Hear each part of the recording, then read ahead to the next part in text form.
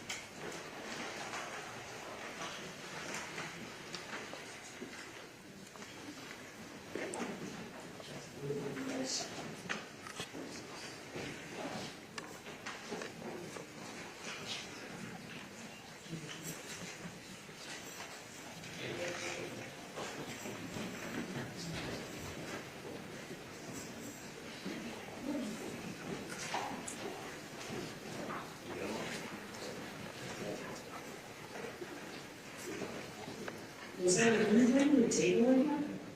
I'm going to walk right there. Oh, okay. I have to bring you a long table. Okay.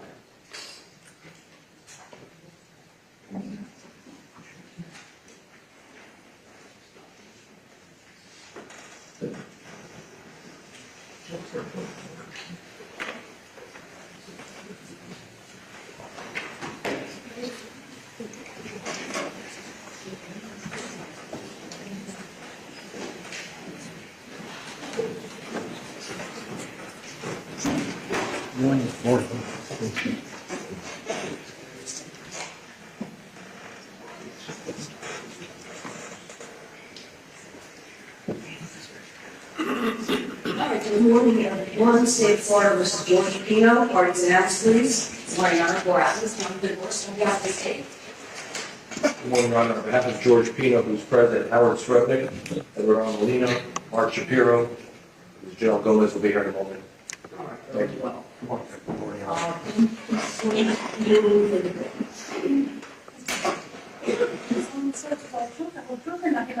I just, thank you. Very well. The jury should be here shortly. Just want to take up and we're going to address the kind of instructions that were, although we had our charge conference last week, there were additional meetings and discussions via email that the parties have had with the court, and a few additional pleadings filed that I would like to address. And again, I believe we addressed them during the course of the charge conference, but for purposes of the record, I'd like to go over some of these special jury instruction requests. So, defense filed yesterday.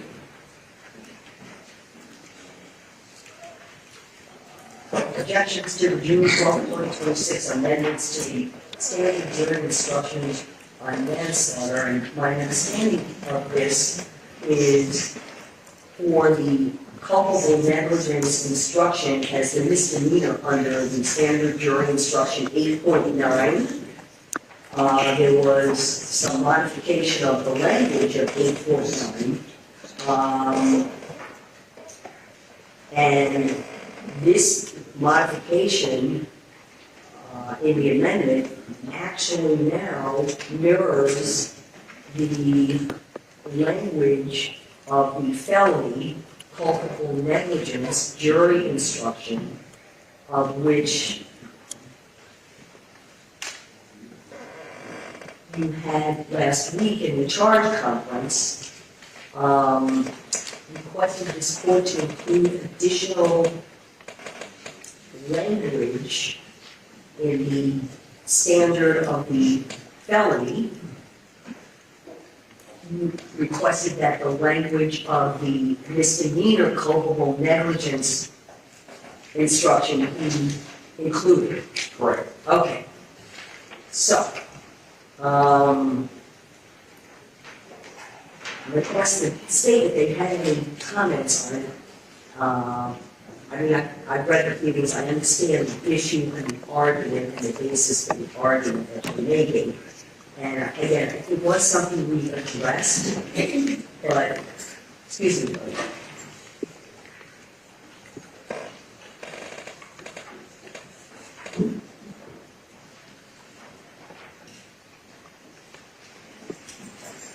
It was something that we did address. So, let me just ask Ms. Adams, Mr. Boris, was there anything that you wanted to comment on with regard to, it was the defense request for the,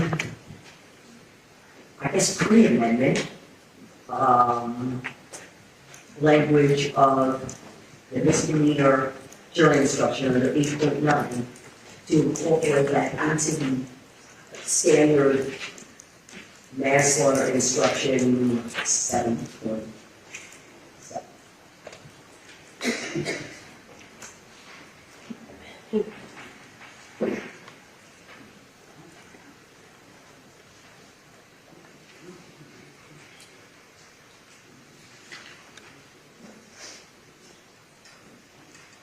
So, okay, I'm sorry, Ms. Adams.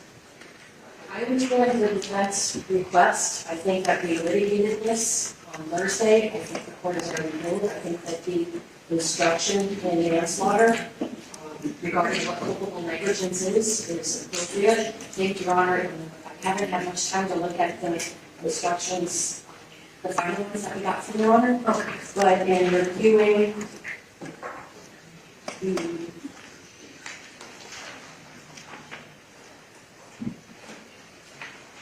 the instruction that the court gets on page 8 of the total packet, Right. when the court defines culpable negligence, I think that it is an accurate statement of the law, and I see no reason to import a misdemeanor into a felony homicide charge.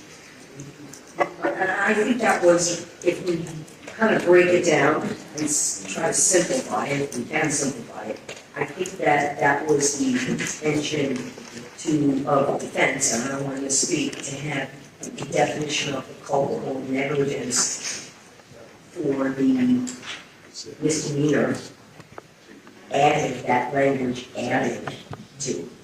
Am I right about that? Correct, as well as other There were other propositions requests. of law that we had proposed in the case law, but yes, you're correct. Okay, so, having reviewed this again, and I did a little additional research, and I am comfortable that the instructions as they exist currently under 7.7, as the standard, current standard instructions for manslaughter 782.07, they are appropriate without the inclusion, because there's a separate, again, jury instruction. 8.9 is the separate jury instruction for misdemeanor culpable negligence in misdemeanor sense. So, which would be a charge under 784.05, which would be the culpable negligence that has a misdemeanor charge. So for those reasons, I am not going to, and I understand also, when we get to this when we talk about the reasonable doubt, because everyone I think is agreed on that, but I am going to decline to include additional language in the instruction, the former definition of culpable negligence as a misdemeanor. So, for the record though, your objections and your amendment and requested special instruction is part of the record. And so that is, we decline to do that. And then there was the, and I think this goes again to the discussions we had last Thursday during the charge conference on the two different theories under manslaughter for where the jury could come back under either the intentionally committing an act or acts that led to, that caused the death of Lucy Fernandez, or and the death of Lucy Fernandez was caused by the culpable negligence of Lucy Fernandez. Okay, so, and I heard all the argument, and I understand the defense position is you submit that the intentional act under that theory is actually the striking of the marker. And I don't know, I think the state has responded on that. I reviewed that. I don't agree, after I've read additional case law, I don't believe that that is the intentional act. So I was declining to give any additional instruction in that regard. And then you also had requested, though, I see here, to, so that was there anything else on the, under 2A? Yes. Okay. So the anomaly that this creates is that intentional is an act that assumes that the operator is intending to essentially crash. That's what it has to be that, otherwise there's no causation to the between the act and the death. And the alternative theory of culpable negligence is assuming just a course of conduct so irresponsible it leads to a collision that was not intended. The state has, from the beginning of this case, said in their traverse, they take the position that they have no reason to believe Mr. Pino intended to crash. So what we're left with is two theories that the state is going to the jury with. One that's described as culpable negligence, let's just call it irresponsible, indifferent, conscious, all sorts of negligence. Culpable negligence. Without intent. It's not an intent crime. On the other hand, with 2A, what is the act? I would just ask the court, the jury needs to know what's the act they're looking for. And if you read the case law, my interpretation of the case law, it's the act, and it's defined here. It's not necessary that the state prove that the defendant intended to cause death, but to commit an act that was not merely negligent, justifiable, or excusable, which causes death. For example, let me give you an example of the case that I read. The vehicular, in the vehicle case, where there was a death. And the theory was under an intentional act. Driver and passenger.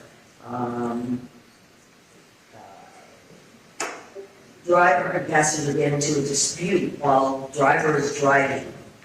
And passenger reaches for and jerks the wheel of the vehicle. And commits an act intentionally, which is the jerking of the wheel, which then ultimately results in the car veering off and hitting a tree and killing the driver of the vehicle. Okay? You can see it on the ground. But my point is the act under those circumstances, and again, this is my interpretation of reading the cases, as to why there are two theories under the manslaughter. The act was the grabbing of the wheel, not the plowing into the tree. So that's the way I'm interpreting, and I didn't ask for this stated. We had responses on Thursday, and the state made the responses, but I went back and I did a little more work on that over the weekend. So while I absolutely understand your position on 2A, intentional act, that it creates an odd situation that it could never be, but that's why there are higher crimes when a death occurs of second-degree murder and first-degree murder. So that's my understanding. And your argument, And again, it sounds like by analogy they were suggesting that the intentional act from 2A is. I'm not suggesting anything, I'm just giving you my interpretation of why there are two theories as charged by the state here, and the two theories under which whether or not the state can sustain their burden under either theory of medicine is a whole thing. So for example, in our case, the intentional act, if you do it broadly, operating the motor vessel, does it broadly. Mr. Pino intended to drive or operate the motor vessel. That's so broad that the argument is that he intended to drive the motor vessel, and that eventually led to a. I'm not sure I agree with that. That shouldn't be that, right?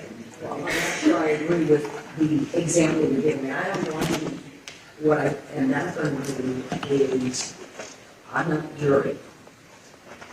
The state and yourself in the closing arguments to explain to the jury what you believe the evidence was and how the jury could apply the law or not apply the law, or even applying the law, the evidence either reaches the element of proof necessary beyond a reasonable doubt, or does not. And so state will argue how it does, and you're going to argue, sure, how it doesn't. So I'm going to leave it at that. I think it creates a notice problem for us in terms of what was the act we were defending against. We always assume the act is the elision, that under that problem, that the state was, if it's in the charging document, there's two theories. Either we intended to crash, meaning you can see examples where people bump up against the piling intentionally, too fast, someone gets hurt, and if it's done intentionally, not merely negligently, then there may be liability. On the other hand, the driver is not intended to intersect or arrive at the marker, but happens to do so because of an erratic driving pattern. That would be another theory, which is the theory we've been defending against since the beginning of this case. Because the state had made it clear, particularly in its reverse, they're not claiming he intended to arrive at the marker. So that's what's giving us the concern. We submit that 2A, manslaughter, should be Excise that. and I think we preserve that issue. Absolutely. I'll reinforce it. And then I'll be listening carefully to what the state argues in closing, and be mindful of what Your Honor has said to us about the case law, about the passenger grabbing the wheel and turning, and that causes the. Again, that when I read the cases on the different means by which in a criminal case,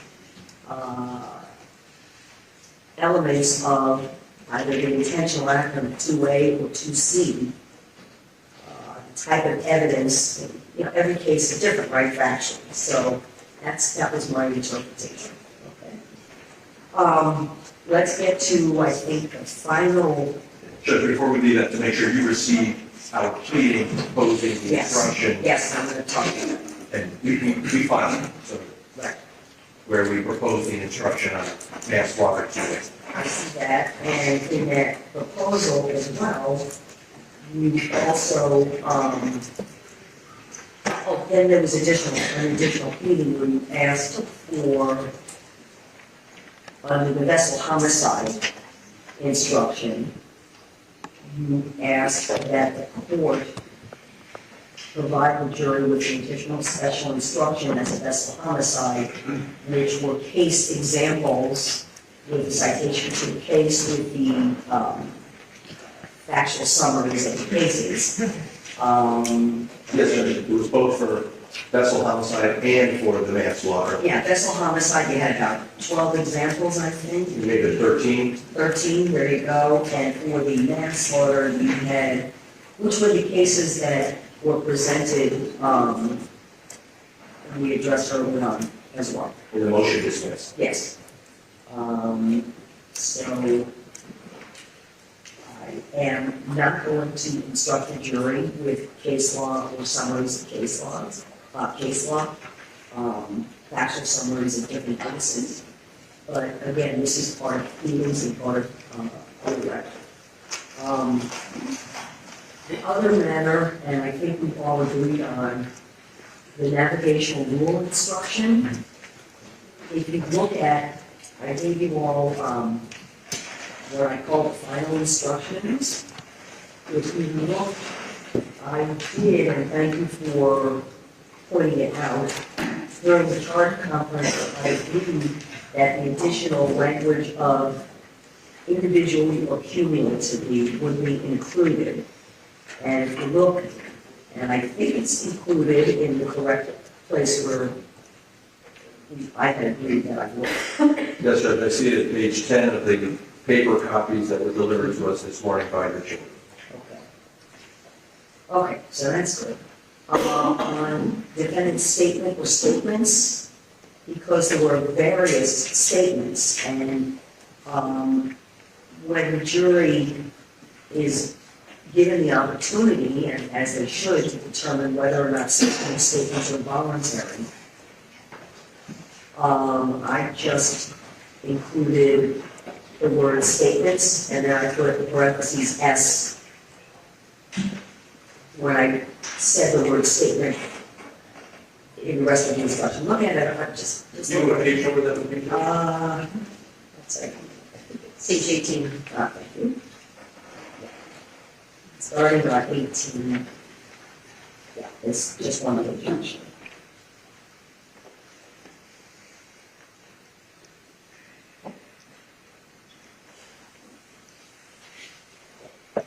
So the first sentence, if you read, I said statement or statements. And then from thereafter, I just put the parentheses S. So, because again, there are separate statements, and the jury should be instructed, each statement has to be considered individuals. You see it, it was fine. Okay. The only other matter was the reasonable doubt instruction, and we talked about, and I had initially indicated that I was going to instruct with the amended instruction, June 12th, which was then amended again, and what I am going to do actually is instruct the jury on reasonable doubt as the instruction existed in the standard prior to June 12th. At the start of the case, when the jury was sworn, which was June 5th, I think. Well, I instructed the jury on the 8th, but everyone was in agreement with that.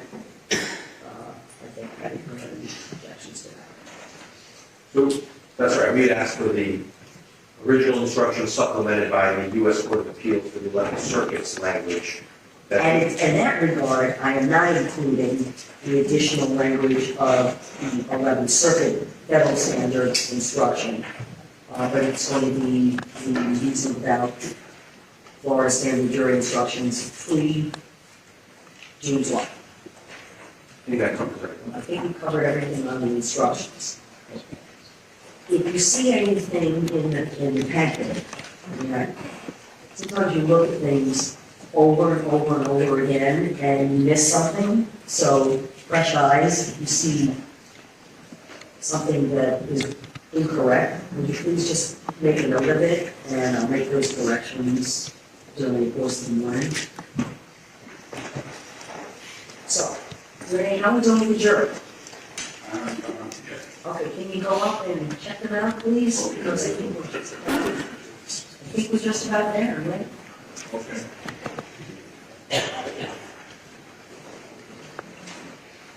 I just left my water bottle with my Okay, and actually, before you start setting up, we ever see the written order with the attorneys at the sidebar for thank you.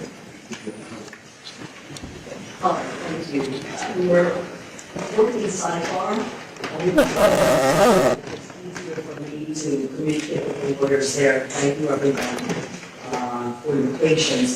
And I'm also stalling because I'm waiting to hear from Renee whether the jurors have all arrived and are ready to be brought in. And they have not. So I'm waiting for the jurors. And while we are waiting, I'm going to ask if anyone is in the courtroom who is an intern, not either a close friend or family member, I'm going to ask you please to vacate this courtroom. We have an overflow courtroom in 4-6. To please go over to 4-6 so that we can make space here because I can't have anyone standing in the courtroom. So if you are not a close family friend or member of the family, you're going to need to please vacate your seats. Okay, thank you so much. And if everyone else can please fill in the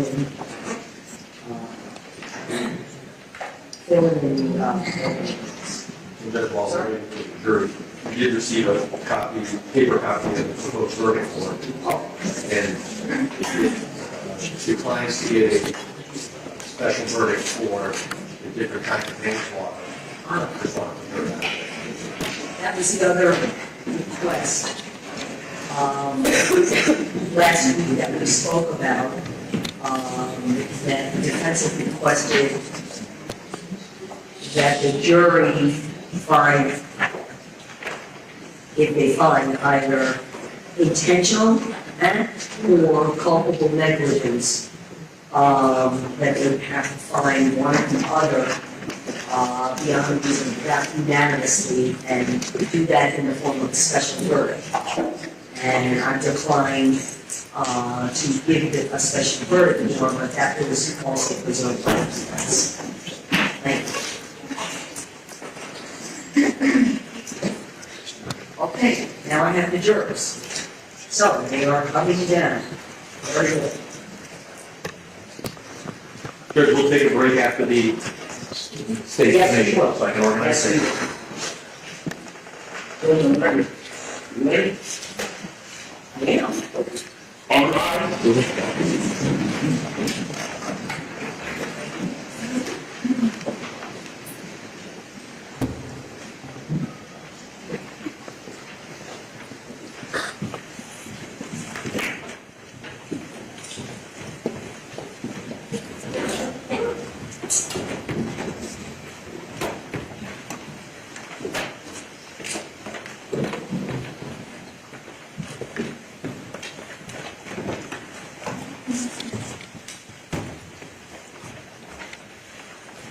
Everyone please be seated, thank you.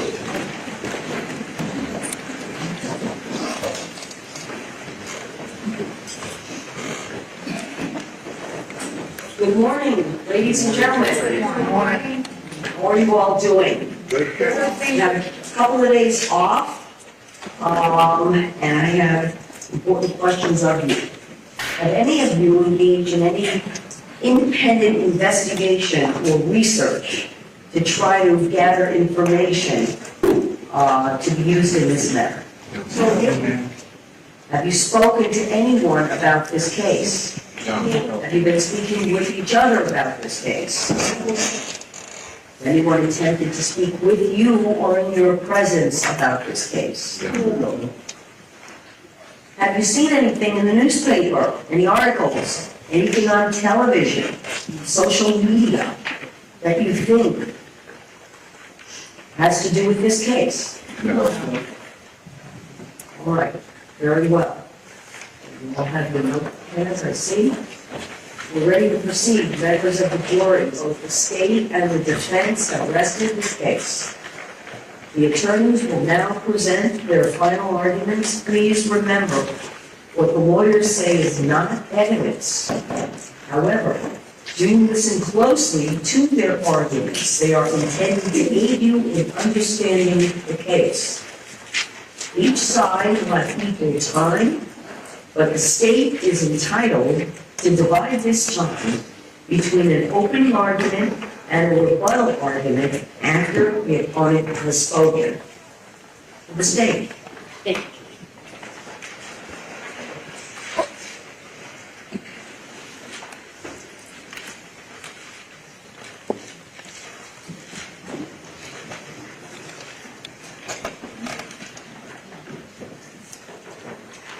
Ladies and gentlemen, good morning. 3 weeks ago, you all came into this courtroom not knowing what kind of case you might be selected to serve on the jury. Really need to keep your voice up. Yes, sir. About 3 weeks ago, you all came to this courtroom and you sat through the jury selection process without any idea what kind of a case you were going to maybe be selected to sit in, listen to. No doubt, this has not been an easy case for anyone in this courtroom, but everyone in this courtroom owes each of you a true debt of gratitude for your service, for your attention, and for your thoughtfulness throughout this process. I want to talk with you all a little bit about what I said to you at the very beginning of this trial. I told you that this is a case about responsibility and accountability. Now that you've heard all the evidence in this case, you can see that this defendant is a man who abdicated all responsibility. As the captain of a ship owes to each one of his passengers. Now, done safely, of course, boating can be a lot of fun, and we know that. Look at the pictures that we have. It's so much of this in this case. You have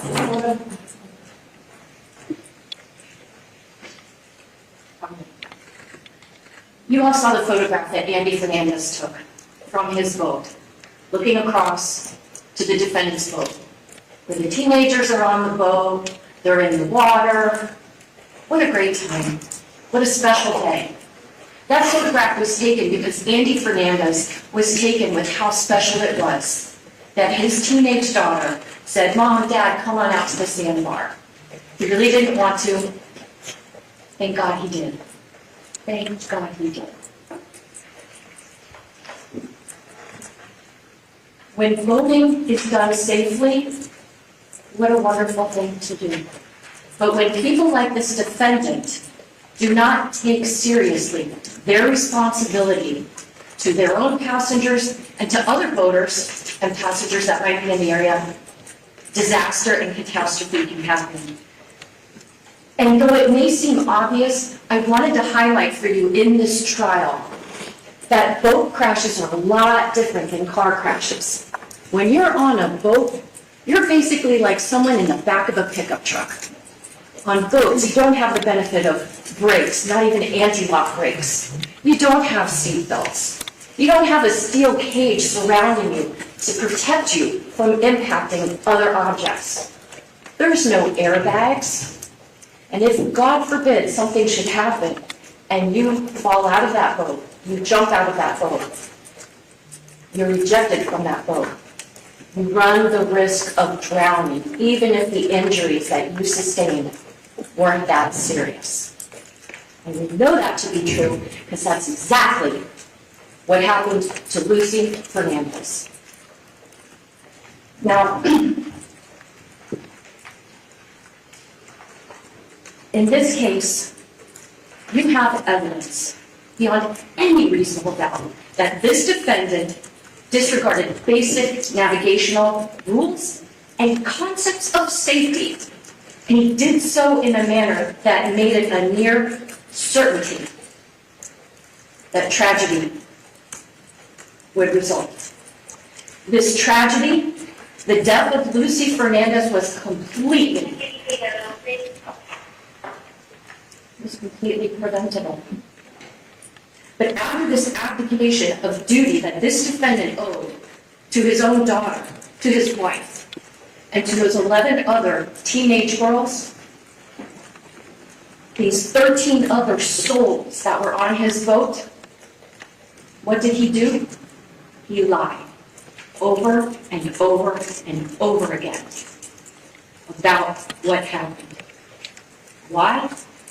To shift the blame away from himself and in an avoidance of accountability.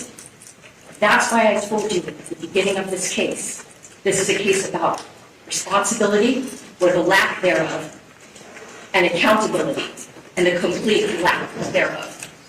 So let's talk about what was happening on that Sunday. It's Labor Day, it's Biscayne Day. There's a little more boat traffic out there than usual because it's a holiday weekend. The defendant and his wife decide they're hosting a birthday celebration that weekend for their daughter who was going to be turning 18. That morning, some of the girls watched Mass on TV. We're talking still back in 2022. We're just kind of starting to come out of the pandemic. After that, pickleball tournament sponsored by the defendant. The girls, the defendant, tennis, pickleball, what a fun day. Knowing that the next thing they're going to do is go out to Billy's Point, go out to that sandbar. So everybody boards George Pino's boat to go party at the sandbar. And boy, what a party that was going to be, huh? They brought food, sure. The defendant's wife said, oh yeah, and my husband packed the drinks. What drinks? Beer, alcoholic seltzers, Prosecco, Chambord. Not just for the Pinos, for everybody. The kids, other people that they're going to meet up with. What a great time for these kids, huh? How irresponsible. But, get out to the sandbar, and what happens? Well, the defendant going out to that sandbar, you heard from Paul Albert, navigational expert, GPS expert, that when he went out to the sandbar, he goes relatively at a mild pace, not really at a breakneck speed, and he kind of meanders in and out of the canal, out of the channel, which Mr. Albert told you is consistent with, navigating around other boats, things of that nature, until they get to where they're going to drop anchor. But they don't stay there because one of the other boats, as Mr. Fernandez told you, was too big to drop anchor there. So they go a little bit further north, and that's where they all stop. And they're there for almost 3 hours. What are they doing? People are drinking, they're socializing, they're swimming, they're listening to music, they're dancing. A lot of these 17-year-old girls were drinking alcohol that the defendant provided. You heard from Cammy, the first passenger who testified in this trial. She had consumed 10 alcoholic beverages. 10. I submit to you that as the fun and the drinks were flowing, the defendant kind of lost track of time. And he suddenly realizes, oh my goodness, it's getting to be close to 6:30. I gotta get all these people back to Ocean Reef, and everybody's got to get fixed up, glammed up for the party. Now, we heard testimony that the house that they were stationed at was like a 3-bedroom, 3-bathroom house. Conservatively speaking, that means 4 girls per bathroom getting ready for the party that he had spent almost $2,000. So it makes sense that the GPS data that Mr. Albert showed us on the way back, he's making a beeline. He's not making all those trap points. He's not deviating from course. He's in the mindset of like, set it and forget it. Get back to Ocean Reef as quickly as you can. So, literally, with a boat full of buzzed teenagers, if not drunk teenagers, this man decides to set a course heading to that channel, a channel that he has gone through time and time again, a channel he knows where those markers are. In a boat that there's a stipulation between the state and the defense in agreement, the boat was in fine working condition. There's nothing wrong with that boat. And he knows the specifications of that boat. He'd had it since 2020. So, with that boat, with those 10 girls at the bow of that boat, with an extra 1,000 pounds on that boat, at the front of that boat, he makes a beeline, and you heard from Mr. Albert. In order to reach the speeds that we see from the GPS, with that amount of weight on the boat, he was going full throttle. Full throttle, with all these teenagers on board that had been consuming alcohol as fast as he can, through a narrow channel. Because if other boats want to go through that channel, if he's in the wrong way, then they've got nowhere to go, because if they go outside the channel, they'll run aground. So with all of that going on, he decides to travel down the wrong side of the channel as fast as he can. We know that right before impact, he's going 47 miles per hour. Now, it's kind of a silly thing, but I think most people have seen folks, driving the cars and put their hand out the windshield or out the window and kind of feel the air over your arms. We take for granted in driving that it's not that fast because we have windshields, but if you didn't have that windshield, if you were on a nice paved road, if you were on a bumpy road, 47 miles an hour is lightning fast. And the reason why we saw those reenactments is because we wanted you, in as safe a way, but as realistic a way as possible, to understand the manner in which that man decided to operate his boat. Now, I talked about the teens that were buzzed. The defendant, for sure, consumed alcohol. The defense would have you believe that it was only the 2 beers that the defendant told Lieutenant Thompson. I'm going to submit to you that maybe the evidence suggests that just as he wasn't exactly truthful about how the crash happened, maybe he also wasn't so truthful about how much alcohol he had consumed.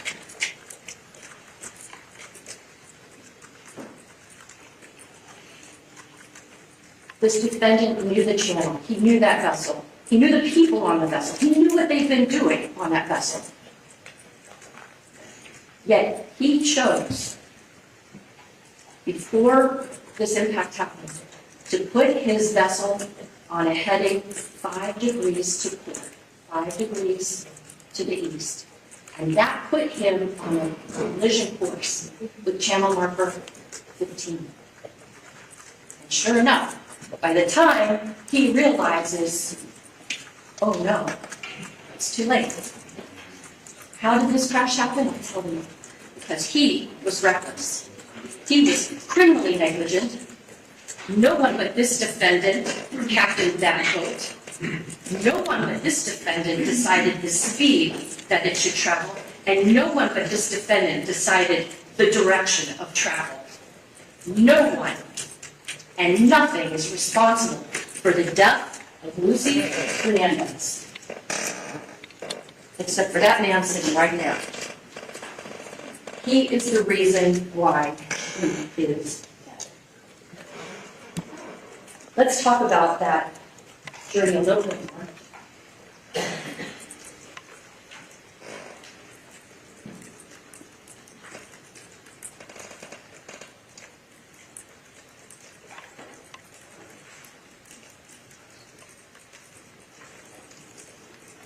In these photos, states 3 and 10, which are in evidence, we see in number 10, a bunch of young girls having a great time.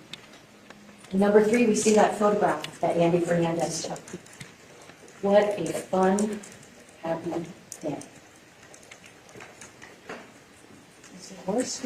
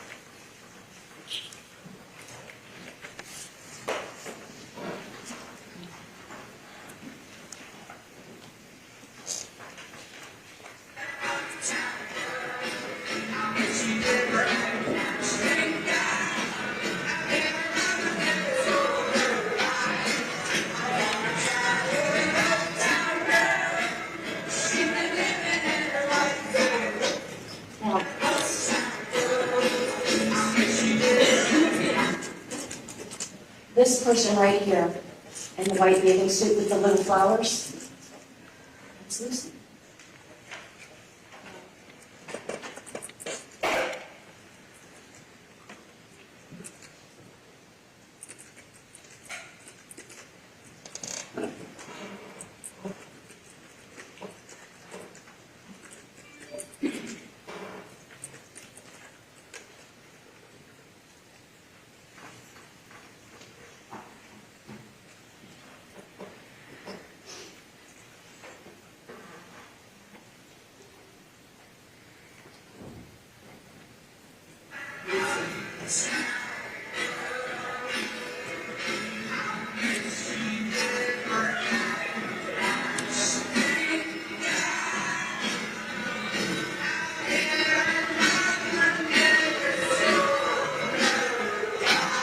Birthday girl. Yeti tumbler. Lucy's necklace.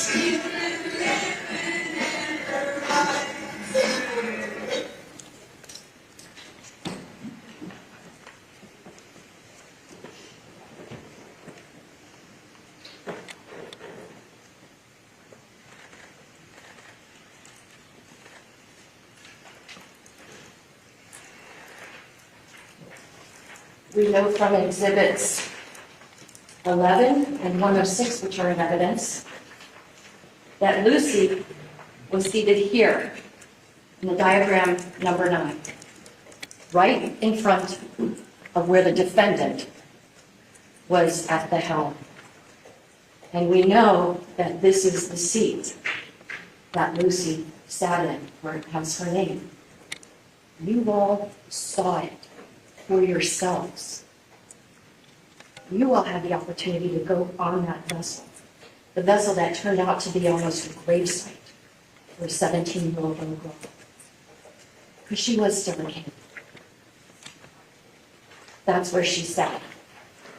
And that's where, when this recreation was done with FWC, with the assistance of Mr. Albera, someone sat in that very seat and filmed the route that that man took.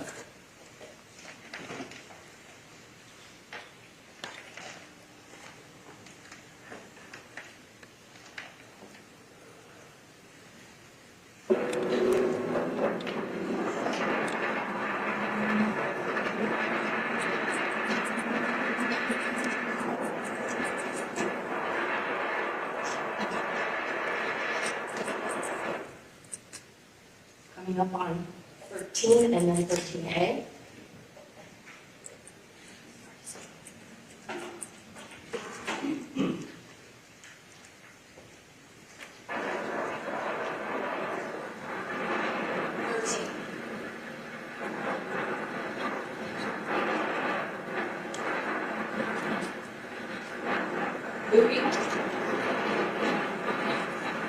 15.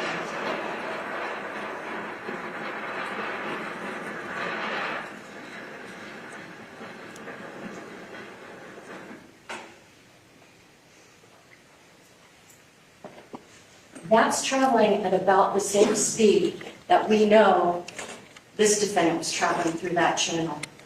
Let's look at something again. You may remember that when I played these videos for you during the trial, I would stop the video just about at the point where it looks like the vessel is going to impact that channel marker.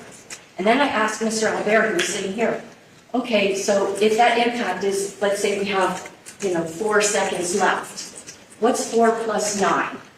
Oh, no, that would be 13. Why was I asking that? Because what we know from the GPS reconstruction of this crash, that 9 seconds prior to impact, the defendant chose to change the heading of his vessel slightly to the left, or in nautical terms, to the right.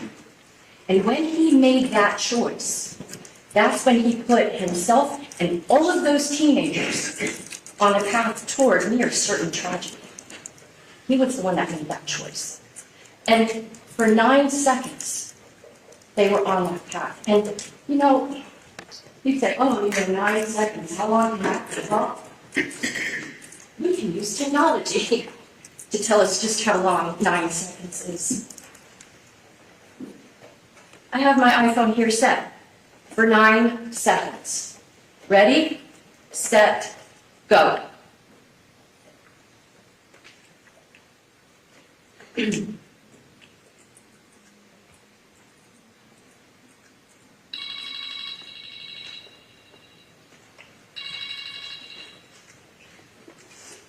That's a long time to not look at what's right in front of you.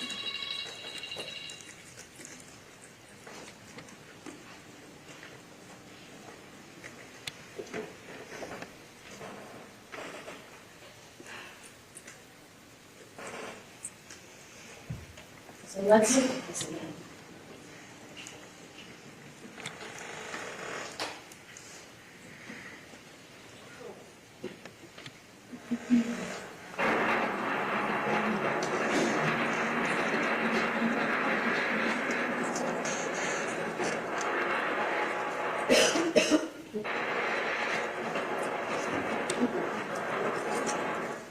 That's 13A.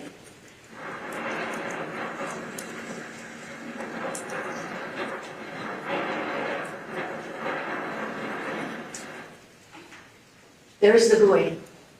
The one that Mr. Albert explained that he put that buoy in place using his GPS device to replicate the location where the second to last track mark is. That tells us that this is the location where the defendant decides to change heading slightly to the left, to the outside part of the channel where it is not supposed to be, and then continue straight dead on until right before impact.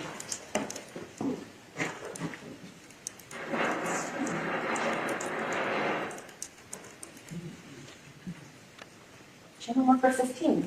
This is a little bit of a ways away from you. All of the evidence that was introduced in this trial, you will have available during your deliberations to watch if you wish. You'll have a laptop and you can watch any of this video on. But look, right now we still have 41 seconds left in this video. Let's see how long it takes to get to that channel marker.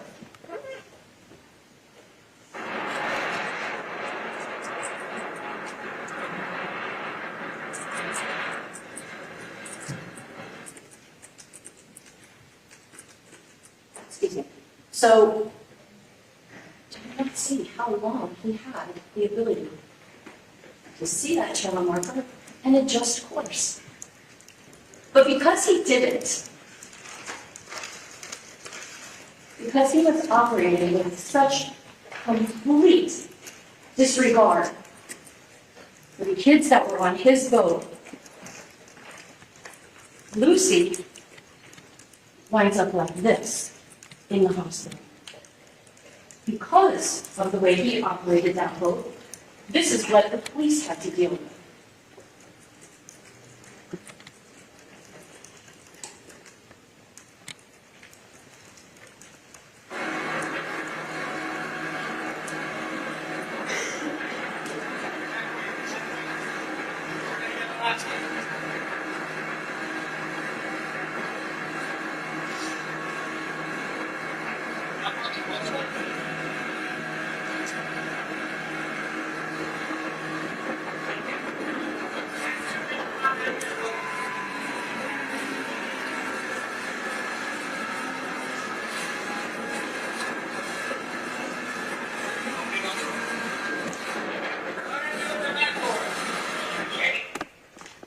That part of the clip was included in part so that you all would get a sense of when the police are responding to a life and death emergency, it makes sense for them to go as fast as they can.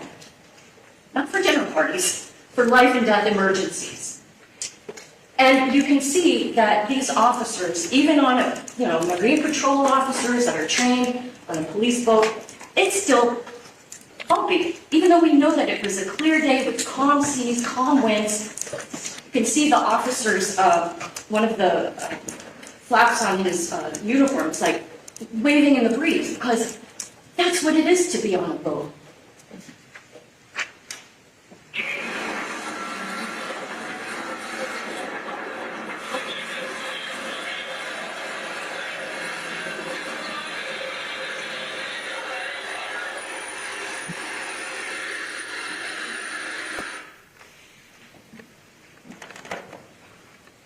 Air rescue, helping a paramedic trying to get to Lucy, to try to save her life. But this is where you remember that Officer Bruto, well, he's not an officer anymore, he's retired, but he was the first police officer that testified in this case. And he told you about the difficulties that air rescue was having getting the paramedic onto the boat because the prop wash from the propellers was making the small boat start to spin. So Officer Bruto and another officer basically pinned that vessel between theirs so it can be stationary enough to safely drop the paramedic to try to save Lucy's life.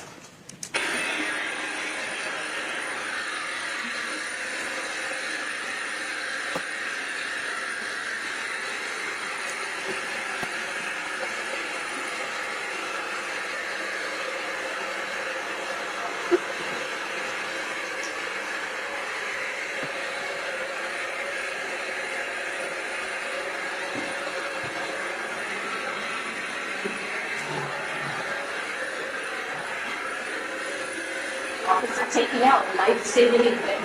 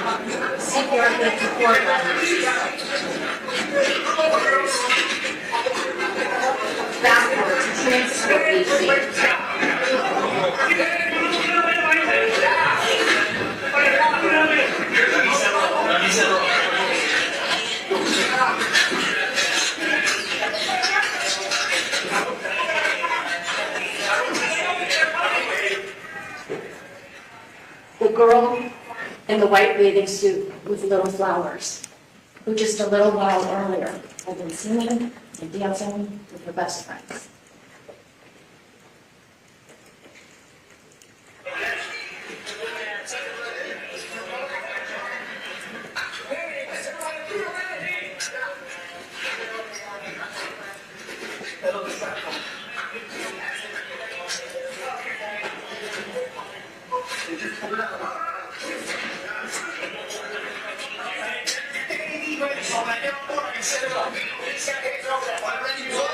Set it up.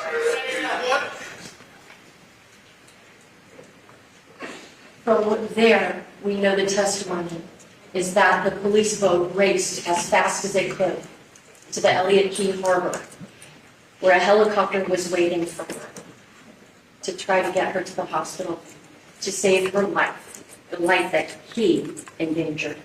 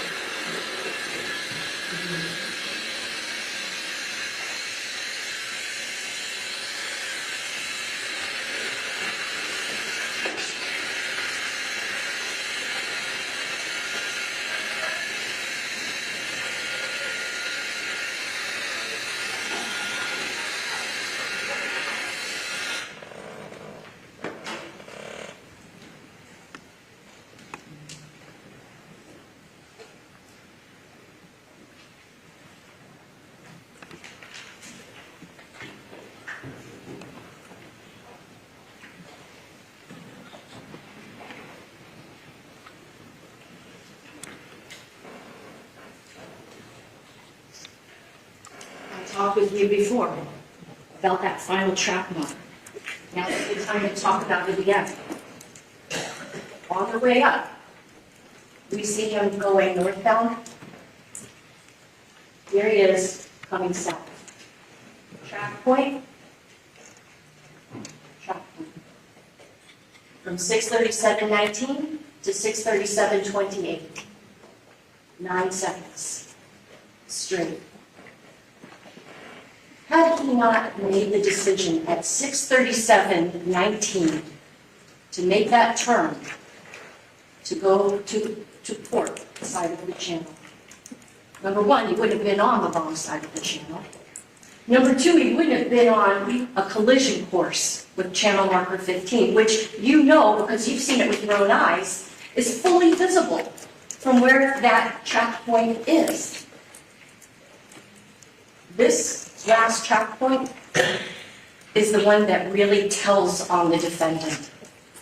Because it is only here when the channel marker, which is 3 feet by 3 feet, painted day glow green at the top of a steel pole, that's the first time that he comes out of his stupor or whatever he's zoned out or checked out doing. That's when he realizes, oh my God. And that's when he tries to turn course. But he can't. He's going too fast. He has too many people on the boat. He can't turn because boats don't turn on a dime. He can't turn to avoid the collision because boats are steered from behind. So when he makes that turn, what happens? He slams the starboard side of his boat right into that channel marker. This tells you he's guilty. No responsible operator of a vessel would ever do this. And what's the result of the, I don't know, arrogance? The complete disregard? Nobody's saying he meant to hurt anyone. But just because you didn't mean to cause something terrible, if what you're doing is likely to cause something terrible to happen, the law says you're responsible. There are consequences for your actions. Sadly, beyond sadly, the consequences of those actions are in State's Exhibits 15 and 7. A healthy, happy, vivacious young woman with her whole life ahead of her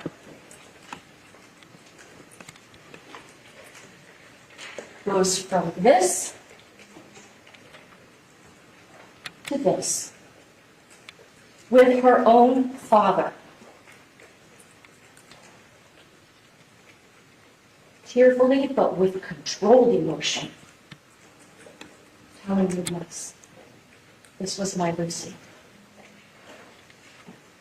The defense would have you believe that the defendant was terribly broken up, and I have no doubt. Nobody would be happy about this. But imagine Fernandez's first Christmas without their child. And this is what's posted on Instagram, this bereft man. This is what they see in December 2022. Their daughter is barely cold in her grave. And this is what's posted. Responsibility, accountability.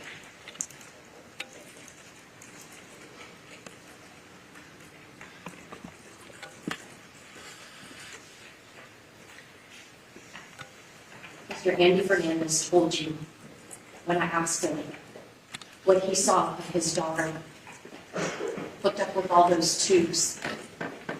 And his answer was a parent's worst nightmare.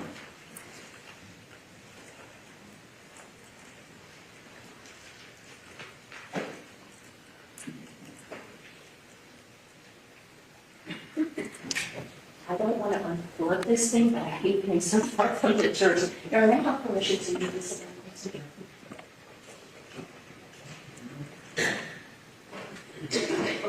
I'm covered.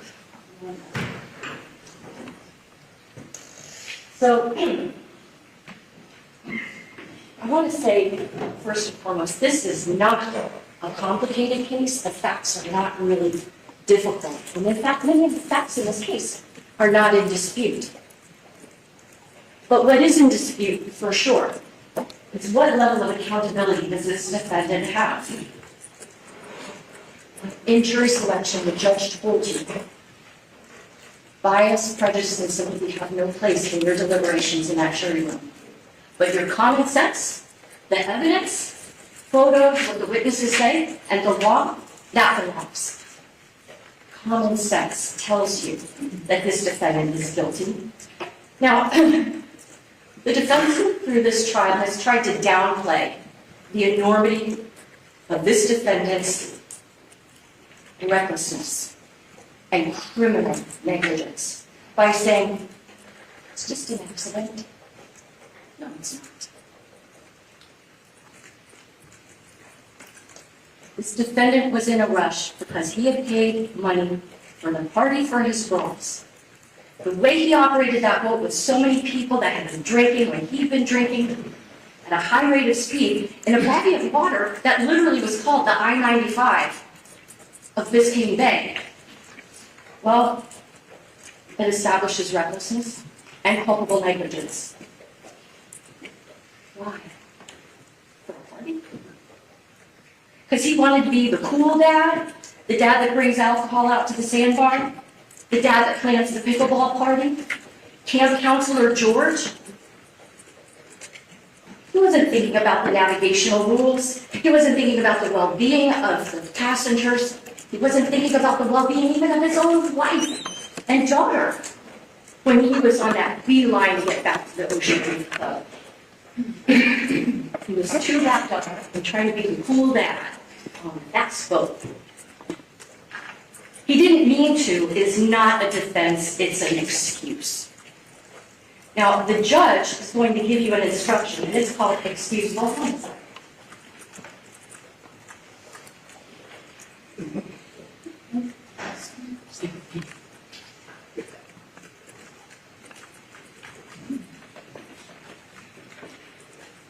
Common sense tells you that just because one person causes the death of another person, that in and of itself doesn't necessarily make it a criminal act.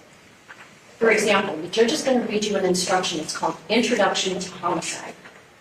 And that instruction says that you have to consider whether or not the killing was lawful, whether it was justifiable or excusable. Now, of course, this is not a case of self-defense, but the law tells us that if there's a justified use of deadly force to defend a person, then that person will not be held criminally liable for that death. Common sense. Common sense also tells you that there can be accidents that happen but there should be no criminal responsibility. Let me tell you what that instruction is. Excusable homicide. If the killing is committed by accident and misfortune, which nobody's saying he intended this to happen, and obviously this is most unfortunate, but doing any lawful act, was he operating his vessel lawfully when he was on the wrong side of the channel, going so fast, not keeping a proper lookout? Was he operating it lawfully when he's not avoiding the risk of a collision, when he doesn't even avoid the collision? No. And by lawful means, is this the way that we expect people to operate their vessels on the waters of this state? Of course not. With usual, ordinary precaution. Was there 1 ounce of usual, ordinary caution as he's speeding from this track point straight into that channel marker? Of course not. There's been an objection in the motion. And without any lawful intent. Now, I'm not saying he had an intent to cause any harm, but his intent also was not to safeguard his own passengers. So when you hear this instruction, listen to it, pay close attention to it, but then ask yourself, does the evidence support a claim that this is an excusable homicide? I submit to you the answer is a resounding no.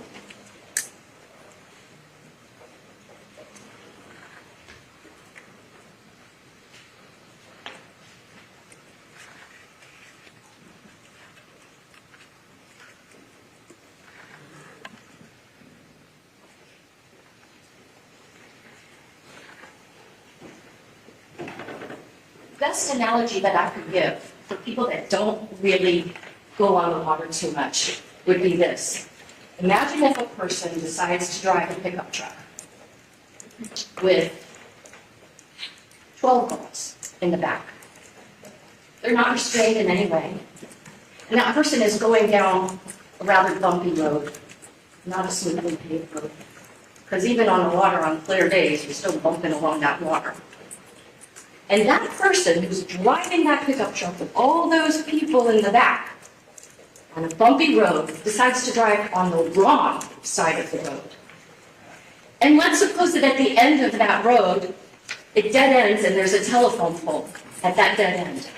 And although that person who's driving the pickup truck can clearly see that telephone pole, at least if they're paying attention, for 9 seconds, that person driving that pickup truck slams into that telephone pole, and one or more of the girls hurt badly, maybe even dies. Didn't mean to kill anybody, but are we really going to say that that is acceptable conduct? Are we really not going to hold somebody criminally liable when they have precious cargo on board and pay no attention to what's right in front of their face? Of course not. Your common sense tells you that's not the world that we live in. Those are not the laws that make sense.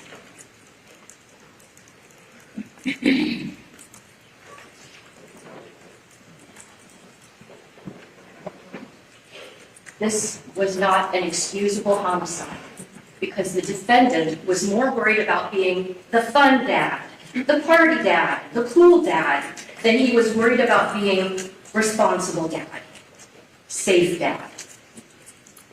He created an environment by supplying that alcohol, by not managing how much those girls are drinking, and drinking himself out there on the water, having played pickleball earlier, being in the sun and the salt water. He created the scenario where this happened. That's why Lucy is dead. I know that the defense will have an opportunity to address you when I'm finished, and I have no doubt that they will say that they are very sorry that Lucy's dead. Nobody wanted that to happen. And I am sure that that is 100% heartfelt. But when you hear any kind of statement like that, I want you to keep your ears out for the inevitable, but, so sorry she's gone, but, What a tragedy, she's gone. But you know what the rest of that sentence is. Was only an accident. Accidents happen. Well, you know this wasn't just an accident. An accident is if you accidentally blow through a stop sign and somebody gets into a wreck. This isn't blowing through a stop sign. This is blowing into the stop sign on the wrong side of the road when you've been drinking. It's not an accident. I want to take you back to when this defendant's wife took the witness stand. I asked her, show her Lucy's photograph. Right at this witness stand.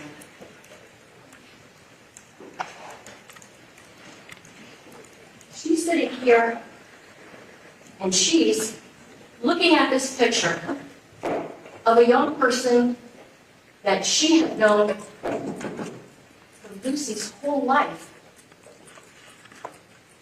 And in the same breath that she identifies this picture of Lucy, she tells you it was an accident. I made note of the exact back and forth exchange. This was me asking her, do you know how it is that your husband wound up smashing into channel marker 15? Answer, the accident? How it occurred? How did he wind up crashing into it? I do not know. Me, why not? Her, I was looking at my phone and trying to send a text to the moms. A video of the video of the girls dancing. I was trying to send it to the moms, and I remember looking at the blue line and being upset that it wasn't going through the text, and I was looking at my phone. Me, I'm showing you a photo. Who is it? Her. Lucy. Me. And she died because your husband crashed into that channel marker, right? Her. With the same breath that she had just identified this young woman, she has this to say. She died because there was an accident. What? How do you know it was an accident? You were too busy watching your cell phone. You were too busy drinking your Prosecco's and your Chambord out of Yeti tumblers to know what happened that day. But you want to take this witness stand under oath and say that this was an accident?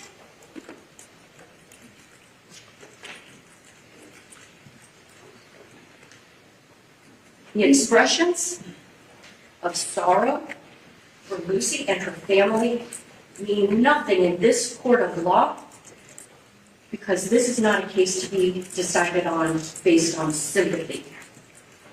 Not for Lucy, not for her family, not for the other girls who went through this horrible traumatic experience, not for the defendant's wife, and not for him either.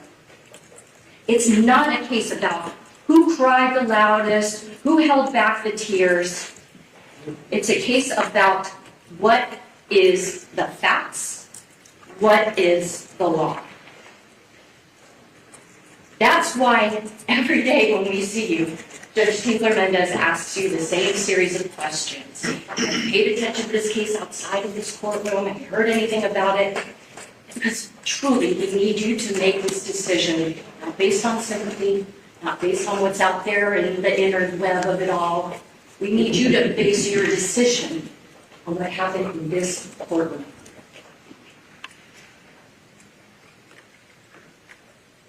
The defense seems to want you to believe that, look, the defendant didn't see the channel marker, that he's not responsible. If you didn't see it, it's because you weren't looking. What were you doing? Were you watching your wife as she's trying to get these text messages out to the other parents? Were you looking at your own phone? Were you drinking something? What were you doing? Sure as heck weren't watching out for that neon green channel marker that you knew was there. And because of that inattention, his boat wound up upside down underwater. The defense also seems to be suggesting that, well, if he didn't mean for it to happen, he's not responsible. If he meant to kill Lucy, he'd be charged with murder. If he deliberately smashed into that channel marker, same thing. He'd be charged with murder. Why is the defense defending against a charge I never filed?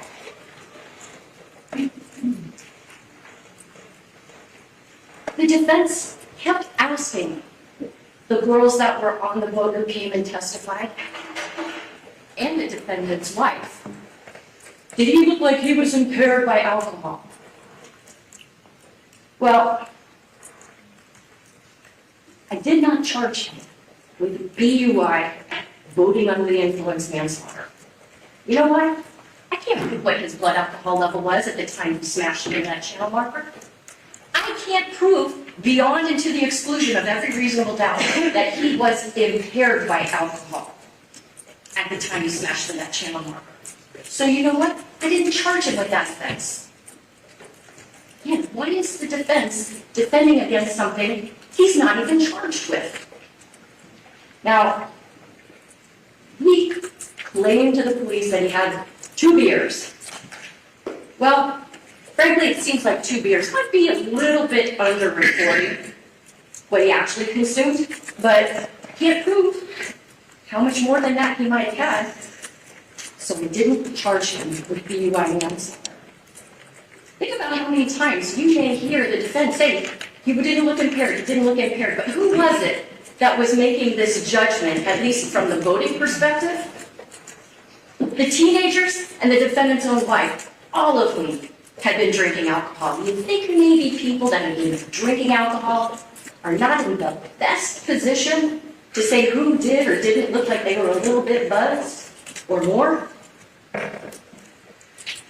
And then that brings up another question for you all to consider. Why even drink beer at all? When you're the captain, when you're responsible for all these lives. Gatorade, non-alcoholic seltzers, water, iced tea. Why did people drink beer? They drink it to get buzzed.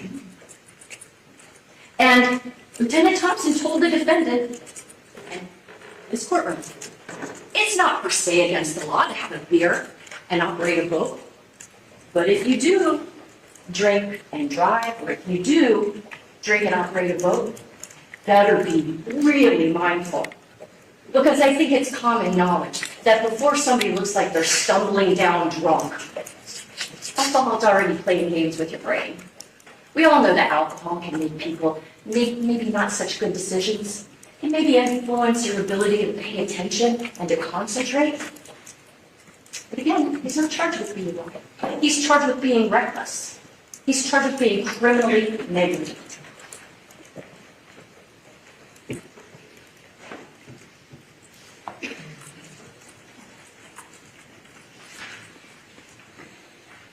And the defense also brought up through the officers that see the defendant, well, you didn't see any signs that he was impaired? Of course not. The police are seeing him some decent amount of time after the crash, time after he'd been holding on to his boat, right? Time that he had to kind of clear his thoughts, be in the water, assess his surroundings. Hammy, the first passenger who testified, the one that told you she'd had 10 drinks. A 17-year-old with 10 drinks in her system snapped to it enough that she was able to help try to rescue Katy, Mia. She said, I was buzzed when I got on that boat to go back to Ocean Reef. But being in that water and seeing the emergency situation sobered her up at least enough that she was able to do things like try to save a friend's lives, the friends that he endangered.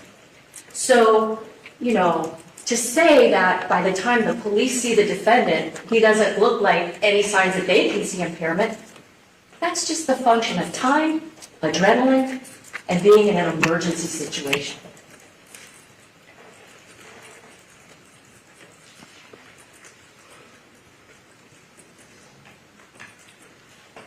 For sure, the defendant knew in the moments after this wreck, this was not good seamanship.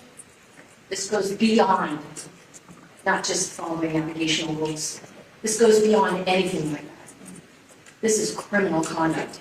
And that's why he couldn't wait when he's brought to Elliott Key Harbor and Lieutenant Thompson just wants to ask him about, hey, where do you keep your boat? Do you have a trailer for your boat? Because he's thinking, have to get this boat out of the water. And what does the defendant do?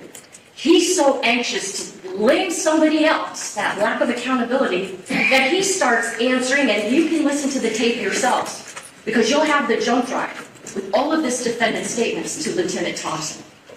And what you'll hear and see is that in those moments when the lieutenant is just coming up to him and asking him, hey, do you have a trailer for your boat? Where do you house your boat? He's talking about, oh, there was this other boat coming in the opposite direction. Thompson is not even listening to that. He's like, whatever. And he keeps going back and asking, where do you keep your boat? Then he finally gets the information that the lieutenant wants. But he's still yammering on about some other boat. Then, when he sits down with the lieutenant at that picnic table, he builds on that lie. And he starts giving more details about this phantom boat that came along. He's giving his Miranda rights. He's told anything you say can be used against you in court. He doesn't care. He still wants to get that lie out. And under oath, he signed a written statement. It was the other boat's fault. But he didn't stop that night. He was untruthful to his attorney. You heard from his attorney twice in this case. I called him the first time just to explain what interrogatories were, and that in fact, both the defendant and his wife signed these interrogatories answering questions under oath about what happened. But then he was called back a second time by the defense. Boy, he couldn't say enough great things about George Pino and how he wanted to settle things with the Puigs as fast as he could. But then I brought out the fact that, oh, really interesting. Because within 6 months, you had filed a motion to limit his liability. And you had also filed a motion to dismiss claims of their lawsuit. Okay, this is not a civil case. And the only reason why any of that is relevant is because it shows the persistence of the lie. That he not only lied to the police, he lied to his own lawyer, who then took those lies and incorporated them into legal pleadings. And he wasn't just lying to his lawyer. He was lying to the court system. He was lying to the family of Katy Puig in answering those questions in the way that he did. Because he was so desperate to avoid accountability. Why? Because he knew this was not just an accident. People don't lie about accidents. You fess up, you say, my bad, I didn't see the stop sign. I should have stopped. I'm so sorry. But this was so much more. That's why he lied to the court system, lied to his lawyer, lied to the Puig's lawyer, and the Puigs themselves, a family that his family had known for years. Now, when that being said, I want to make it clear, he's not charged with perjury. The only relevance of those lies is to show that he knew. He had a consciousness of guilt. Because anyone that has as much experience as he has on the water knows there's no excuse on earth to justify the way he operated that boat.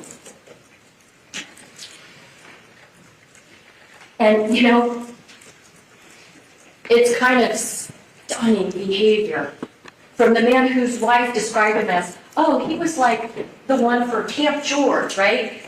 He was the father who wanted his children to get the best education. That's from his wife. He was the father that wanted to instill in his children an understanding of right from wrong. That sometimes actions have consequences, and that it's important to take responsibility for your actions. That's what she said he taught his daughters.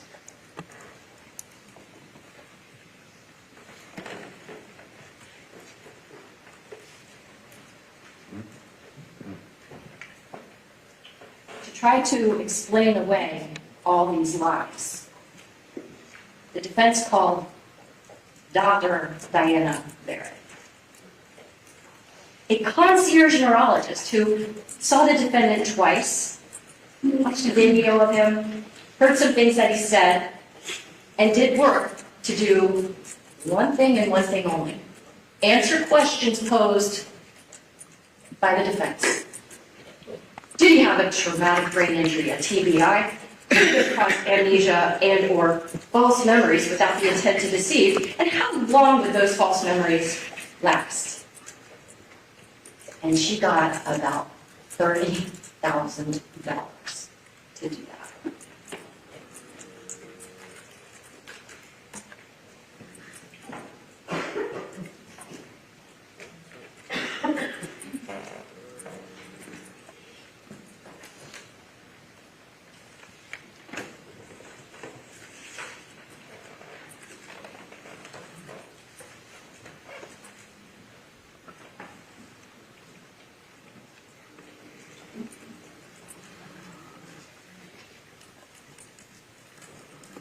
This is the witness that the defense relied on. A woman who is in private practice and won't accept insurance from patients who may need her care. It's a pretty far cry from the woman that used to do work for Mill's house. A woman who just took her marching orders from the defense to answer 3 self-serving questions. She said the MRI that she'd been given didn't matter. The Montreal cognitive test that she gave didn't matter. During my cross-examination of her, she had to admit there was no test that she could give to the defendant, no test, to prove that he had amnesia or created false memories without the intent to deceive. She had to admit when I asked her about the defendant's Glasgow coma scale. Doesn't mean you're in a coma, but that is a tool that EMS, firefighters, paramedics use to assess a person's level of consciousness. I said to her, after I introduced the fire rescue report for this defendant, what was he assessed that night, September 4th of 2022? What was his Glasgow coma scale? 15. What's the highest possible Glasgow coma scale? 15. Every single one of our jurors, every single attorney in this courtroom, 15s.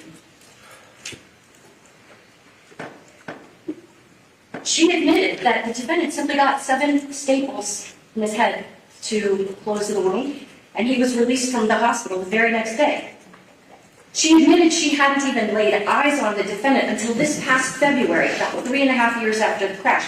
And she admitted that the defendant told her the only treatment he received was some therapy and psychiatric medications. And I'm not putting that stuff down.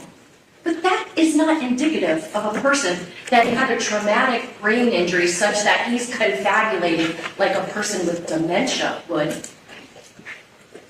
Boy, I tell you what, she did not want to admit. I asked her, last thing, when she was on the witness stand, Dr. Barrett, let me make sure I understand. You were hired to evaluate the defendant's memory surrounding the crash, but you never asked him what he remembered of the crash. It's a simple yes or no question. Yes, I did. No, I didn't. But you know that the answer is no, she didn't ask him. And she kept wiggling around. Well, I didn't think that would be important. No. Let me ask again. And note this, when the judge reads you the instructions, one of the instructions is going to ask you, was the witness honest and straightforward in answering the attorney's questions? I said to her again, no, Dr. Barrett, I want to ask you again. You were there to assess his memory of the crash, but you never asked him what he remembered of the crash. Ultimately, she kind of says no, but you know the answer is no, because if she had, she would have said yes. Here's what he told me. She didn't want to admit what a tremendous lack of expertise went into that $30,000 that she burned. I don't blame her. That's her choice. But you should consider her credibility when you think about the fact that she didn't ask something that basic.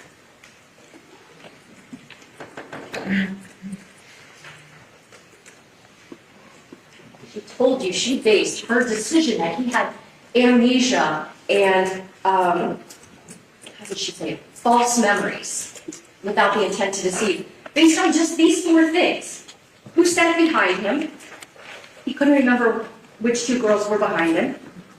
What the horsepower of his engines were, he said 225, they were 300. That he couldn't remember exactly what happened right after impact. And that he said that it was Nati that he recovered under the boat, not Lucy initially. But you know there's an explanation for that she wouldn't have known, but you know. When the defense called Hamlet Rodriguez, he was one of the good Samaritans that gets to the scene. We know that Hillary Candela, who was friendly with the defendant and knew the Puigs and knew the Fernandez family, when Hillary Candela gets there, I have him yell from the witness stand, which I know seems weird to yell in court, but he yells to show you, George, if you don't go down under there, I'm going to do it. That's got to be about the time when Hamlet Rodriguez is getting there. Because Hamlet says when he's yelling at him to go under the boat, the defendant does go under the boat. But what does Hamlet Rodriguez tell us that Hillary doesn't see? The defendant grabs a girl from under the boat. And does he take her to another Good Samaritan vessel? Nope. He passes her off to Hamlet Rodriguez. And he's the one, he told you, who takes Lucy to the boat where you just saw the video, where people are doing CPR, where the Marine Patrol puts her on the backboard, gets her onto the Go Fast police boat to get her to the harbor. So it makes sense that the defendant, in just those brief moments that he has of passing Lucy's body, maybe he didn't really take a good look at her. So all 4 of those things, he couldn't remember who was behind him. Even Dr. Barrett said, and I kind of can understand that. Why would you be looking behind you if you're going forward? The 225 versus 300 horsepower, okay, whatever, you got a detailed on. Not remembering exactly what happened right after the fact, totally understandable. This was a terrifying thing for everyone, I'm sure, including the defendant. And then the fact that initially he said that he thought it was Nati, but then realized, oh, no, it was Lucy. That's what she based the amnesia and the false memories without intent to deceive. But what I want to propose to you is that you don't need an expert witness. Maybe look at the totality of circumstances and say, no, this wasn't a false memory without an intent to deceive. This was a false statement made exactly with an intent to deceive. When he said the other boat caused the crash, it was a false statement and it was intended to deceive. And I submit to you, if he was willing to give a false statement with an intent to deceive about how the crash happened, maybe he was also willing to give a false statement with an intent to deceive about how much beer he had at that sandbar. They can't prove it, so I didn't charge it, so why are they defending against it?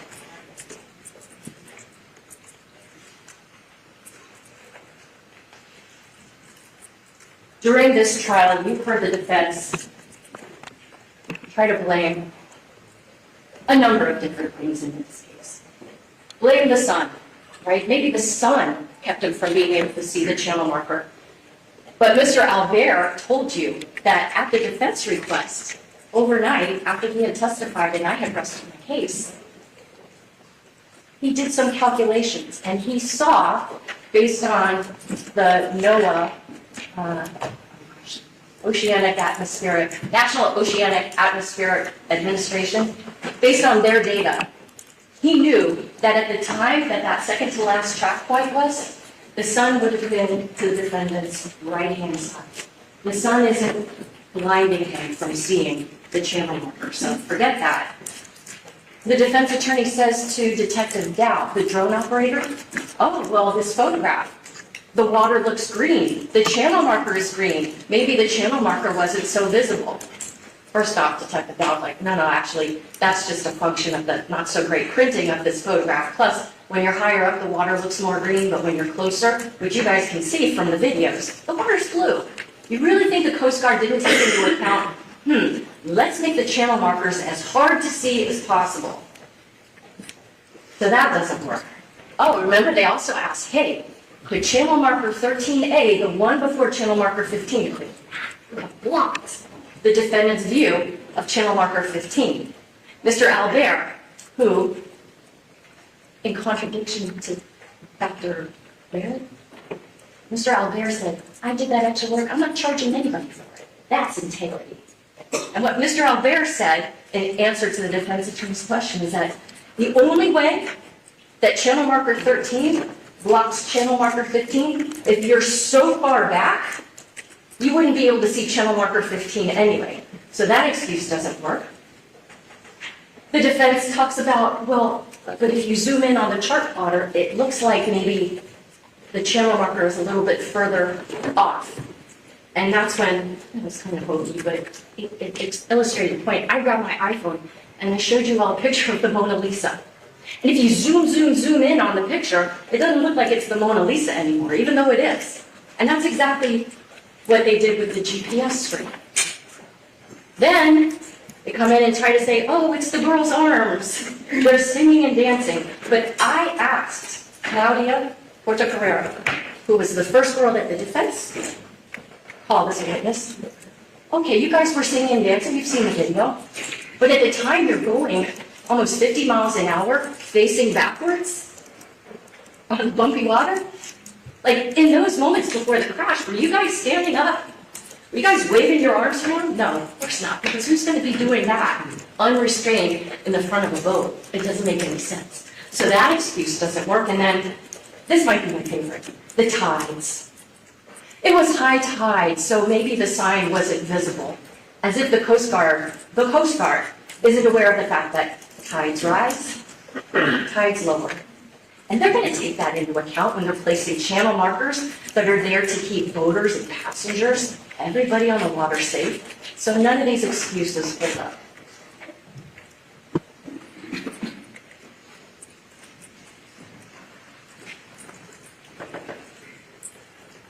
When this trial began with jury selection, you all were instructed by the judge that this defendant is presumed innocent. And each and every one of you said you can abide by that presumption. Had you not, you would not be here. We live in a country, we are blessed to live in a country where people do not have to presume their innocence. That's not how it is everywhere. Here, if the government accuses you of something, the government better have the evidence to back up those allegations. Now, there's an instruction that the judge is going to give to you.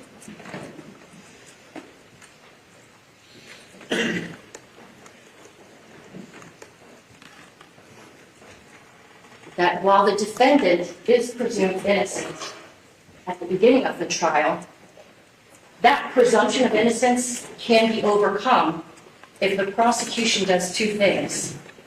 To overcome the defendant's presumption of innocence, the state must prove, one, that the crime or crimes that he's charged with were committed, and two, that the defendant committed those crimes. So I'm going to take a little bit of time now to go over those crimes, the evidence, and what the law is, to try to give you a roadmap for when you go back into the jury room that you can follow to come to the correct and legal and wise verdict. So first, the defendant committed the crimes. That's basically a way of saying, is the right person charged in this case? There's no testimony that anyone other than that defendant operated that boat. Cammie said it, Hero said it, Claudia said it, Nati said it, his own wife said it. He said it himself in the statements to Lieutenant Thompson. He said it in interrogatories. So there was nobody else operating that boat. So we're already basically halfway there. Okay.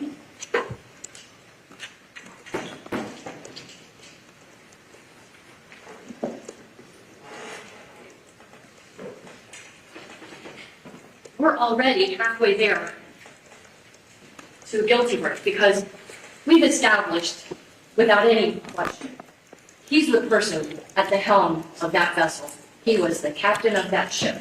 So now we just got to look at, did I prove the crimes of manslaughter and vessel homicide? And although the judge is going to instruct you first about manslaughter and then vessel homicide, I just want to go over with you the crime of vessel homicide first.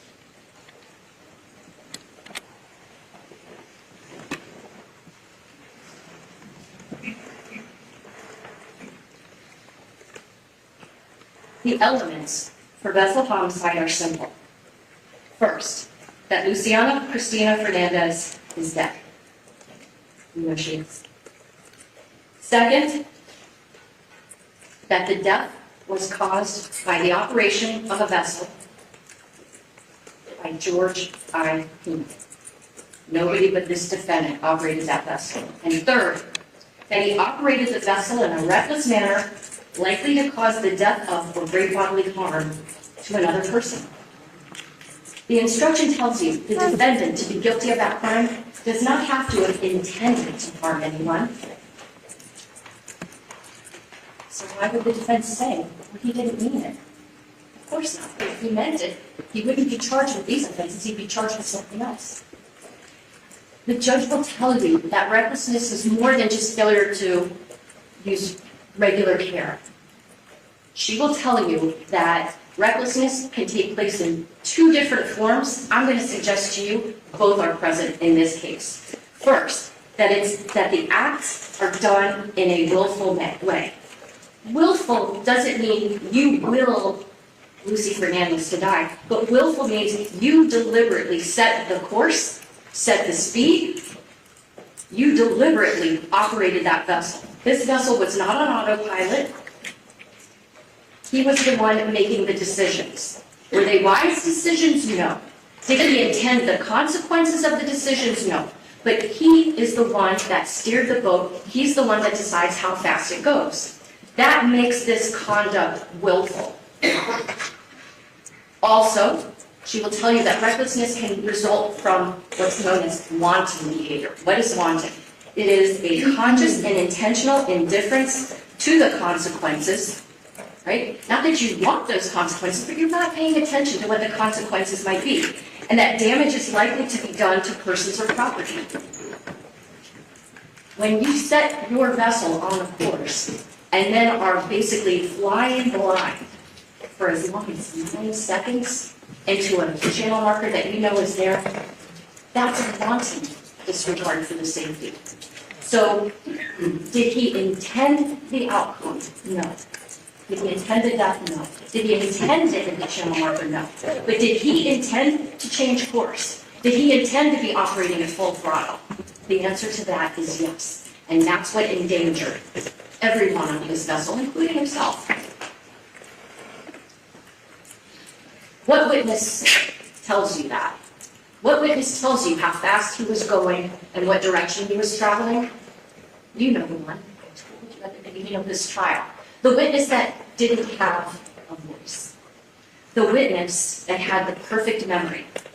The witness that isn't influenced by bias, prejudice, sympathy, money, or power. The witness is GPS.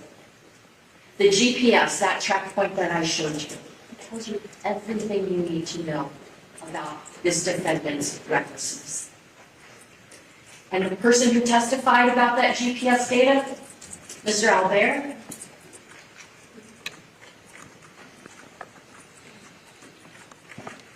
he says to you at great length, at my prompting, about his training and his experience, that his day job is lieutenant in the Internal Affairs Division, the Town of Palm Beach Police Department.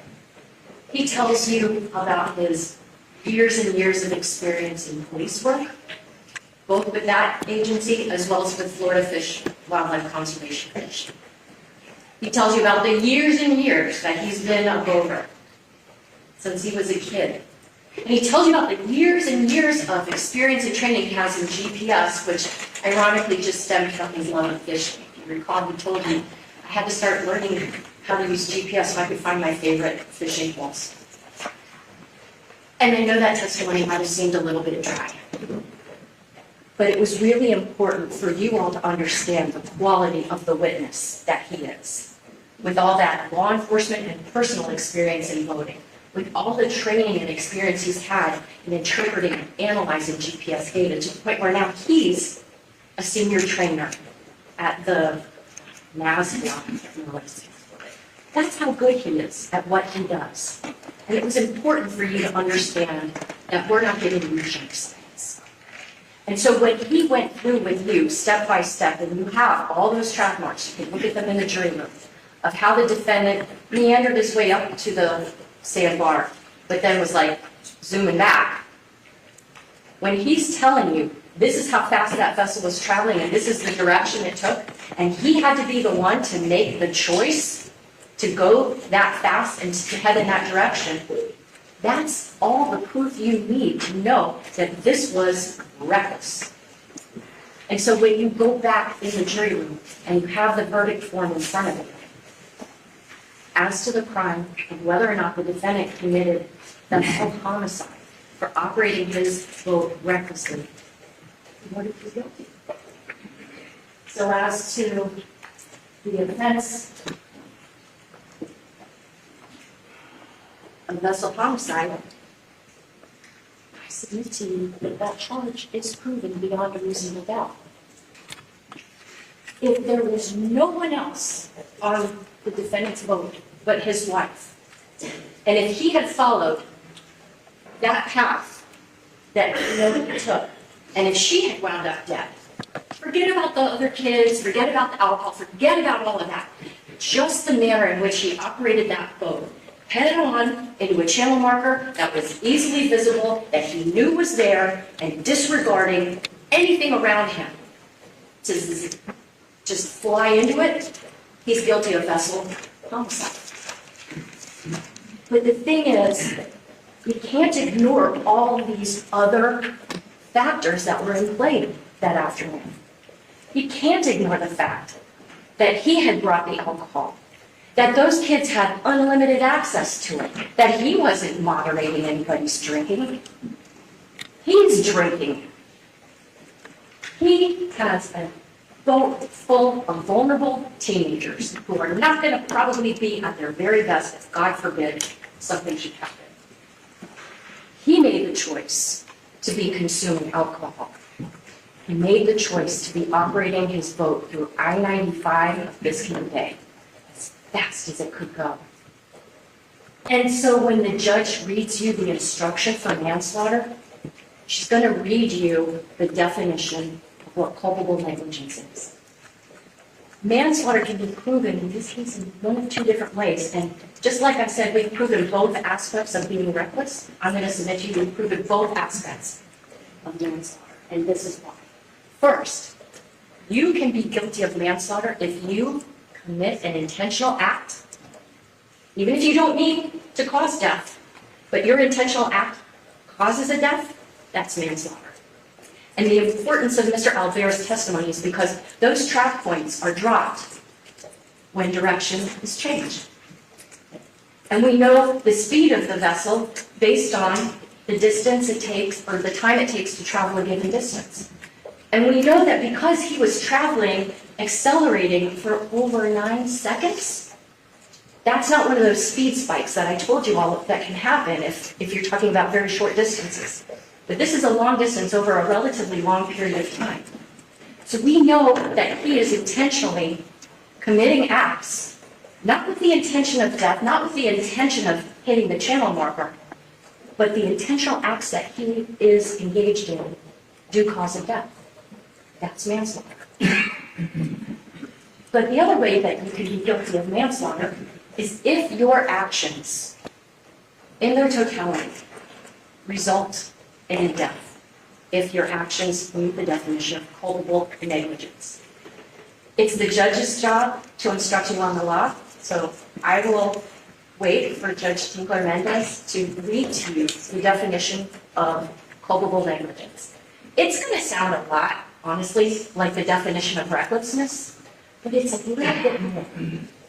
And so he's charged not just with the vessel homicide, because it wasn't just one person on board. It wasn't somebody who hadn't been consuming alcohol. It wasn't someone that didn't have a scenario where it's just Katie's wife. This is a scenario where teenagers are on board. The level of danger that he exposed everyone to cries out for something more than just vessel homicide. And that's why he's also charged with manslaughter. And you may say to yourself, well, how can one person be charged with two different homicide charges if there's only one death? And the answer is because, yes, of course this is recklessness. So you can find him guilty of vessel homicide. But it's also, he committed an intentional act and he acted with culpable negligence. And so to be as descriptive of what his conduct was on that September afternoon, he's charged with both crimes. And I said that the evidence in this case proves both of those crimes beyond reasonable doubt. So then we go back to this. Is the defendant's presumption of innocence overcome? Proving these crimes were committed and that this defendant is the one who committed them. You will have access to all the videos, photographs.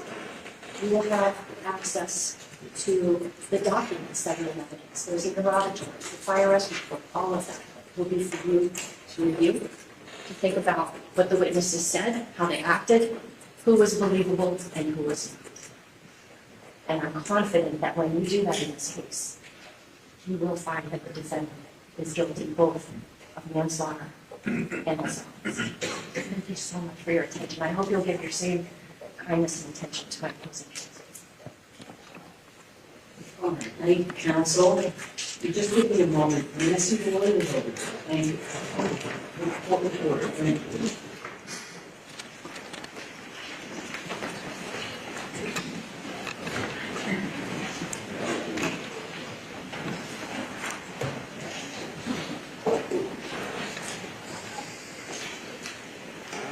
All right, ladies and gentlemen, I think it would be most prudent for us to take, even though it's a little bit an early lunch break, because I do not want to interrupt. The defense will make their close, and I don't want to interrupt that close for us to take a lunch break. So we're going to take a lunch break at this time until, I'm going to ask you to please be back upstairs by 5 minutes after 1.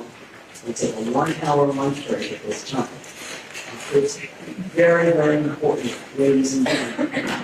Wear your bureau badges at all times, even if you're outside of the courthouse. Be very visible with your badges. They're well displayed. Very important, ladies and gentlemen. Please avoid any kind of contact, eye contact, conversation with anyone wearing a bureau badge. We've all worked very hard these last few weeks to maintain the integrity of these proceedings. The jury can have no contact or conversation with anyone.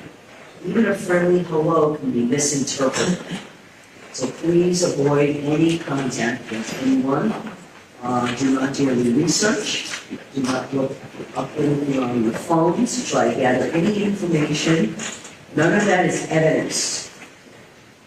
You can only rely on evidence and the law to reach your decision. Okay?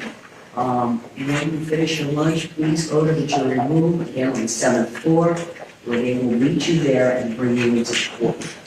If you would, please put your notepads inside the envelopes. I'd like you to hold them and keep them in a private place during your lunch break. Okay?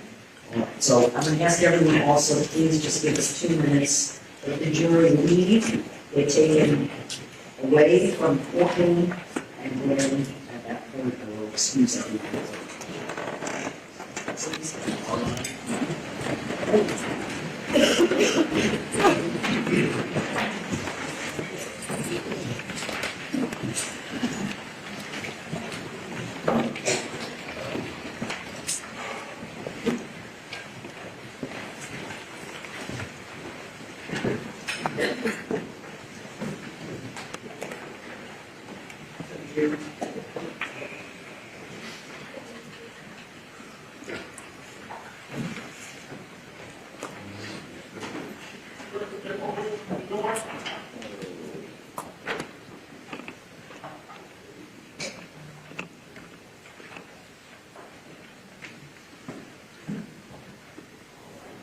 No, see me just for a moment with the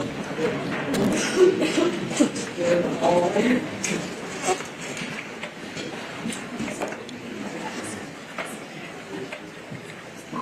Did we address the court? I couldn't hear what you said, the last one you said.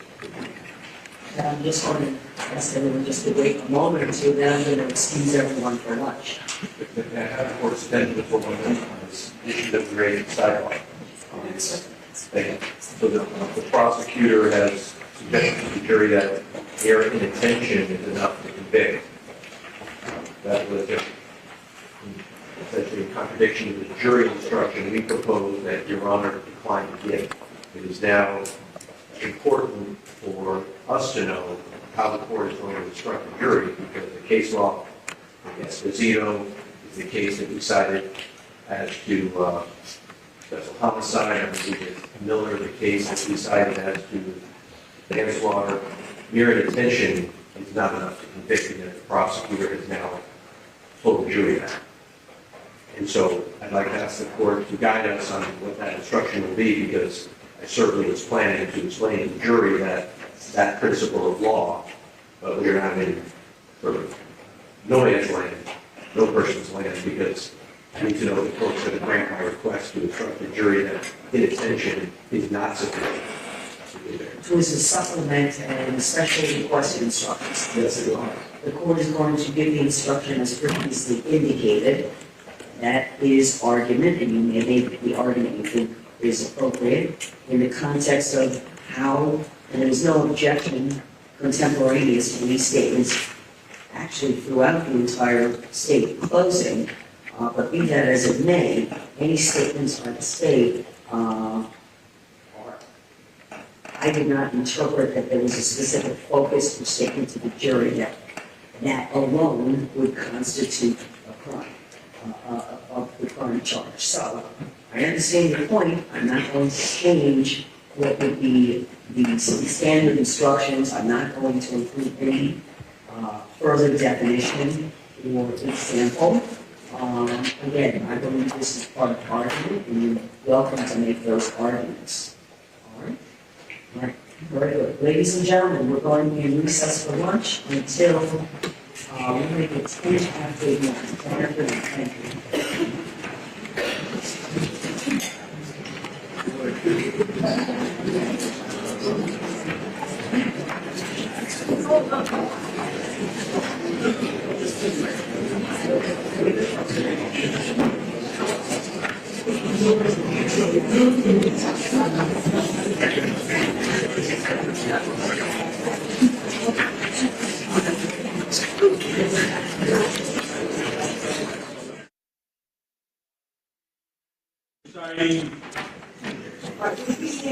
you.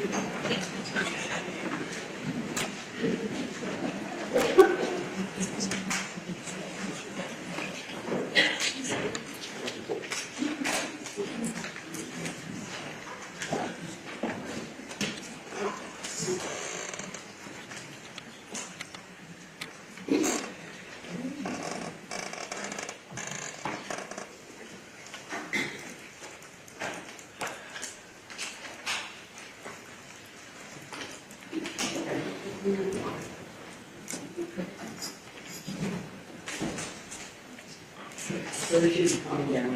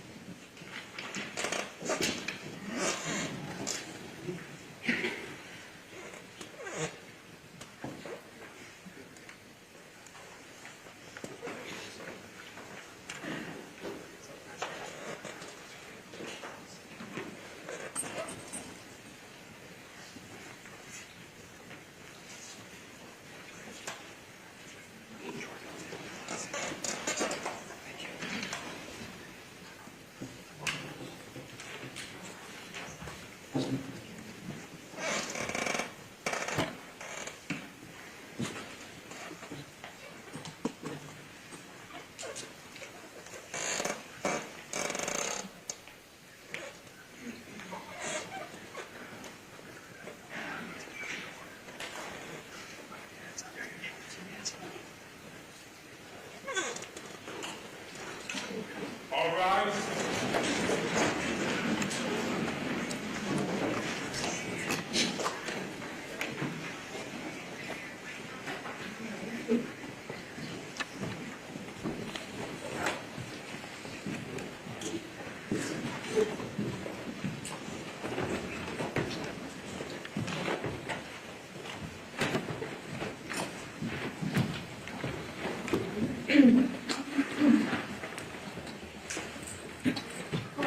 Please be seated, thank you.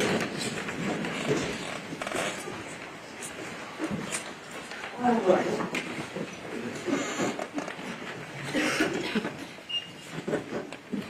Ladies and gentlemen, we are ready to proceed. Defense, with the case. Thank you. Please let me know. I heard the prosecutor say to you, theory. What I heard the prosecutor say to you is that in the moments leading up to the crash, with about 9 seconds to go, that George Pino was inattentive. He might have been looking over to his wife while she was trying to text a beautiful video of the girls who had a beautiful day over at the sandbar. He might have been looking at his GPS. He might have been looking over to his right or to his left, that he was inattentive. Those were her words. If that is true, if that's the state's theory, George Pino, your job is very simple. George Pino is not guilty of a crime. He may have committed human error. He may well have been inattentive. He may not have looked up in time to see the marker which the Apollo lighted. That does not make him a criminal. We have highlighted for you the law. After all, that's where we are. We're in a criminal courtroom in the United States of America, where if your government, my government, wants to brand somebody a criminal, they have to prove he's committed a crime.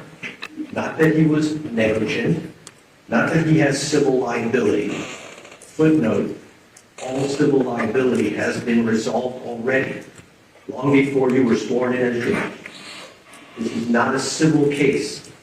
This is not about whether, by a preponderance of the evidence, the state or I should say, the injured passengers have established liability, civil liability. That has already been resolved. We are here today because our government wants Mr. Pino to be branded a criminal for having, by their own statement to you, been inattentive. Now let's look at what the law is, because we are, after all, a court of law. And what we've done is we've taken what we understand the judge's instructions of law to be before you on the screen. May not be so easy to read because of the distance.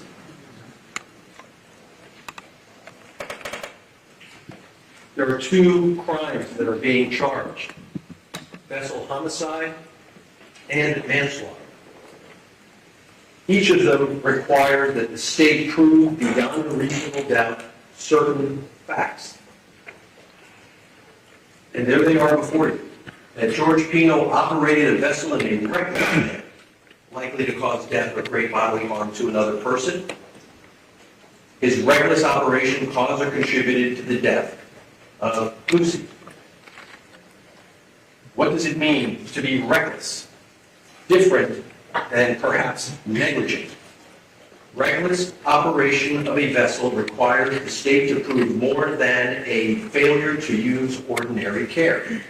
And so even if you were to find that the operator of a motor vessel failed to use ordinary care by not looking up and seeing the marker in the few seconds before it alighted, that would be, even under the state's own theory, negligence, if that's what the state has proven. Because to prove it to be a crime, it has to be so willful or wanton. A willful or wanton disregard for the safety of persons or property. Intentional, knowing, and purposeful. Purposeful. A conscious and intentional indifference to consequences, with the knowledge that damage is likely to be done. It's not enough that a human being has failed to do everything he could or she could at a moment in time. This crime requires a purposeful act of indifference, a purposeful and reckless indifference to his passengers. If we look to the manslaughter charge,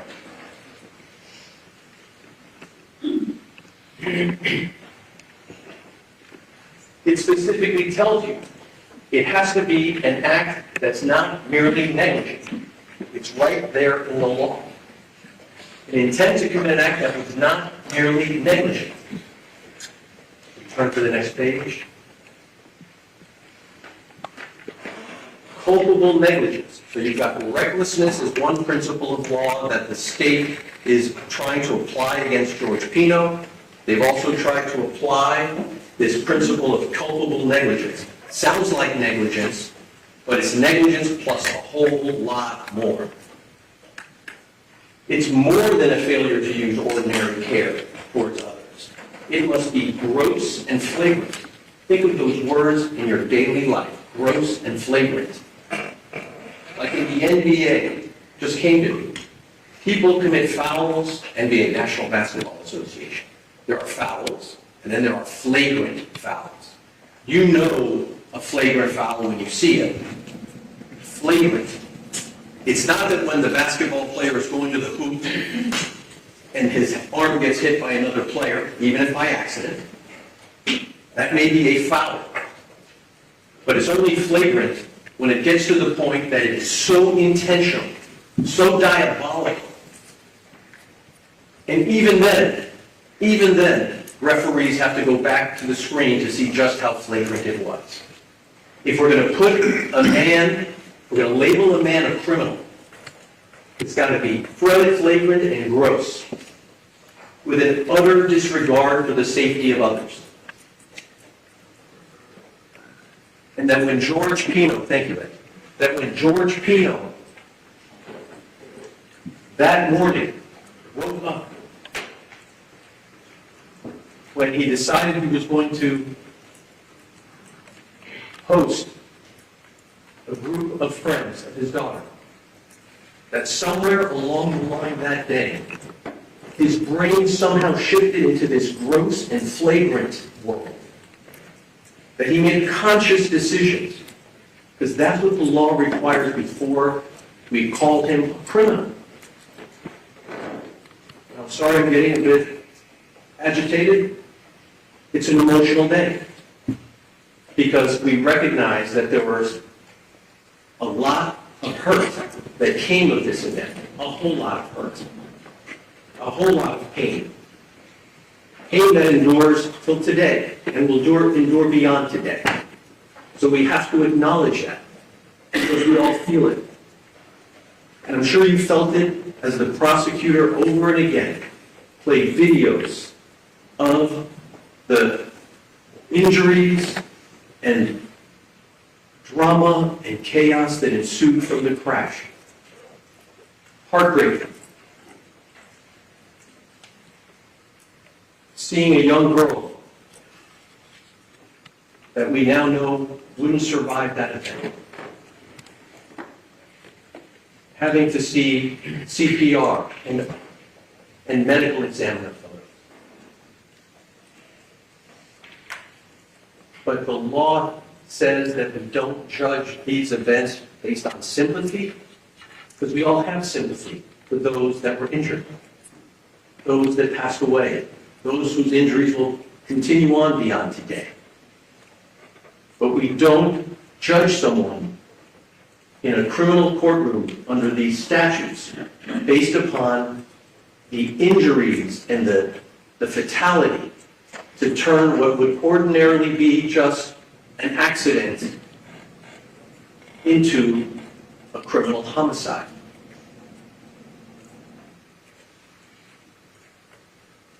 I heard the prosecutor try to give you an example, and I thought it was telling. She said, oh, if someone ran a stop sign and they had a fender bender, that would be just negligence. I think that's what she said.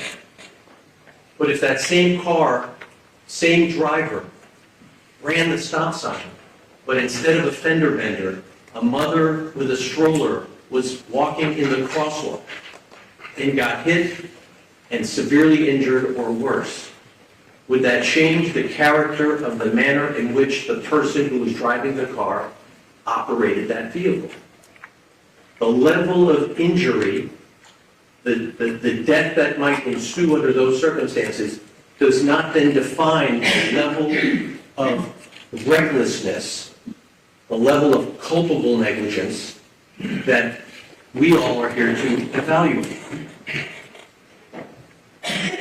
And so with that framework, and with a further instruction that the burden of proof is on the state, if the government, your government, my government, intends to seek a criminal conviction, the government, the state, must prove its case.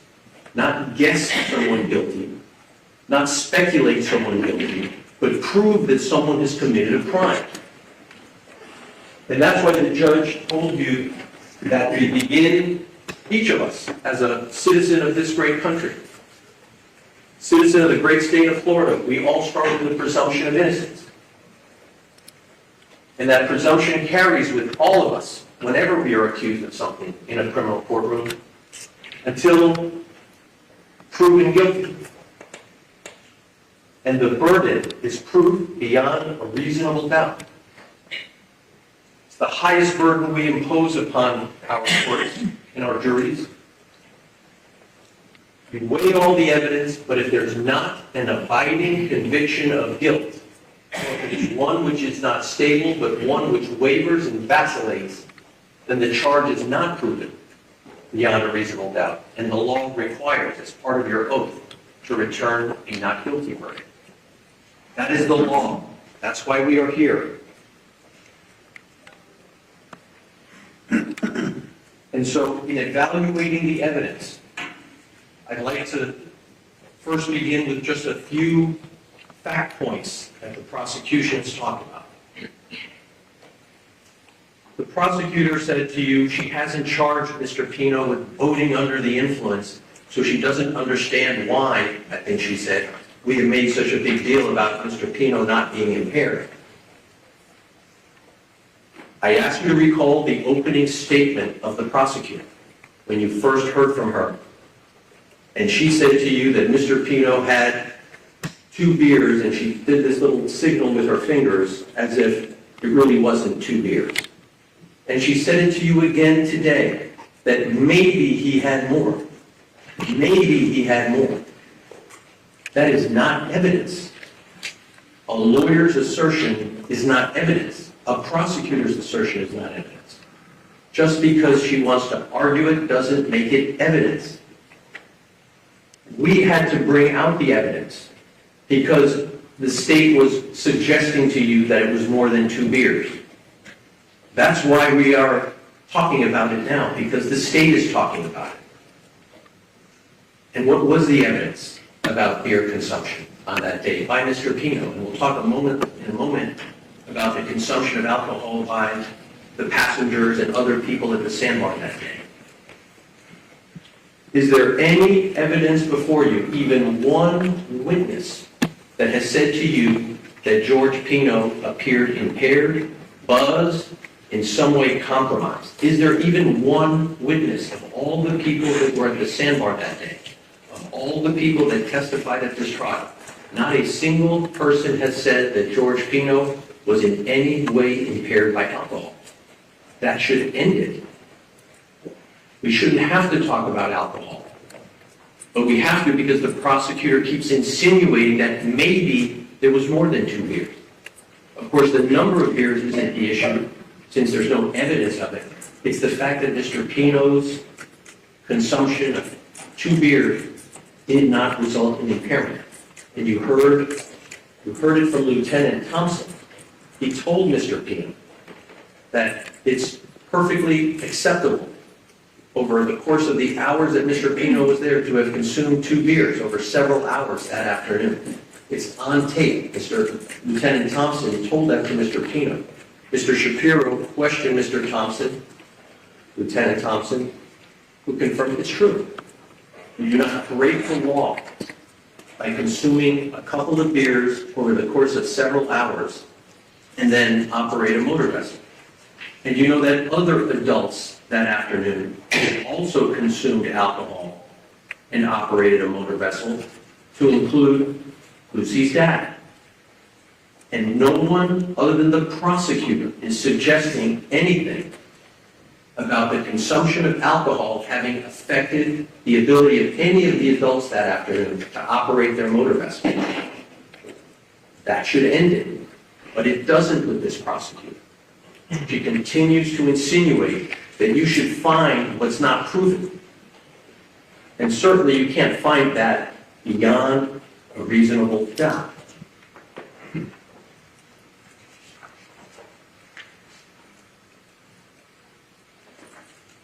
Later I'll go witness by witness to show you that this is not coming from me. I took notes of every witness's testimony on this and other subjects, and we'll talk about them. So that's the issue of impairment of alcohol. Let's talk about safety and speed. The prosecutor is emphasizing that Mr. Pino's motor vessel was traveling that day as fast as 47 miles per hour.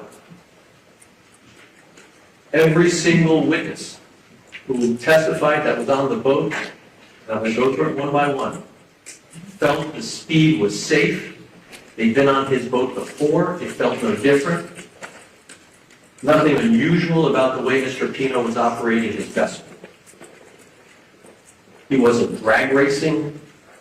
He wasn't doing donuts in the water. He isn't like one of those jet skiers that's trying to jump weights and do all sorts of thrill-seeking activities. He was not, contrary to what the prosecutor said to you today, he was not trying to be the cool dad. I don't know where that came from.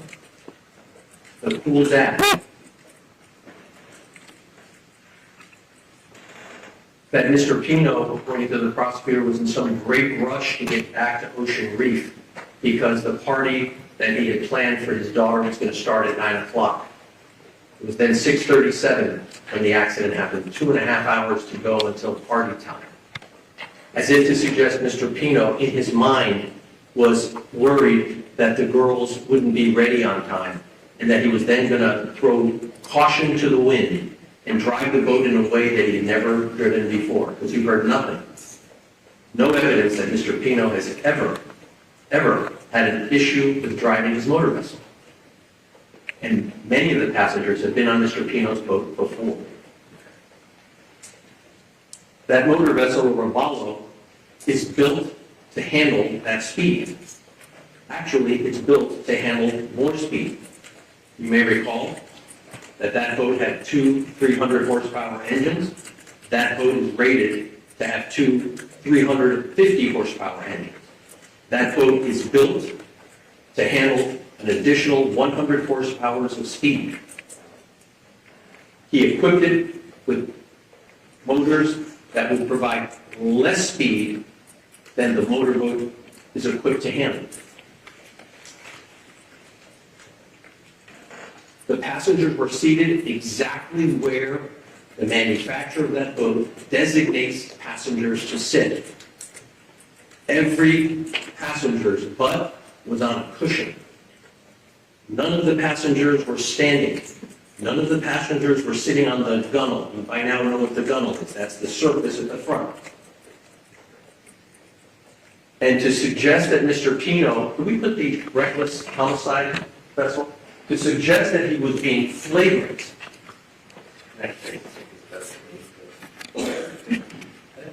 Sorry. There you go. Perfect. That he was being gross and flagrant in disregarding their safety by having the passengers sit exactly where a company that's been in business for decades. I think this Lieutenant Albert said they've been bought out by some huge conglomerate.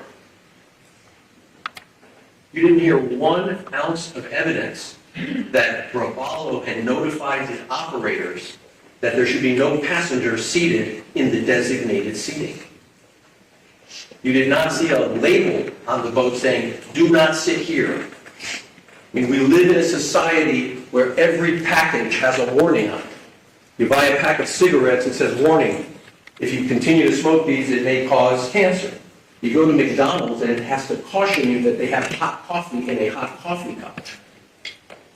We give warnings to people for any possible liability. You come home from the dry cleaners with your shirt on a hanger, you take the plastic bag off, and if you read the bag, it says, "Careful, don't put it over your head. You could suffocate if you wrap a plastic bag around your head." We are a society that is so litigious that we warn everybody of any possible misuse of a product. And yet, you did not hear 1 ounce of evidence, not a witness, not even Lieutenant Albert tell you that Rebuttal has suggested to any of its operators over the last 40 or 50 years that the boat is not equipped to have passengers seated in the designated passenger seats. And yet the prosecutor is suggesting to you he's driving the boat in a reckless manner or in a gross and flagrant manner by having passengers sit where they are designated to sit. I mean, that's just not fair. That's not fair to the operator of the motor vessel. Just not fair.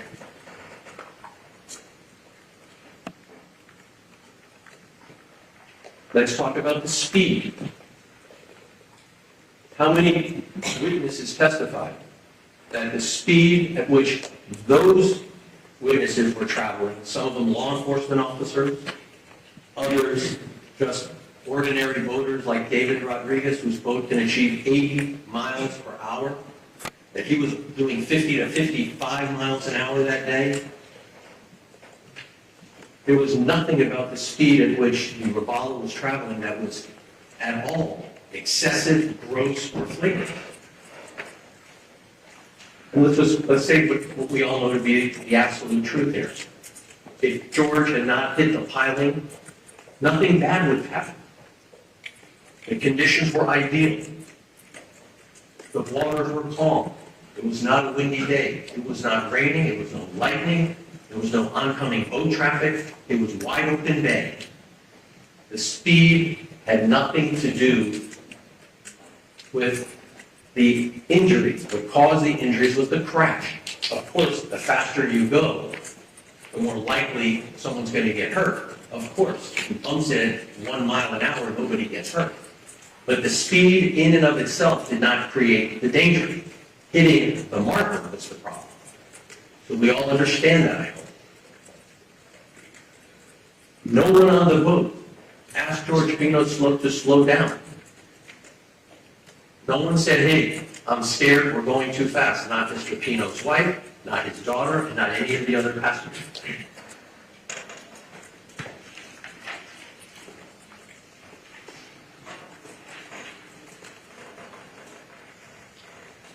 And with the speed at which Mr. Pino was traveling, even at 47 miles per hour, the state's theory is that with 9 seconds to go,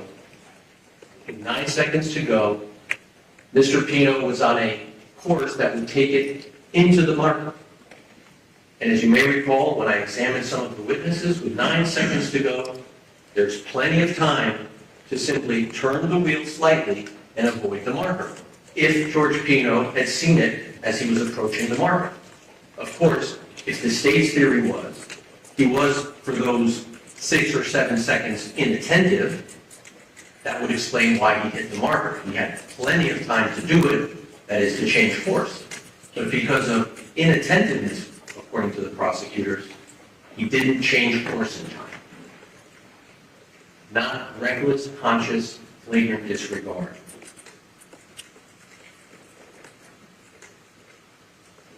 This Rebuttal boat is yacht certified. That means that it's built to take that many passengers. There is no weight limitation. This idea that 1,000 pounds of passengers is going to create a dangerous situation. No one has said that Rebuttal warned George Pino or any of its other operators of the state's theory that they're advancing to you in this courtroom. So we dealt for the moment with the alcohol used by Mr. Pino. I'm talking to you now about the speed at which he was traveling and the way he was driving. And so I want to ask you to imagine on that day, if there was a drone watching Mr. Pino's operation of the vessel, both from Ocean Reef to Billy's Point to the sandbar and back. If any of us was watching, would someone have said, that boat traveling, that way it's traveling, that guy's driving like a lunatic? Because that's what this crime is basically suggesting. Because you know a reckless driver when you see it. It's the lunatic on I-95 cutting through cars, going 30, 40 miles over the speed limit. You know the reckless driver when you see that person. George Pino his boat was traveling on straight lines at speeds that Rebuttal is designed to travel at, in a zone where there is no speed limit. No posted speed limit, not then, in 2022, and not today. If it was so inherently dangerous to travel at speeds in the 40s, you have to ask why there is no speed limit posted there. You heard Lieutenant Albert when I questioned him. There are speed limits all through Biscayne Bay. On Miami Beach, on the Lloyd Channel, I spoke to him about that. Posted speed limits like you see on the street. And yet, this channel, Cutter Bay, had no speed limit in 2022 and none today. It's not fair, it's not right to tell George Pino after the fact that there should be a speed limit there.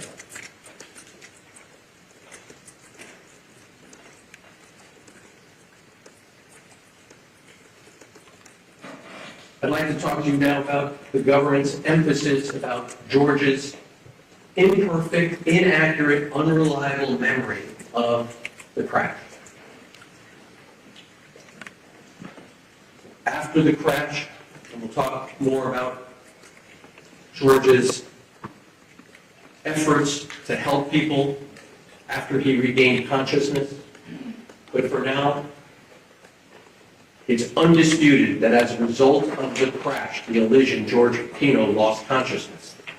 He was laying on the floor of the boat, unconscious. Witnesses thought he was dead, bleeding from his head. 4 of his front teeth. Maybe you'll help me find it. What do you have there? Great.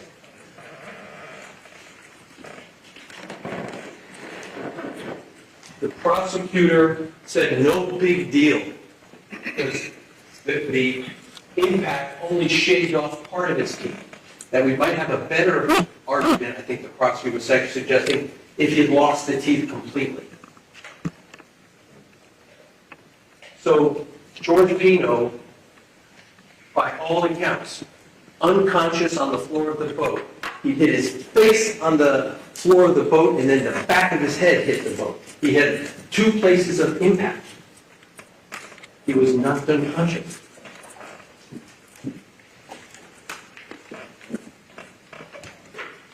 We asked a doctor to come testify, because the state did not produce a medical witness on the issue of George's injury. We brought you the only medical testimony about that, Dr. Barrett. And before we get into the substance of her testimony, let's talk about the cross-examination of Dr. Barrett to attack her because she charges for her time. This is someone who's been a professor at medical school. She's been a doctor for decades. Her credentials are unimpeachable. And yet the prosecutor is focusing on how much money she charges for her time, that she charges for all her patients. The prosecutor was making something of her preference not to have to process insurance for her patients. They're able to seek reimbursement from the insurance company, but she doesn't do that. She accepts direct payment, and then if they want to be reimbursed from their insurance company, that's okay. As if to suggest you shouldn't consider her testimony because she doesn't accept insurance and because she doesn't work for free. Now, I never asked Lieutenant Albert how much he was charging the state for his time. He's also a paid witness. Because I wasn't going to go there as if to suggest to you that a man who for decades has been a law enforcement officer would lie to you for money. And I think that's what the prosecutor is suggesting that Dr. Barrett did. That's frightening. That's what she's suggesting to you. That because she doesn't accept insurance, and because she charges for her time, after all, someone had to pay so she could go to undergrad and medical school and residency. Those of you who have family members that have become doctors and specialists, it takes a decade to get to the point where you can be someone of her level. And rather than bring you a rebuttal witness, they brought you no one. They attacked the doctor for telling you what is black and white law of medicine, the principles of medicine. Medicine, she explained to all of us, makes a diagnosis of a traumatic brain injury focus on what happened at the time of impact and in the 72 hours after, not 3 years later. And Dr. Barrett explained to you that because George was seen unconscious by multiple witnesses, and because it was obvious that he had amnesia because he was recalling inaccurately so many of the details of the crash, the diagnosis was beyond dispute. The man was unconscious. He suffered a traumatic brain injury. Now, the word traumatic, I think, is a word that is giving the prosecutor some concern because it sounds traumatic. It should be like he needed to go to a hospital and stay there for a month. But that's not how concussions work. And the doctor explained it to you. And so the questions of a lawyer who worked for the state, not for free, by the way, who is attacking a doctor, a professor, The questions of the lawyer are not evidence. The suppositions of the lawyer are not evidence. The evidence comes from the witness stand. And the only evidence that was presented to you about the issue of George's memory came from an accomplished doctor, one who's a professor, one who has published, albeit she doesn't accept insurance. And she explained to you that George Pino, having suffered a concussion, diagnosed with a traumatic brain injury, unable to accurately recall events related to the crash, including, for example, which boat he was on. He thought he was on the boat that had the 225 horsepower engines that he had previously. He thought he had hit the left side of the boat, he thought the left side of his boat had hit the marker when it was the right side. He recalled to Lieutenant Thompson that it was Nazi he had pulled out from under the boat when we know it was someone else, it was Lucy. All of those mistakes made it clear that George Pino was suffering from a TBI, a concussion, and that his memory would not be reliable. It doesn't mean he had total amnesia. The prosecutor was suggesting to you that he should remember nothing to convince you that he's had amnesia and what they call in the medical world confabulation, filling in details about the event from past memories or other memories. And so when George Pino was recounting what he remembered from the crash, and he thought he remembered that there was a wave that came from another boat, that was his memory of it. It may not be reliable, but there are two things that hold true. First, the science establishes that those are the kinds of failed memories and inaccurate memories and false memories that happen after a concussion. And second, it doesn't tell us, and we don't rely upon it, and you don't have to rely upon it in deciding what actually did cause the accident. Was there another boat with a wave? You can disregard it altogether. And you remember, Mr. Shapiro, when he was questioning Lieutenant Thompson, confirmed that no one else saw a boat out there that day coming back from that marker area immediately after the crash. And so we assumed there was no other boat for purposes of deciding, and for you to decide, whether George Pino acted recklessly or conscious disregard for safety.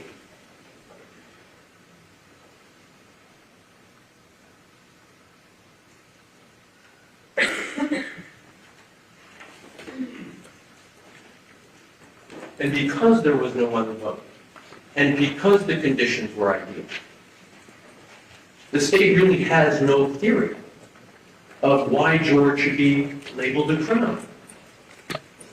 Because it's not like George was going and racing through incoming traffic, going zigzagging out of boats, and then hit the marker. It was a perfectly, as everyone said, it was like the ideal day to go boogie. And it comes back to what I told you earlier when we started. That what the state is telling you is that George made a mistake. He didn't see the marker. And now we're going to talk about what's left of the case, in the criminal case, where the state has no theory other than to bring to your attention things that they try to influence your decision based on facts that have nothing to do with the operation of the motor vessel. Let's start with underage drinking. And it was a subject of our jury selection when we talked about this early on. Whether the girls, the passengers, were 17 or 27, the age makes no difference. We're not here to judge these parents based on their decision to allow 17-year-old high school seniors to drink. None of them were operating the boat. All of them were seated where they're supposed to sit. There was a life preserver for each and every one available. True, none of them was wearing one, but the law doesn't require it. Well, George complied with the law by having a life preserver available for every single passenger on that boat. Nothing more was required. And what the state is saying is to you is that every time someone comes on your boat and has drinks, and I don't know if it's limited by age, but now the operator of the motor vessel needs to put a life preserver on every drinking passenger. Now, I assume that doesn't apply on big cruise ships, which are famous for people going drinking, or big yachts, maybe. I don't know where the line is going to be drawn in the future. But beware if you're a boater. Beware. Because you take a group of people out on your boat, and they have a few drinks. Some prosecutor will say that because you didn't put a life preserver on that passenger, you are now a reckless boating operator. Because that's what she's saying. But she focuses on the age again, I think, to just sort of to do two things. It's really, of course, much more painful to know that a young person passed. And let me point out that I think the medical examiner told us that there was no evidence that Lucy had any blood alcohol in her system when they tested her. So I don't think there was any evidence that Lucy was drinking. I think there was any evidence about that at all. Some of the other girls were for sure. Nothing about Lucy. But it sounds to me like what the prosecutor wants you to do is say he's a bad parent because he, and by the way, the other parents at the sandbar, to include Lucy's parents, are bad parents. And so let's convict them of being irresponsible parents and call them reckless and callous. The underage or any age drinking of the passengers had nothing to do with why the boat hit the marker. I hope that's clear by now. Nor did the absence of a kill switch. Those of you that may not have been on a boat before, we try to explain it. It's this like string that you attach to a button on the console so that if the pilot, the operator is dislodged or falls into the water, it automatically stops the engines. And the prosecutor wanted you to know that there's no evidence that George had a kill switch. Not required by law. Would not have changed the outcome here. But the prosecutor wanted you to know that, and that the flares that were on the boat were expired.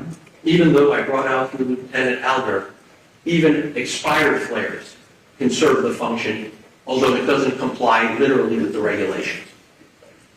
And of course, flares had nothing to do with this case, and having unexpired flares wouldn't have changed the outcome here.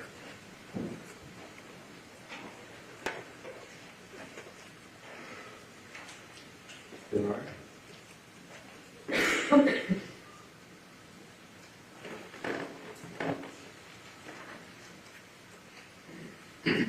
So now I'd like to spend some time talking about the witnesses.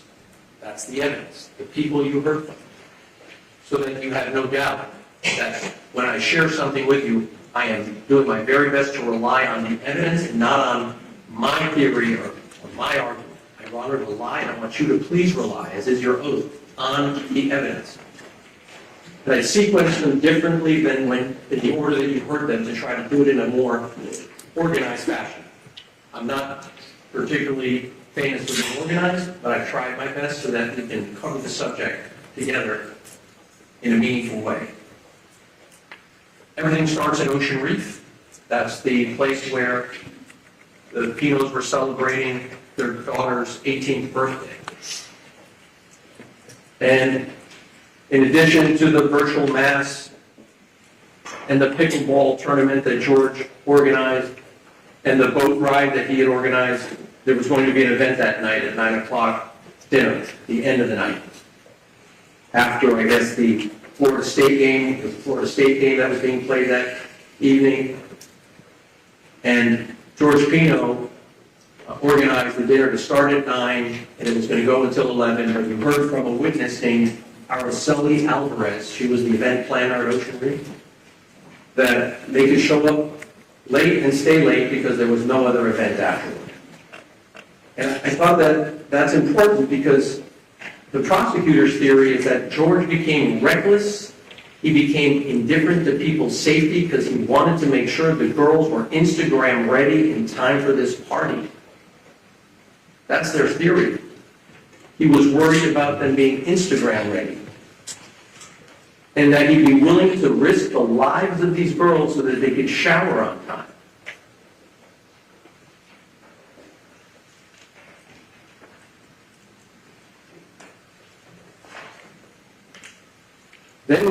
have the testimony of the people that attended the sandbar and the events of the day.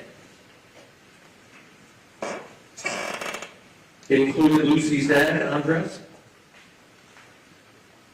And here's what he testified to as part of the state's presentation, including the answers to the questions that were asked on cross-examination.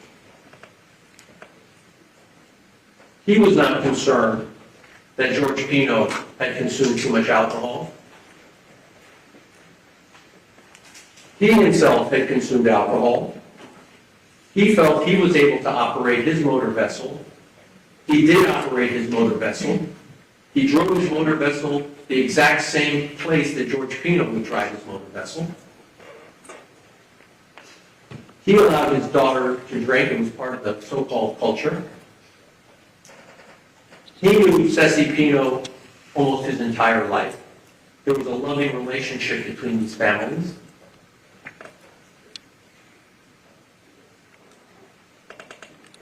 He was at the sandbar until at least 5:41 p.m., and we know it's 5:41 p.m. because there's a photograph of the Fernandez. I think it's I was going to say, I don't remember the mark of the boat, but it's a 20-footer more or less. And you recall Mr. Fernandez is floating in the boat, in the water behind the boat, and that was timestamped 5:41 p.m. And you know that George Pino left at 6:18 p.m. from the sandbar.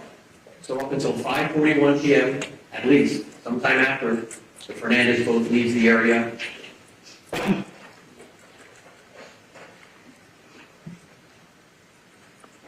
Mr. Fernandez had not remembered until we examined him the other day that actually he was planning to attend the sandbar and changed his mind. We know that because we produced the text message where he told George, for sure, I'll be at the sandbar. But then he changed his mind. That's fine. And he did come out.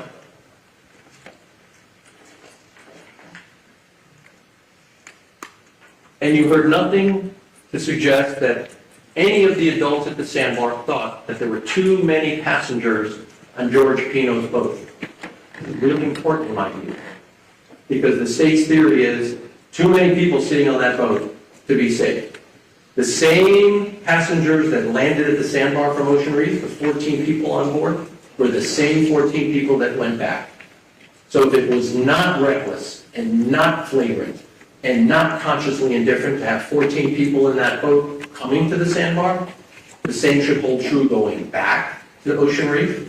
And if any of the adults or the parents at the sandbar thought there was something unsafe about these underage girls who've been drinking going back on Pino's boat where they came from, they could say so. Not 1 ounce of evidence that George Pino was told by any of the adults there that day that, hey, George, too many people on your boat, or anything of the sort.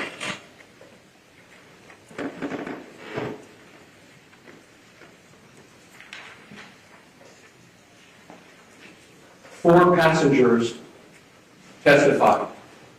Cami Alvarez, Carolina Monterrey, Claudia Portocarrero, and Natalia Reed. Cami Alvarez testified that after the collision, she thought Pino was dead.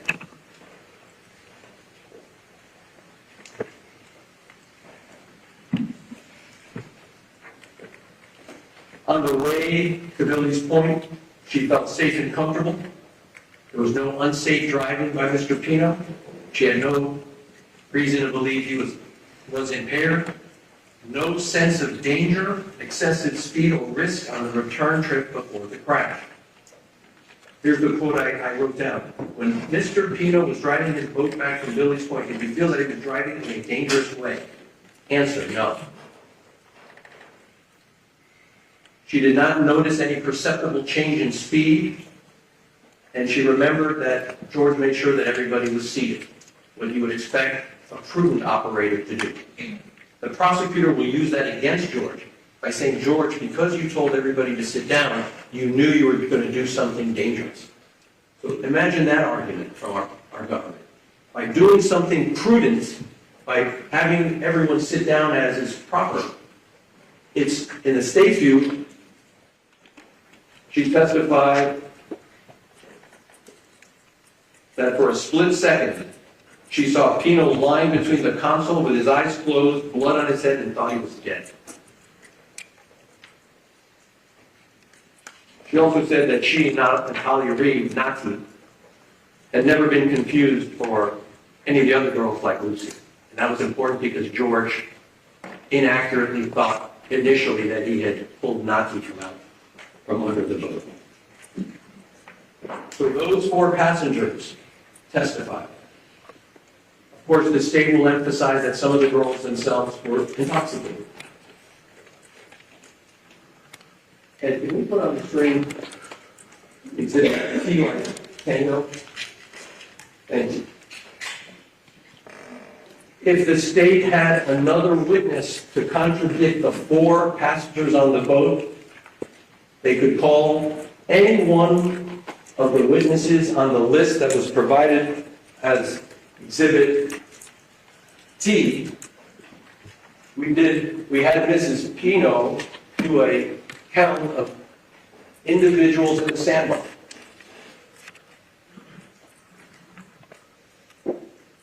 By her count, 13 girls, 8 boys, 15 adults, for 36 total. Full page. The state did not call any witness from the sandbar to contradict the evidence that I just discussed with you.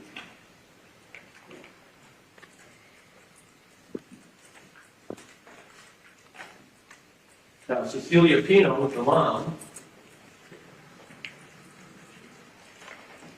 no one is suggesting that she is suicidal or homicidal.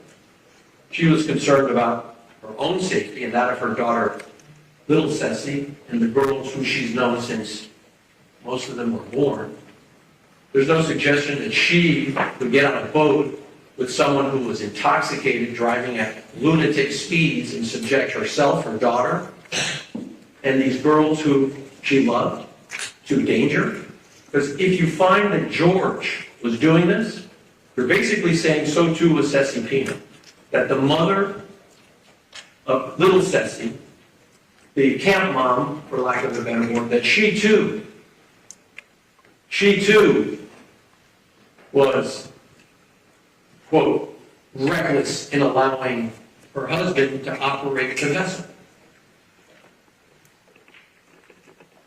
It's the only inference you can draw. What else would you say? And not at one moment in time did Cecilia Pino, the mom, say, hey, George, slow down. She didn't feel there was any danger. None of the passengers said, hey, George, slow down. That's the unrebutted testimony. If you need a break, I can take a break. 36 people at the sandbar, 15 of them adults, sharing an afternoon and sharing alcohol. The state put before you the picture of all the empties, the empty bottles. So the Pinos serve as basically the garbage can for that afternoon. That boat becomes one huge garbage can. And everybody puts all the garbage on their boat. And no good deed goes unpunished, because now the state parades before you all of the bottles.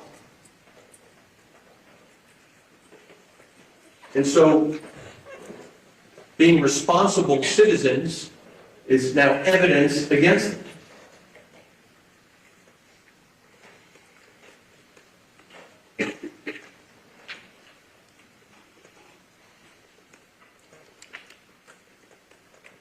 Mrs. Pino she told you, I brought it up right at the beginning. She felt totally comfortable motoring along. And can we put up A28? Oh, sorry, V Victor. This is a picture time-stamped at about 6:31 p.m. Full screen first.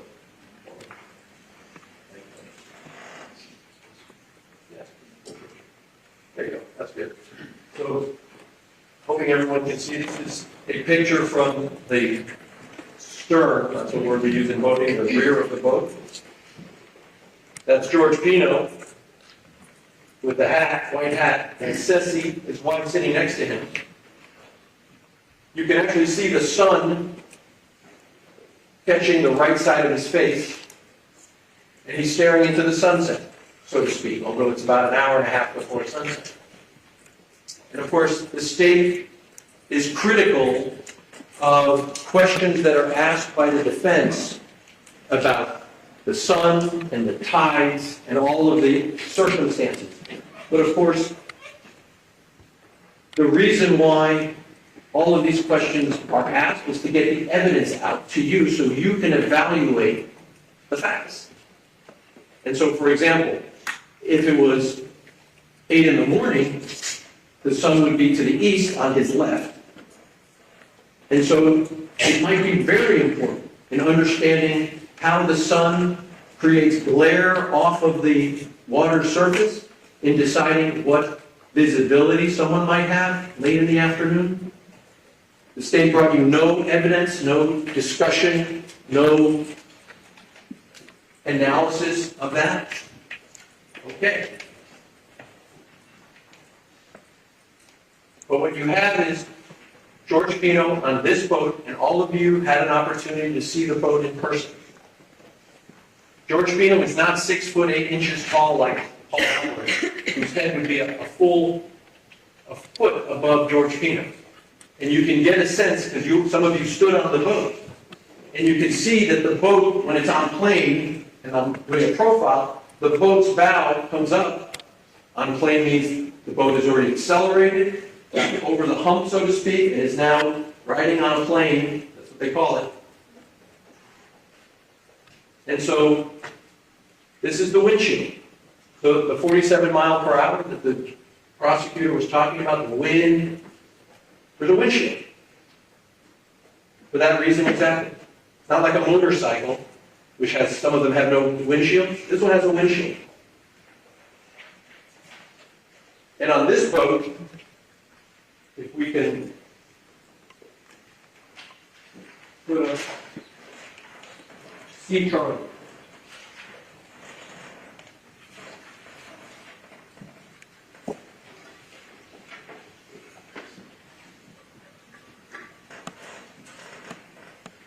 There's the bow seating that we talked about. This one doesn't have cushions on it right now, because this is after the fact. But this is where the passengers were seated.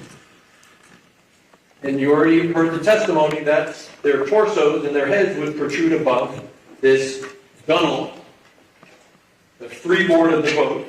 And those of you that saw it probably took note that that boat, when it's floating in the water, that bow of the boat, you can decide for yourself. You all saw it, you can decide for yourself. How high is it above the water line when it's floating?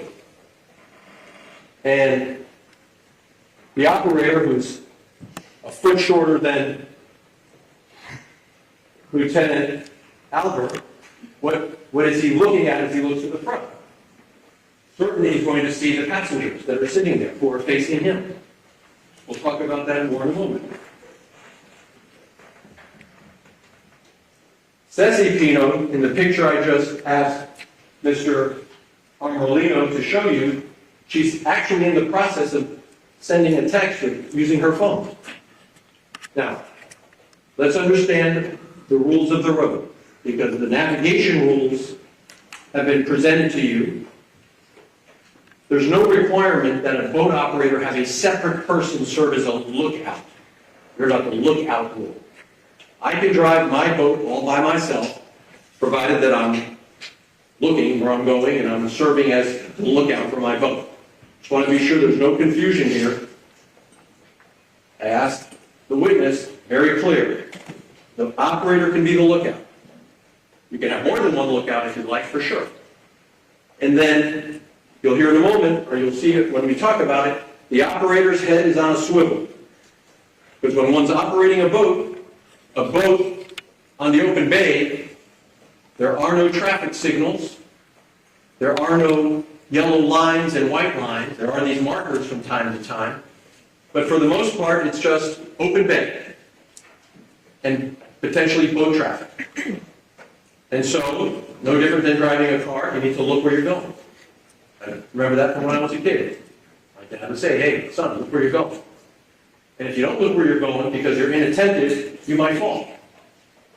If you don't look where you're going because you're distracted, you might trip. Or, as might be the case according to the state, if you don't look where you're going at some point in time, you might hit something. That's what we call a crash, an accident. And if that's what happened here, it's not a crime.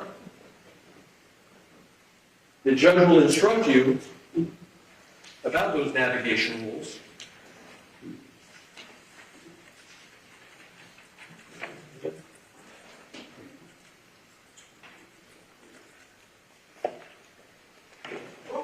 All good. Thank you. In the state of Florida, the law requires operators of vessels upon its waters to follow the navigation rules. However, a violation of these rules, individually or cumulatively, is not sufficient by itself to constitute culpable negligence or recklessness. Even if an operator violates one rule, or even multiple rules, individually or cumulatively, that is not enough in and of itself to establish recklessness or negligence. It's back to whether you're driving a car or driving a boat. If you fail to see the stop sign, it could even be a stop sign that you've passed 100 times. You're not paying attention that day. You're going to work and you're thinking about something else. You fail to stop at the stop sign and something awful happens. And that's what we call an accident.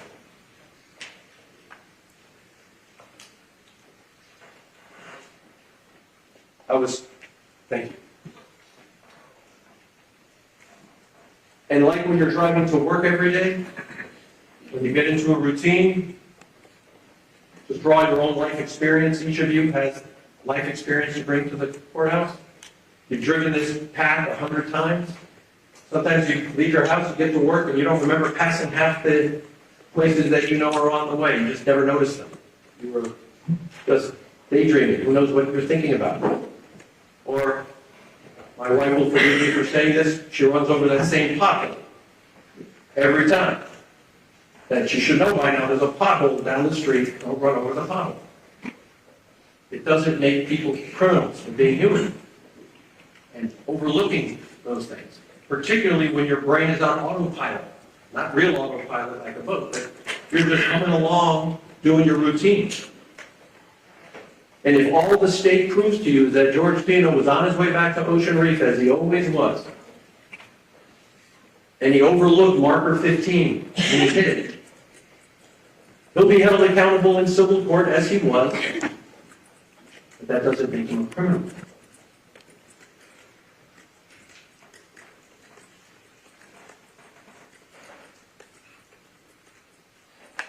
Mrs. Pino, to finish her testimony, corroborated what every other witness testified.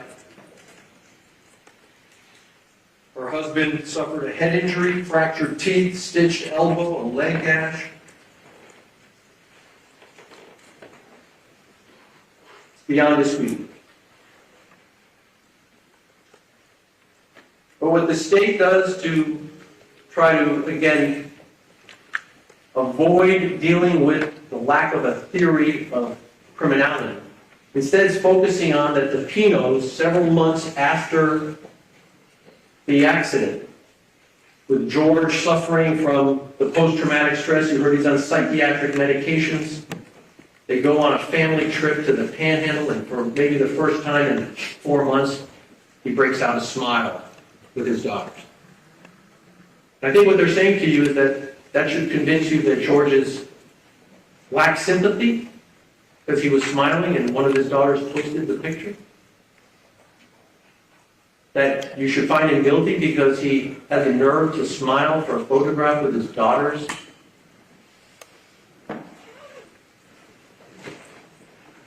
The first smile he might have mustered in many months and maybe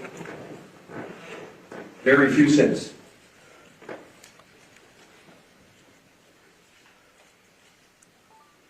And perhaps in the most awkward moment of the trial, knowing that Mrs. Pino had spent much of her motherhood with her daughter and her daughter's friends, including Lucy, she's confronted with a photograph of Lucy by the prosecutor, saying, "That's not your daughter, is it?" Why would somebody do that? Why would that question be asked? Mrs. Pino explained to you she didn't see the accident, and that's why when she was in that civil case having to explain what she knew, she had to rely on her husband's memory, which we know from the science may not be reliable, but that's all she knew about the cause of the accident.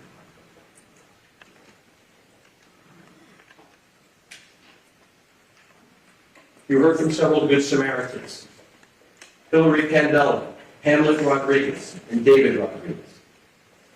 These were boaters who came upon the scene. Hillary Candela, a gentleman, he did know George Pino by coincidence. He remembers seeing George looking dazed and in shock. That when Hillary Candela screamed out to George to look under the boat, the first time George didn't seem to register the instruction. Second time he did, and George Pino went under the boat and brought Lucy back from underneath. Hamlet Rodriguez was the person to whom George Pino handed off Lucy so she could get to a boat.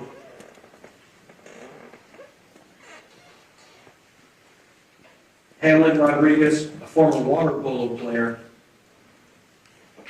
did everything he could to help. He said he was swallowing water against a strong current until someone pulled him out. He left the scene around 7:05, Hamlet Rodriguez, which happens to coincide with David Rodriguez, unrelated to Hamlet, who had been cruising at 50 to 55 miles per hour, sped up to 70 miles per hour to get to the scene. Yes, of course, he sped up because it was an emergency situation, but he said it felt perfectly safe to travel at those speeds.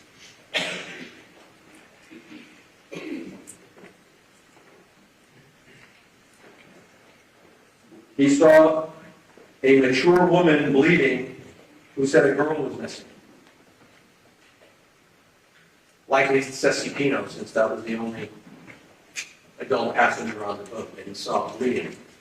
And I think she told me she was hospitalized after that night. Mr. Pino, by then, was apparently hanging on to the capsized boat after he had passed Lucy off to Hamlet Rodriguez. David Rodriguez described Pino very in shock, crying, but did comprehend instructions. Pino kept asking David, "Are all the girls okay?" Pino would not get out of the water until he was assured that every girl was out of the water. That was 7:04 p.m., I believe, was the timestamp on that. He was asked to look at his camera, "What time did you photograph George Pino still in the water?" 7:04. The accident occurred, according to the GPS, at 6:37 p.m. 25 minutes, if my math is not wrong, that George Pino stayed with that boat until everybody was out of the water. And to get out of the water, George Pino had to negotiate a swim platform with a tie bar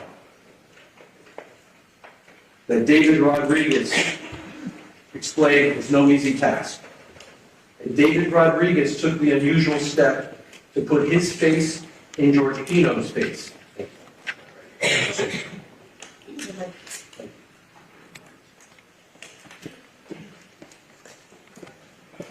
To see if George Pino smelled like alcohol, had bloodshot eyes, slurred his speech, and David Rodriguez, who was curious, maybe even suspicious, I think he said, was satisfied that George Pino was not under the influence of alcohol, that alcohol was not impairing George Pino. And we're talking now 20 minutes after the interview.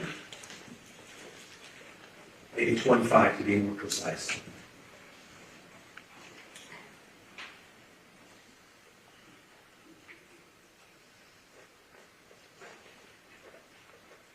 Then the first responders came to the scene. You heard about Officer Bruno, now retired.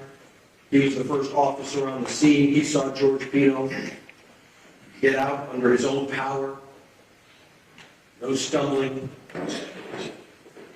Even Bruno was concerned about a concussion. He said, safety first. George had a head injury. But still, George Pino was able to keep his balance on a narrow 6-inch gun. No signs of impairment, said Bruno. Speech not slurred, no balance problems. I mean, you talk about taking a sobriety test. That is probably the most difficult sobriety test anyone could take. Bruno himself traveled at near top speed at 52 to 54 miles per hour in emergency mode. Quote, here was the question: the conditions allowed you to travel safely at nearly 54 or 52 to 54 miles per hour. In other words, the top speed that your vessel was capable of, correct? Answer, correct. So you have an opinion from a law enforcement officer that the speed is safe to travel.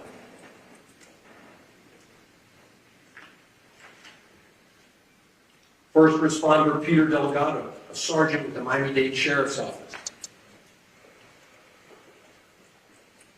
He triaged Mr. Pino, meaning he rendered first aid. He confirmed, of course, that no life-saving devices, personal flotation devices are required to be worn. The Pino vessel has the required PFDs, none are required to be worn. He's the officer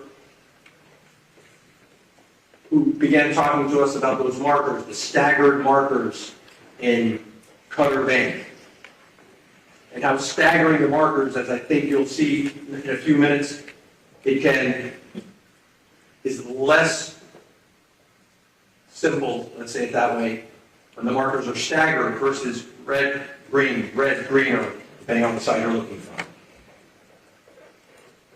He could see that Pino was an injured passenger, bleeding from his head, and he told Pino do not go to sleep because he was concerned that Pino had a concussion, and going to sleep would be dangerous for someone with a concussion. He too observed no signs of impairment. And no other officer on the scene reported to Delgado or to any other person who's testified in the trial any signs of impairment. John Dalton with the Miami-Dade Sheriff's Office, he transported the girls from the accident scene to Elliott Key. He testified, and this is the best quote I have, about speed. Quote, no more than 40, 45, maybe at max, because they were panic-stricken and begged him not to drive fast, and it was getting dark. As an officer, saying 40 to 45 is not fast. The opposite of not fast, maybe not slow, but it's certainly, it's safe. Let's call it that. That's what the officer called it. The girls on Dalton's boat were sitting, I believe they were sitting, yes, seated on the floor and console at the bow, the front of the boat. By then it was nighttime, doing in the 40s at night. Question, and you felt in those conditions that was a safe speed for you to travel? Answer, yes, sir. He's the one who talked about keeping your head on a swivel, that the operator of the boat has to keep his head on a swivel.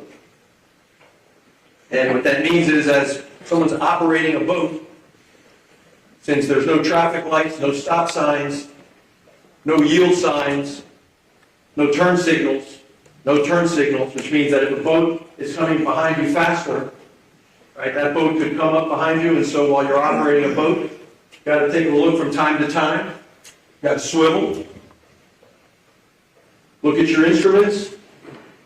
Look at your passengers. And if it takes you more than 6 or 7 seconds to do all of that in one swivel, you might just hit the marker.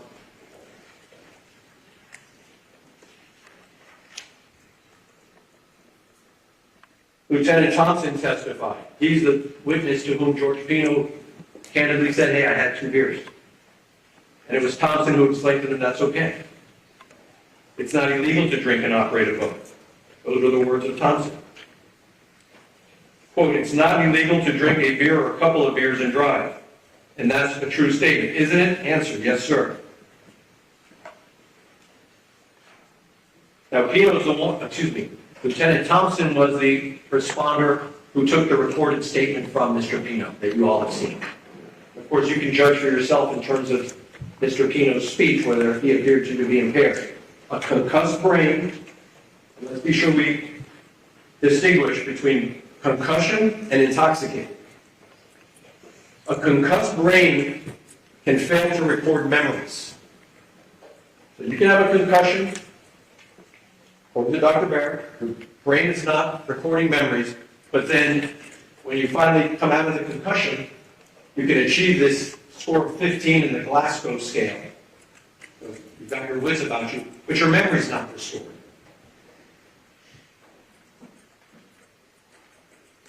But when George Pino was recounting what his memory was to Lieutenant Thompson, which is recorded, George Pino did not accurately recall the details of the crash. I went through those with you already. And you'll see, if you decide to look at the videos, that the first responders had to wrap George's head in a gauze. And I heard the prosecutor said only 7 staples. Is there a number of staples after which you're convinced that someone's had a concussion? 7 staples on a man's head with the teeth getting bashed in, loose chipping teeth? That's not enough, according to our prosecutor. And so Lieutenant Thompson, together with the help of some other CSI, crime scene type people, did a recreation. But the boat used for the recreation was Thompson's boat, which doesn't have Balsini, which doesn't have the higher gun. And according to Lieutenant Albert, only tracked the last 9 seconds of Mr. Pino's voyage. That was what they were trying to replicate, of course, with the exception of hitting the marker. And that within the last second or so, there's that buoy, and then Lieutenant Thompson avoids hitting the marker. What it proves to you is that if someone is attentive, someone's paying attention, even at that speed, with that lighting, in those conditions, the marker can be avoided. If the operator is inattentive for some reason, is looking at his instrument, swiveling his head, in the time I've just said that, 8 seconds have gone by, he'll hit the marker. Now, we had a little back and forth. It's not going to be a huge point, but I thought it was important again to bring the facts to you. It was high tide when this accident happened. High tide. Thompson thought high tide was at 4:44 in the afternoon. He was wrong by 2 hours. Lieutenant Albert thought, according to his report, it was at 10:30 at night. So the two of them were completely at odds with each other in terms of what they thought high tide was. And I asked, and Lieutenant Albert complied. Let's get the right answer for this jury. Let's go look at the right answer. Let's not have the wrong answer. Even if it only means a foot or a foot and a half of difference in terms of the tide. One witness says the tide shifted 3 feet. They presented evidence. Mr. Albert said it was about 1.75 feet above the normal mean of the water. All evidence is clear. It was high tide when this crash occurred.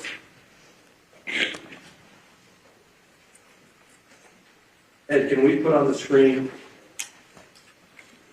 D delta?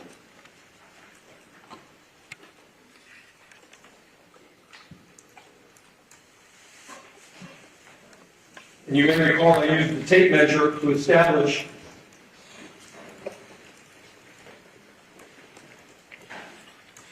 that at high tide, 6 feet plus 3 feet is 9 feet at the top of the mark.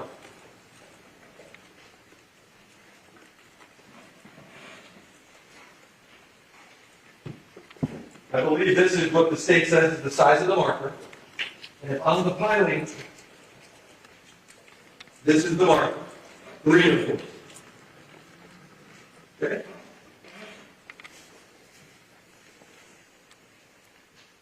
And so you have your experience of having gone to see the boat, where the gunnel of that boat would be relative to the pilot that I represent right now.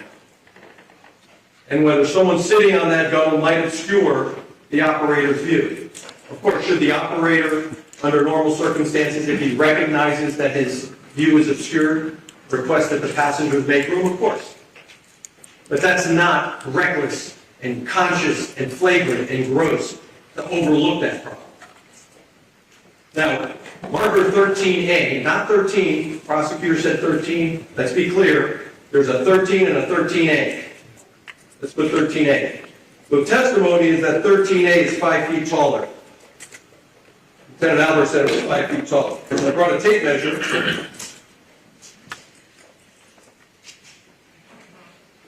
3.5 inches. So 13A, the bottom of 13A, the bottom, would be 5 feet above my head. Okay?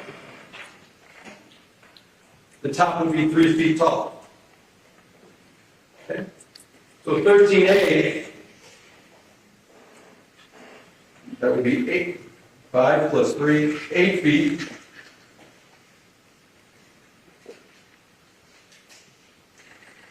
That's the top of 13A. Okay?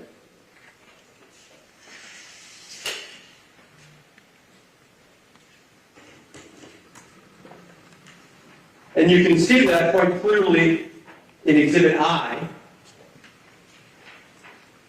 which is a photograph that we showed you through Lieutenant Albert. Hold that right there. Southbound, going back to Ocean Reef. There's 13A. There's 13. So it's 12, 13, 13A, 14. They're staggered over there. And if we can zoom in, you can see at this angle, there's 15 obscured behind 13A. And I asked Lieutenant Albert, and again, I didn't ask him how much he gets paid. I trusted that he'd be honest. Wouldn't matter how much he's getting paid. He's a law enforcement officer. I believe he would do the job, and he did. Please tell the jury if there was a point in time where those two markers, if the operator was looking through the channel where the GPS track showed, was there a point in time where marker 13A would obscure marker 15? And he said yes. And I think we have that in the Lieutenant Albert.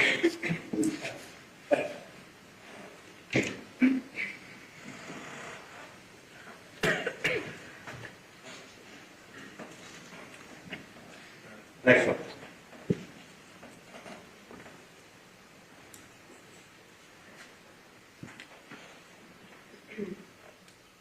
You went too far down. Up. There you go. Keep. Eye. Up here, right there. Is that it? I'll find it in a second.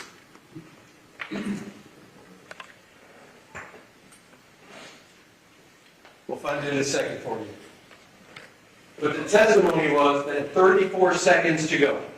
That's the number that he testified, Lieutenant Albert. 34 seconds to go. Those pilings line up with the operator's view. Now let me be clear. George Pino has no memory of this, no reliable memory of the crash.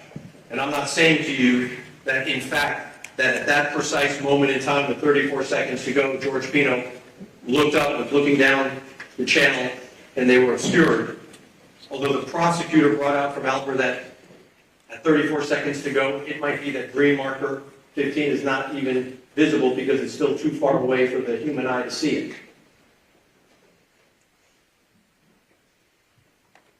Don't have a reliable memory of what happened, but nor does the state.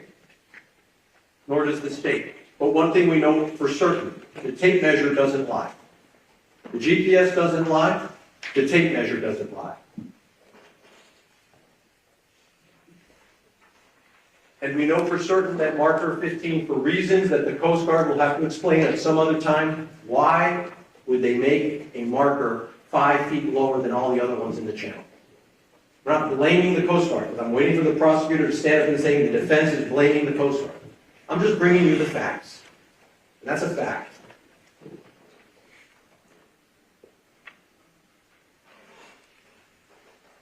And so when we saw the recreation of Lieutenant Thompson mimicking what the Rebuttal might have done, it did not give you a visual of what the operator of the boat of the Rebuttal was seeing in the last 9 seconds.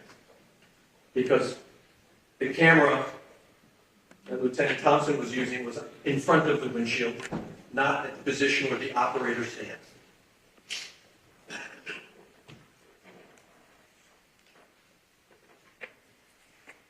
This exercise of crime scene investigation, you heard from Manuel Palmares.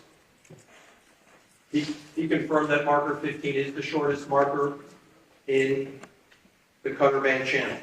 He talked about the green paint, that the green transfer onto the Rebuttal.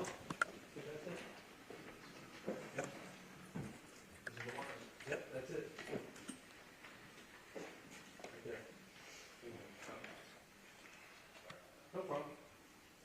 Just to finish out the loop. The accident happens at 6:37:19.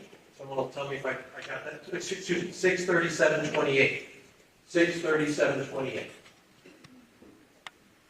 At 6:36:54, so let's do our math together, that's 6 seconds before 7 p.m. I'm sorry, 6 seconds before 6:37, plus another 28 seconds. 28 plus 6 is 34. 34 seconds from this point until elision. 34 seconds. And that's where 13A obscures 15. If the boat is here, the operator's looking down the channel, the operator's view would be obscured.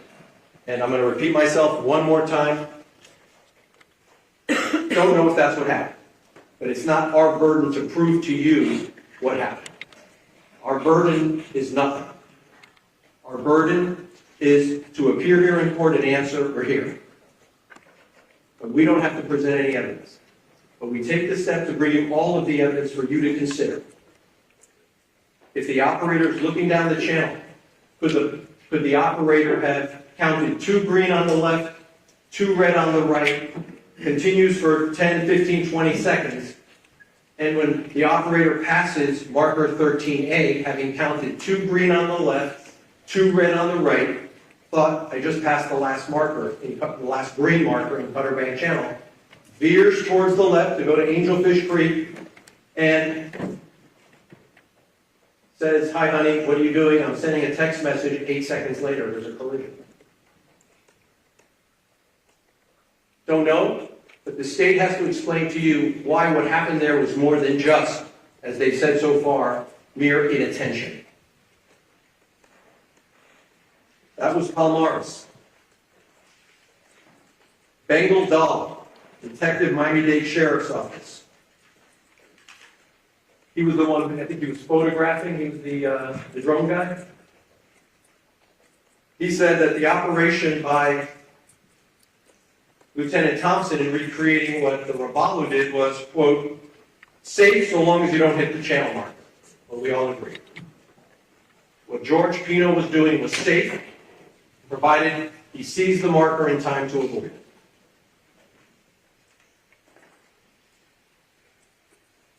And let me make one other thing clear. Green marker 15 is visible. To use the word as we understand it, it's visible.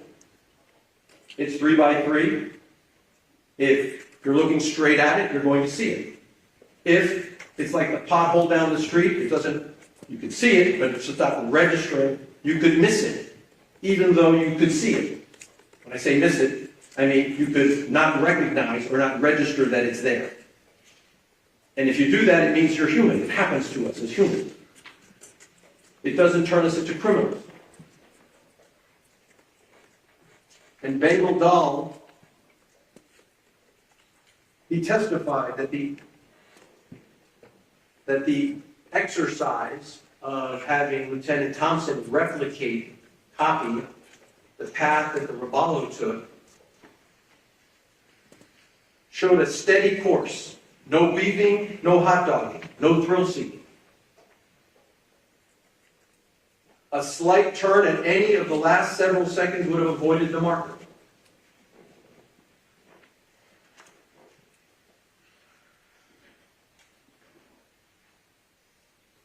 He was asked a question as the vessel, talking now about Lieutenant Thompson, recreation of the Rebuttal. As the vessel was traveling in the path at that speed in these conditions, did it appear to be operating unsafely? Answer, no. The only thing that would create a problem is hitting the marker. Answer, correct. This is, as I tried to explain earlier, this is the car that's not driving on I-95 like a lunatic, but gets into an accident because, for example, the car forgot to hit its blinker, took a pass, changed lanes, gets hit, and people get hurt. Did they violate a rule of the road? Yeah, they didn't turn on their blinker. Did somebody get really badly hurt or worse? Yeah, but no one's going to jail for that.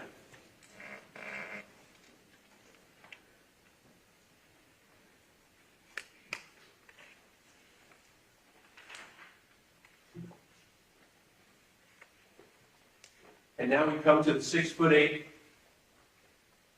Lieutenant Albert. And I think he gave you the answer he thought was the cause of this accident. His opinion. He believes, testified, that the passengers seated in the bow area could have obscured the operator's view.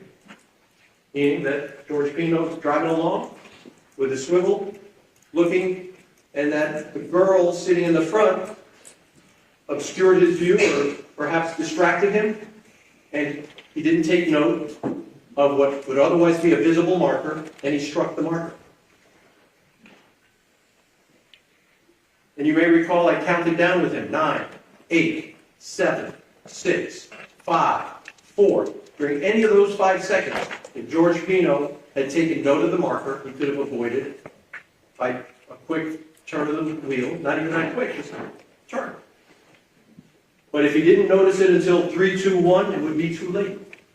And if it's because the seating arrangement made his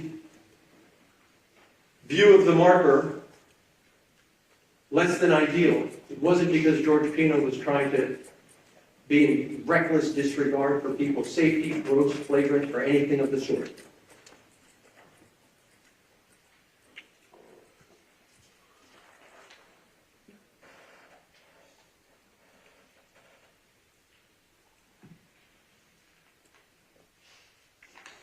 A few additional witnesses, the civil attorneys who testified, prosecutor, emphasizes that the insurance company's appointed lawyer for the Pinos, Mr. Manslaughter, following insurance company protocol, files a petition for limitation of liability to consolidate all the cases into federal court. A lawyer doing his job, with a client urging him, I want to make sure everybody gets compensated. And the insurance company's lawyer saying, this is how we do business with the insurance company, and George Pino deferring to his lawyer. And still, everything gets resolved civilly. He holds himself accountable. He resolves the issue of compensating people that are terribly injured and worse for their injuries and their pain and their suffering. And yes, George Pino maintained the same memory of the event a year later that he had the day of the event. That's the nature of a confabulated memory. The only memory George Pino has of the event. And he shares it with his lawyer. And his lawyer shares it with the opposing counsel. And the case gets resolved regardless. Has nothing to do with the decision you have to make about whether George Pino was acting grossly and flagrantly and recklessly.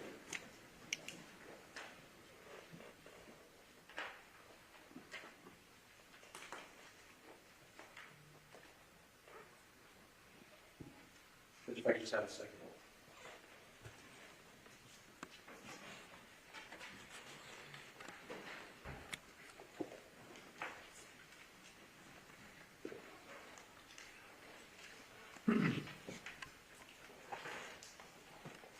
Early on, we talked about the two crimes that George Pino is accused of and which he'll render a verdict on. One of those crimes is manslaughter.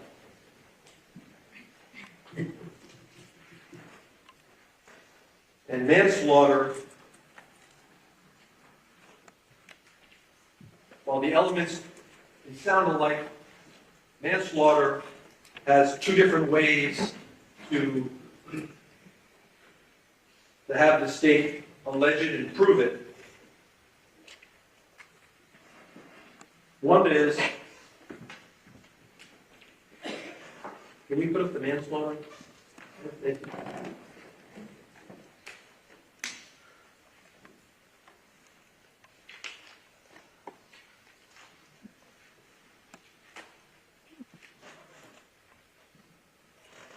Thank you. This is manslaughter.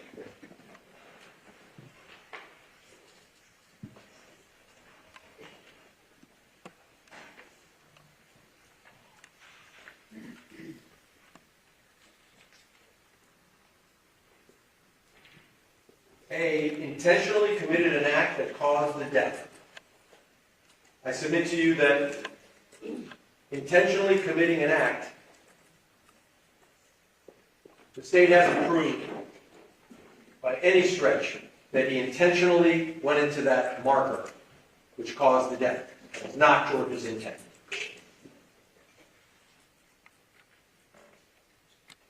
Then there's the question of culpable negligence that we talked about throughout this presentation. I just want to make sure that we don't miss that there are two different theories that the state is presenting to you. Did George intentionally committed an act that was not merely negligent, that caused the death? Well, the prosecutor told you if he intended to hit the marker, we all agree. Going 47 miles an hour, George Pino intended to crash into the marker, guilty. But that's not what he intended. We all know that. And so the state resorts to this culpable negligence theory. Or maybe the state will say to you his intentional act was turning the steering wheel. And that's the act you should look at. That he intentionally turned the steering wheel, which put him on, as they'll say, a collision course. But you certainly know he did not do that with the intent of crashing into the marker. Or they'll say to you it's culpably negligent, that he should have known. But as we've addressed with you already, can't be the product of mere negligence. If that's what happened, if George Pino was negligent, he is not guilty of manslaughter. Because turning the wheel, unless you hit the marker, nothing bad happens to anyone. The speed is safe. It's steady driving. The conditions are excellent. We all know what caused the tragedy here is striking the marker. And speaking of the marker, can we show the jury Exhibit J? K. You may recall some discussion about the GPS and how George's SIMRAD device, the GPS device, when magnified, the red line purporting to be the path of George's boat, and when it's magnified, for whatever reason, I think Lieutenant Albert tried to explain that the markers are on a different map than the track. It actually shows that George's boat never actually alighted with the marker when you magnify it. Now again, I am not telling you that George Pino was driving, staring at his GPS, and thought that he was going to avoid the marker. But what you know from the track is that as George was going in the channel, which is basically southwest, at some point in time, he starts turning to the left port because he's headed to Angelfish Creek. And we know that marker 15 is to his left, to his port side, until he actually strikes it, and he strikes it with his starboard side. So he actually shifts left. Now, he could leave the channel at any time. There's no rule that he has to stay in the channel. There are no other boats in the channel. He can, typically you stay to the right, but if there's no other boats, you can take the middle of the channel. If you want to go in the shallow water, you can just make a right turn or a left turn and go to the shallow water. But I think what this tells you is that George Pino, it did not register that he had one more green marker to go. Because he's doing the veer to the left that he would have ordinarily done when he gets to marker 15. And it may just be, for the reasons we've discussed before, that the state thinks he was inattentive, he should have known he had one more marker to clear before he was out of the channel. Whatever it is, it was not an intentional act to hit the marker. He did not intend to come close to the marker.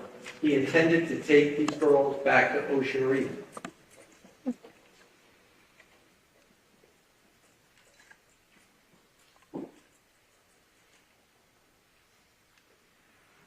And so now I'm going to ask you to try to get into George Pino's mind. Because ultimately, our criminal laws are here to punish people who act with a level of depravity, of gross and flagrant behavior, that there's some malice. And when I say malice, I don't mean like malice. Judge Governor, that's not state proper state law. I'll just We'll call it instruct you, I'm sorry, Counsel. The court will instruct you on the law, ladies and gentlemen. Go ahead, Counsel. some level of, I think maybe the better word is depravity, a degree of recklessness that leads you as jurors to believe that George Pino was acting consciously, intentionally against the interests of the passengers on board. And you know that when you see it, the pickup truck that puts people in the back of the pickup in a place where no one is supposed to be seated. I suppose you could use the example of putting a bunch of kids on the hood of a car in front of the windshield, and a car is not made to have people travel on the hood or in the back of the pickup truck.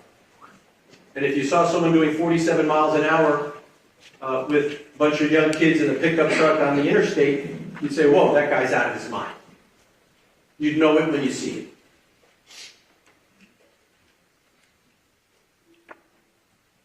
But when George Pino left the sandbar that day, it's for you to decide, was he taking extraordinary risk in traveling back to Ocean Reef, back to where he came from?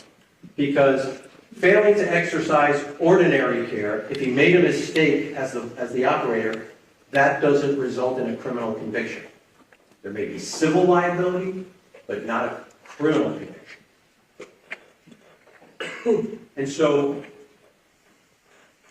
what was in George Pino's mind? What was in his heart? And I think it's clear because you know what the occasion was. He was there that day to celebrate a wonderful time, a beautiful time in his life, surrounded by the people he loved. Was he really trying to be a show-off, to be the cool dad, really? By driving his boat back to Ocean Reef while the girl, they probably didn't even notice George Pino. As they told you, they're in their own world. It's not like he had a bunch of race car drivers who wanted to see just how fast a boat could go through an obstacle course. This was a dad with his wife by his side, his daughter seated in the bow area. Perhaps daydreaming, perhaps appreciating a beautiful moment in his life, perhaps thinking about how lucky he is. And he really think that in his heart and in his mind, he was saying, F it, I'll just floor it and I'll throw caution to the wind. Does anyone really believe that? George Pino?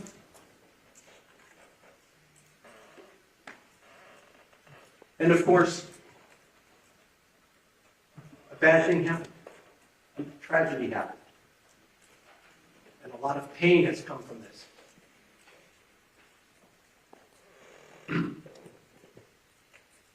And I know that there are a lot of people watching, people that have been affected by this. Objection, that's not relevant.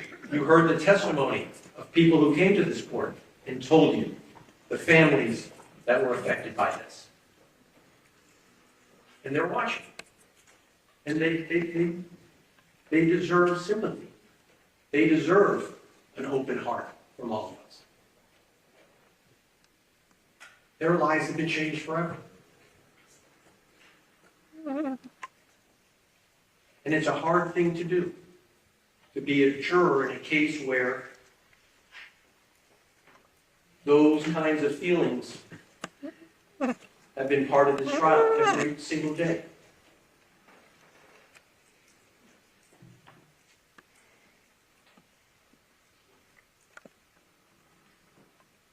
At the same time,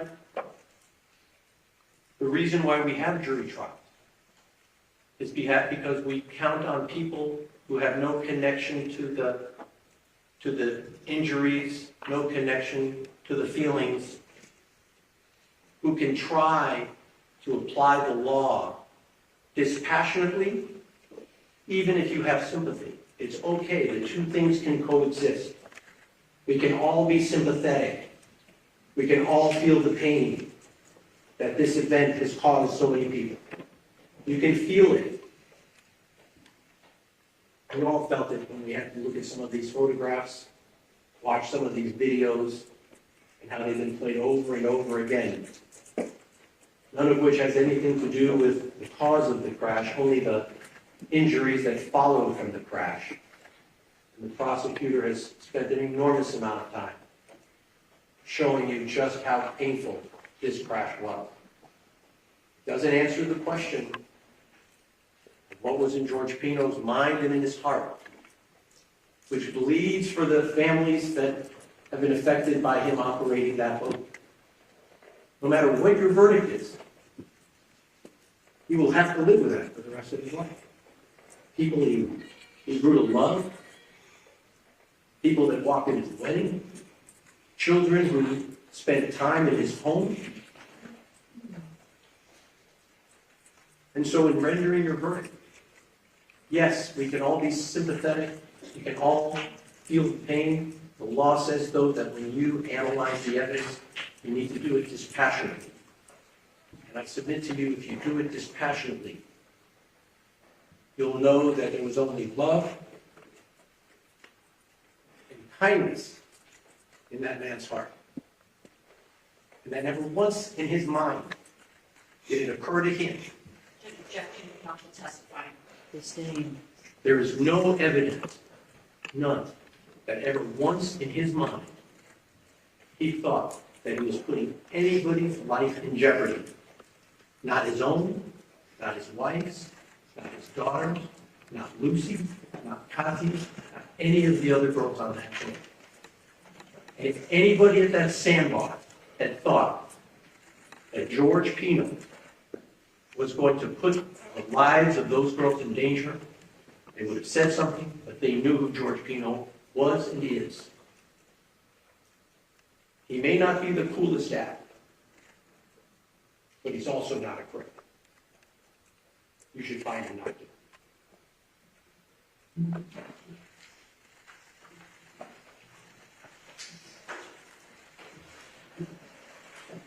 All right, thank you, counsel. Ladies and gentlemen, we're going to take a little stretch break. Please put your notebooks inside your envelopes. You can leave them on your chair. And we're going to take about 10, 12 minutes. Where you need to take them. And please do not discuss the case. All right? Thank you. All rise.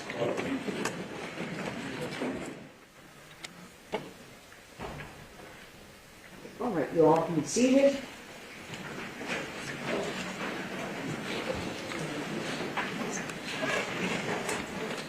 Can I get an idea of how long you sit with other words will be? If I'm rushing, just tell me what you need. Okay.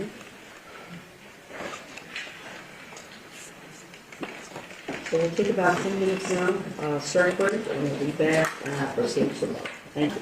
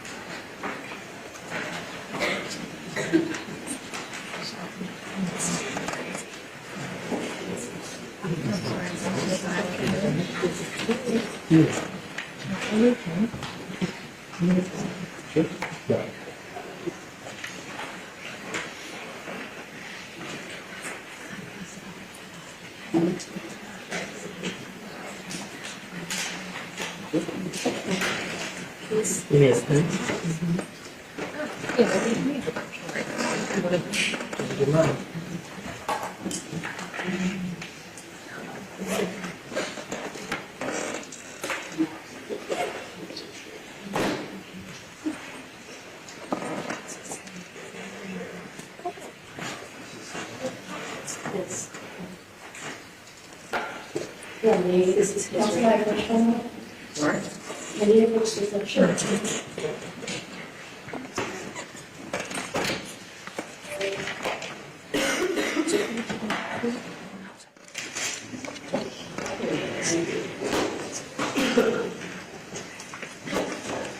All rise.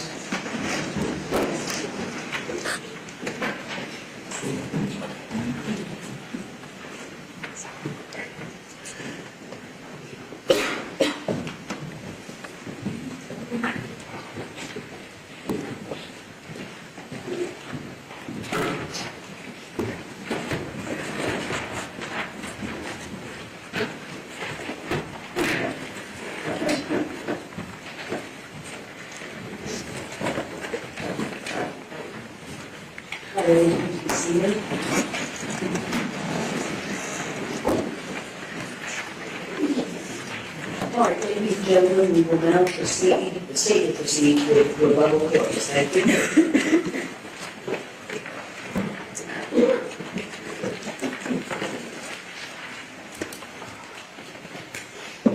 Good afternoon again. I know it's been a long day. I'm going to try to confine my remarks simply to responding to some of the things that the defense team has put forward.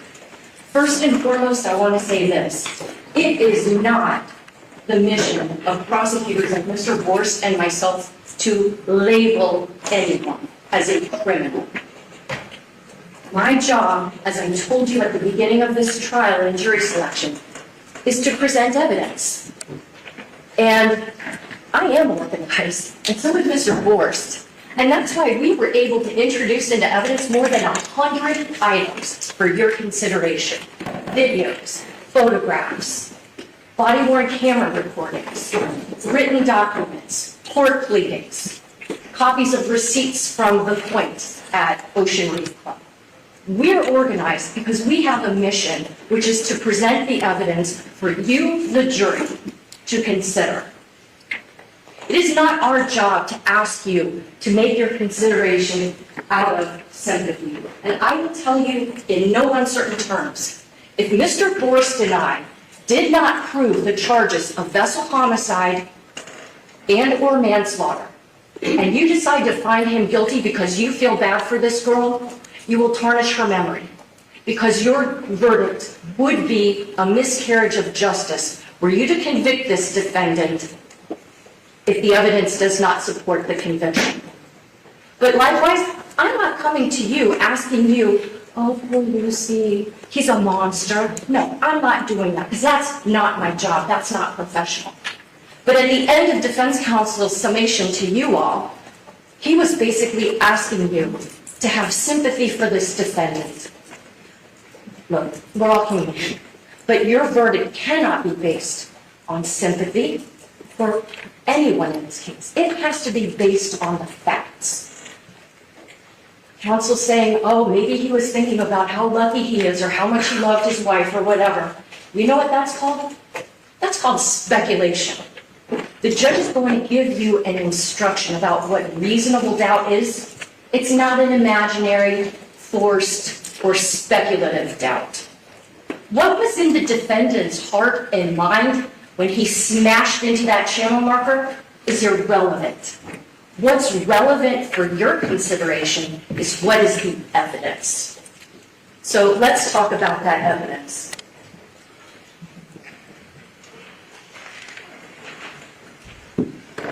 The defense takes one word, inattentive, and says that's what I base my whole case on.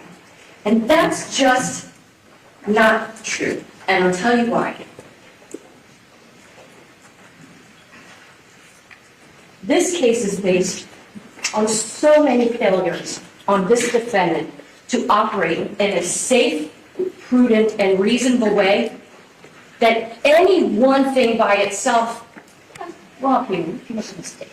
But when you heap mistake after mistake after mistake on him, when he was the one at the helm, when he was the one calling the shots, where they go, how fast they go, then we know.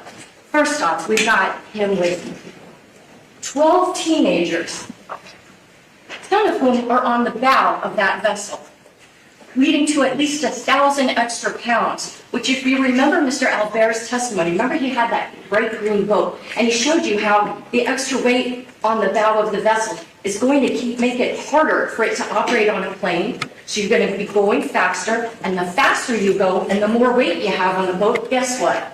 The harder it is to navigate it. So that's another problem that we have. This vessel becomes less responsive because of the weight and the speed. Let's take another factor into account. The fact that he had a bunch of teenagers who'd been drinking the alcohol that he provided. How does that factor into recklessness? It factors in because you now are responsible for the lives of minors, but not minors that are operating at the peak of clarity, minors that have consumed alcohol, and some of them, a lot of alcohol. You're responsible for the people on your boat.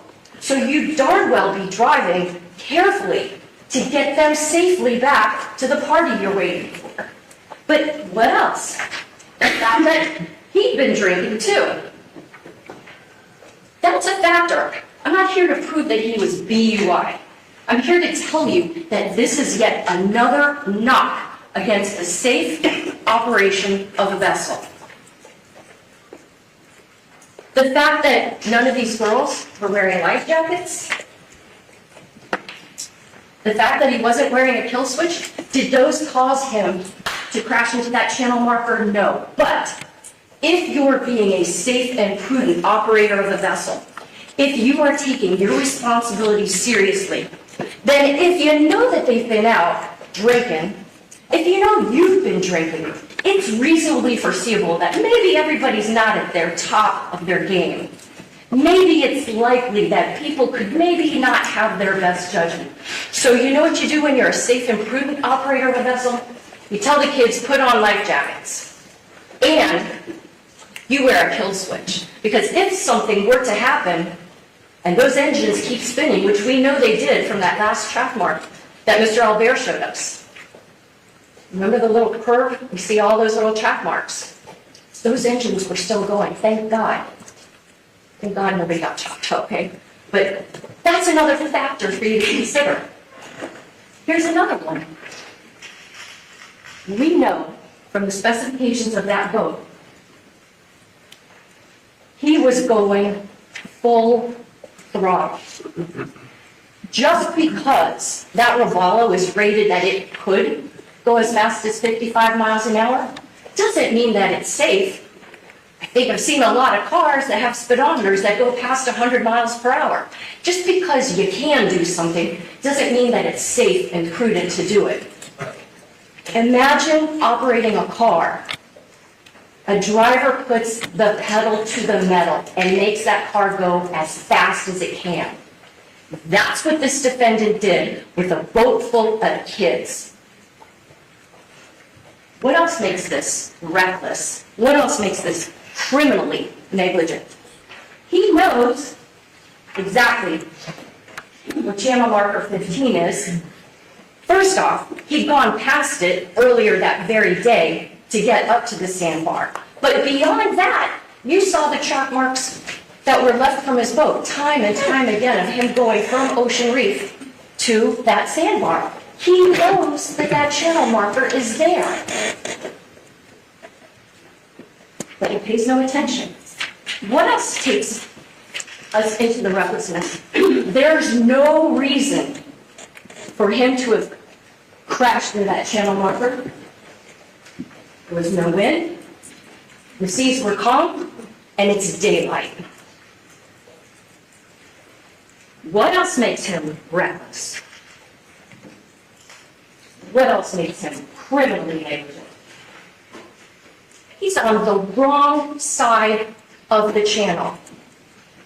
Did that in and of itself cause the crash? No, but when you think about the rules of the road say you operate on the right-hand side of the channel. If he's operating on the wrong side of the channel, especially during a Labor Day weekend when you have more vessel traffic, if there is another boat, had there actually been a phantom boat, right? Where's that boat gonna go? It can't go outside the channel if it's big, because it's gonna run aground on the shallow waters of Biscayne Bay. That's a hazard. So all of these things, not just the 9 seconds, but I want to really emphasize the defense talks to you about the fact that, oh, maybe it was just a couple of seconds. No, it's not just a couple of seconds. I can't stress this enough.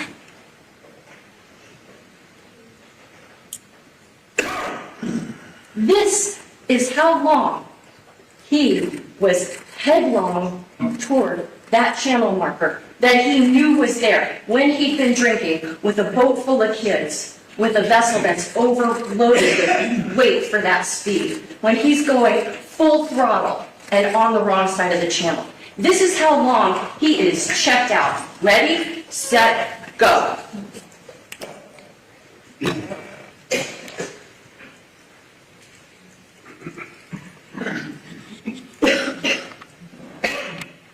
That's a long time.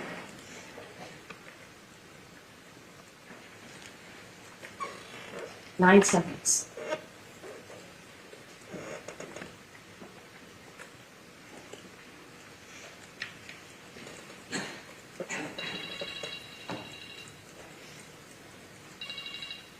That's more than enough time to check your GPS screen. That's more than enough time to see if any other boats are coming around. That's more than enough time to even, if you want to glance at your wife's cell phone. That's a long time to be heading straight into a steel pole with a gigantic Dayglow green sign on the top of it that you know is there. So it's not just, a few seconds of inattention. It's everything together. You have to consider all the factors that were at play, all the things that had to happen for him to wind up hitting that channel marker. And, as for the defense attorney's point that, but if he only would have just gone a little more in this direction or this direction, he wouldn't have hit the channel marker.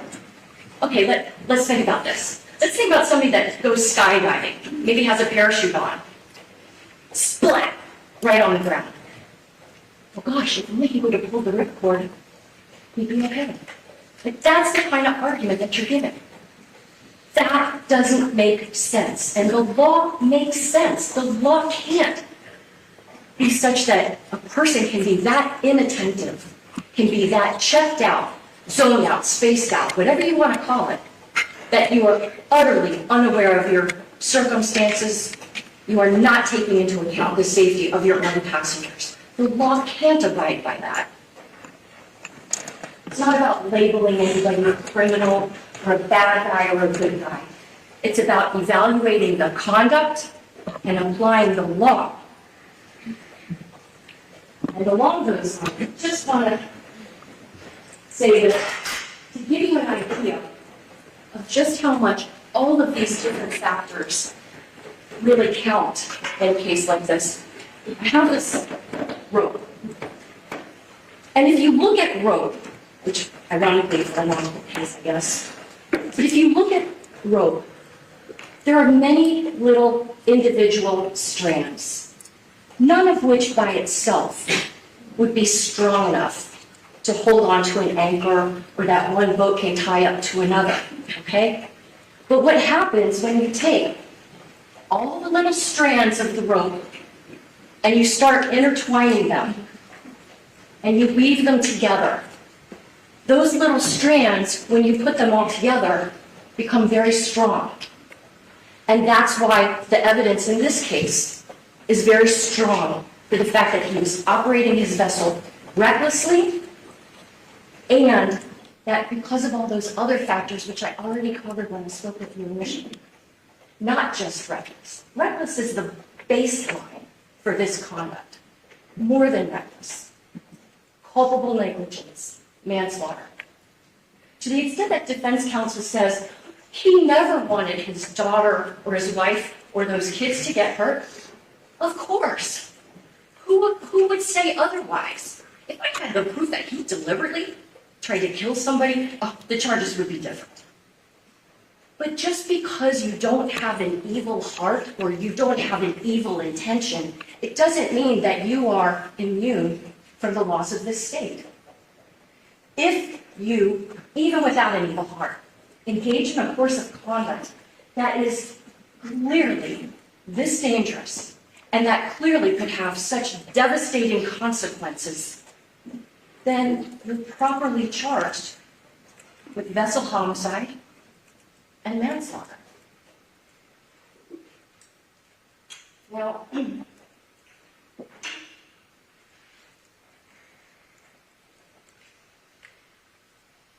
I had a feeling that we were going to hear from the defense things like, there's no requirement to wear life jackets. There's no speed limit. There's no requirement for a kill switch. There's no proof beyond a reasonable doubt that the defendant was impaired by alcohol.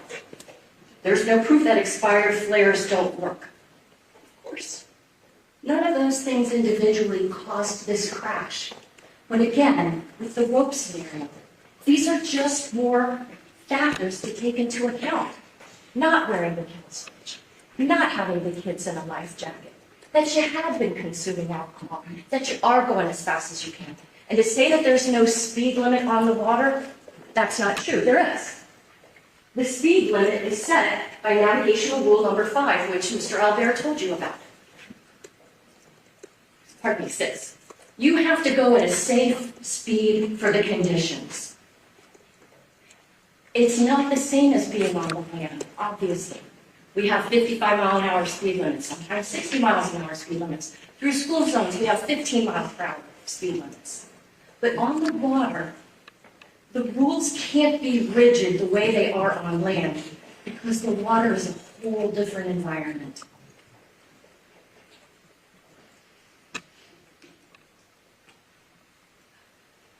This was a flagrant foul, if we're talking NBA.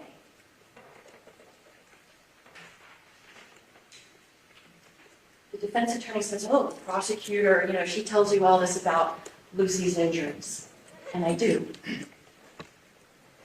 But not really so much to tug at your heartstrings, because I'm telling you, it would not be a lawful verdict for you to find the defendant guilty just because you feel sad about Lucy or the injuries she had, or you feel sad for her family. That's not what we're here for you to do. But you understanding those injuries was a necessary component of this case. Because you know what? You don't go so fast. Your boat doesn't smash into the channel marker so hard. Your boat doesn't wind up being basically severed from stem to stern. Your boat doesn't start taking on water to the point where it flips upside down and traps a young woman who had her head bashed. You heard from Dr. Garavan, our Irish medical examiner. He talked to you about the fact that the injuries that she had are consistent with her hitting her head and then her head jerking back, which is why she had that deep bruising in the back part of her neck. And that could cause her to become unconscious. And her now being trapped under that boat, like I said earlier, it basically became her gravesite. Her being trapped is what caused her to die. So that's why you needed to understand those injuries. Because you know what? You slow down, your boat doesn't hit so hard. Your passengers don't get conked in the head to the point where they're rendered unconscious. You don't wind up unconscious. If you just slow down, operate your vessel safely. He didn't want to do that day. He clearly knew how to. People trusted him. People trusted that he would take their children out to that sandbar and be safe. So he knew how to operate safely. He simply chose not to.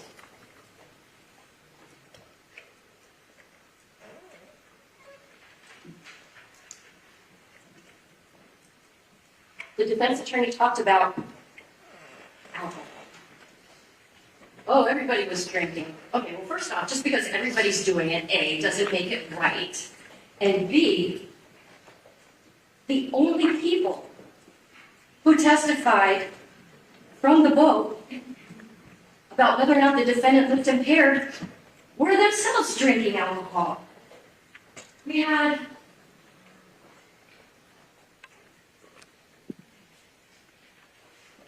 the defendant's wife takes the stand, and, she acknowledged, yeah, she was drinking Chambord and Prosecco from one of those Yeti tumblers.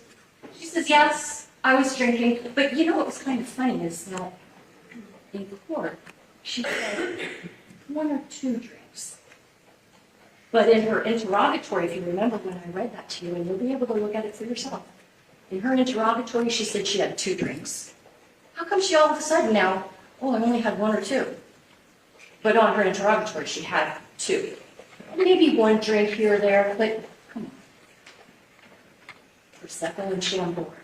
She remembered, but she wanted to undercut how much alcohol she had consumed. So we think that this woman is in a state to really make a good judgment about whether or not her husband should be piloting that boat. Do we think that Cammie, with the 10, alcoholic drinks in her system, is a good judge of that? Caro had been drinking? All these girls have been drinking. They were not the ones to be in a position to make an assessment if he's capable of operating a boat. They're there as kids to have fun at a birthday party. Don't divest your own responsibility onto underage kids that you gave alcohol to. That's what the defense has tried to do regarding that alcohol.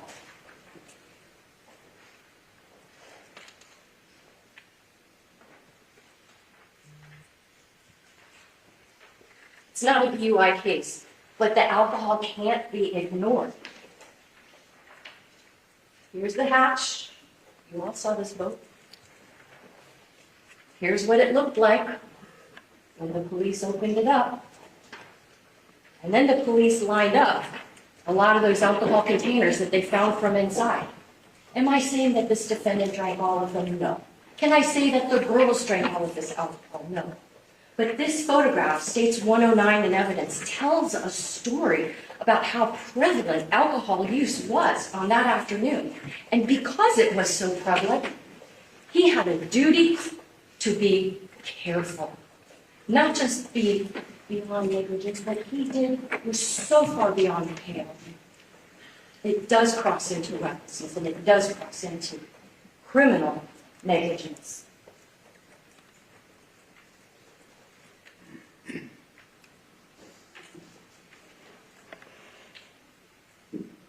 At least if the defendant was maybe buzzed or impaired by alcohol, at least there would be some explanation for why he crashed into that channel marker that's so clearly visible.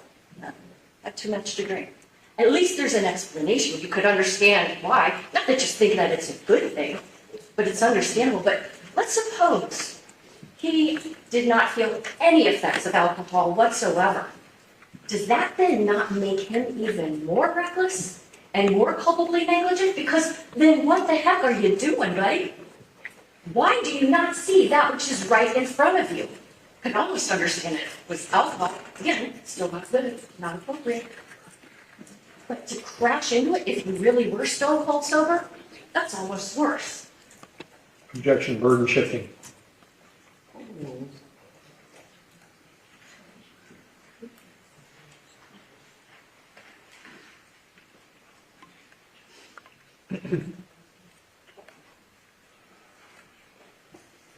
The navigational rules are the warning to all voters.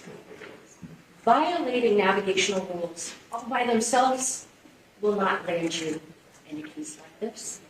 But when you violate so many navigational rules, you're on the wrong side of the channel, you're going too fast. Nobody says that you have to have somebody serving as a lookout, but man, if you don't have anybody serving as a lookout, you'd better be looking out yourself. And he didn't do that.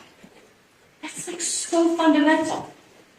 The navigational rules of taking steps to avoid the risk of a collision. Him traveling on that wrong side of the channel marker 15, clearly visible to him, he didn't even abide by that rule.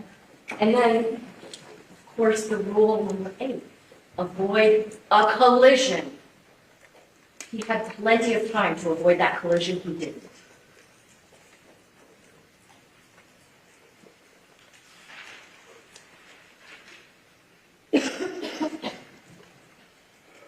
The defense attorney said to you that it's not fair to his client to say, oh, you shouldn't have had all those girls seated in those seats on the bow of the boat. You know what wasn't fair? It wasn't fair to Lucy and those other girls to operate that boat that fast with that many girls there. Sure, they could sit there, but if you've got that many kids sitting up at the front of your boat, slow down. Don't tell me that it's not fair to him. It wasn't fair to any of those girls, all of whose lives he endangered.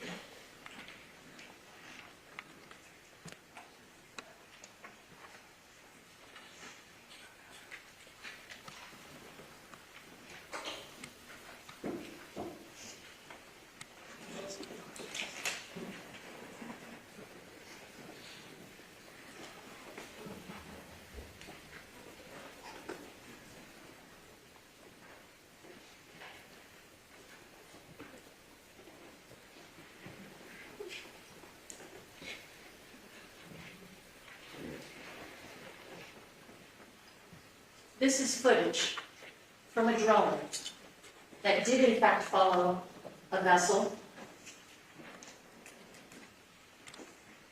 following the same path that this defendant operated.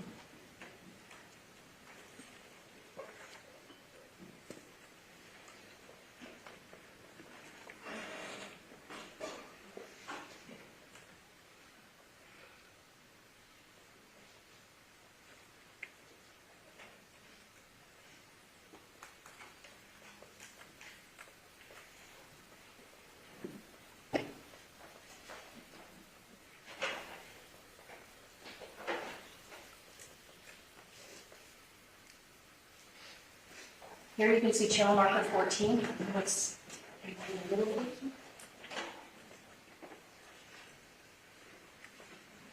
Channel marker 14, channel marker 15. This is the boat that Detective Dow and his partner, Sergeant Kopp, were on operating the drone. The drone is following the FWC vessel that's trying to recreate as close as possible the path that this defendant took on that day.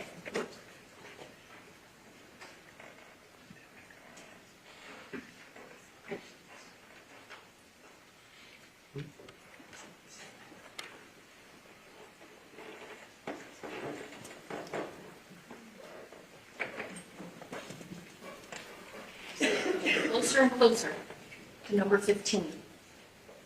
Closer and closer. And it's only because Lieutenant Thompson is a damn good pilot of a vessel that he did not collide with that channel marker.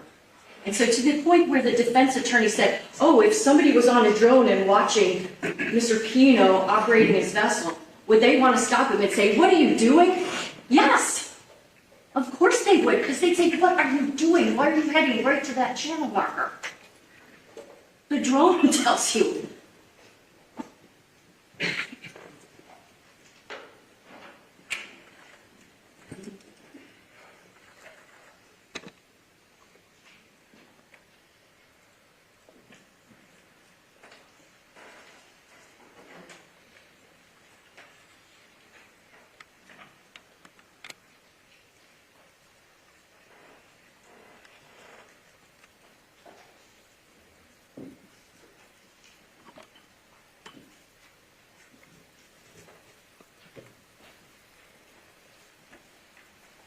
Here we are, right by channel marker 15. Here comes the FWC vessel. Look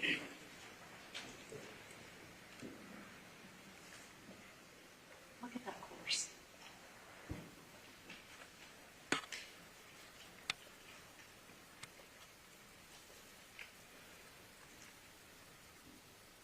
Anyone who saw that vessel coming from that distance would say, what are you doing? Are you crazy?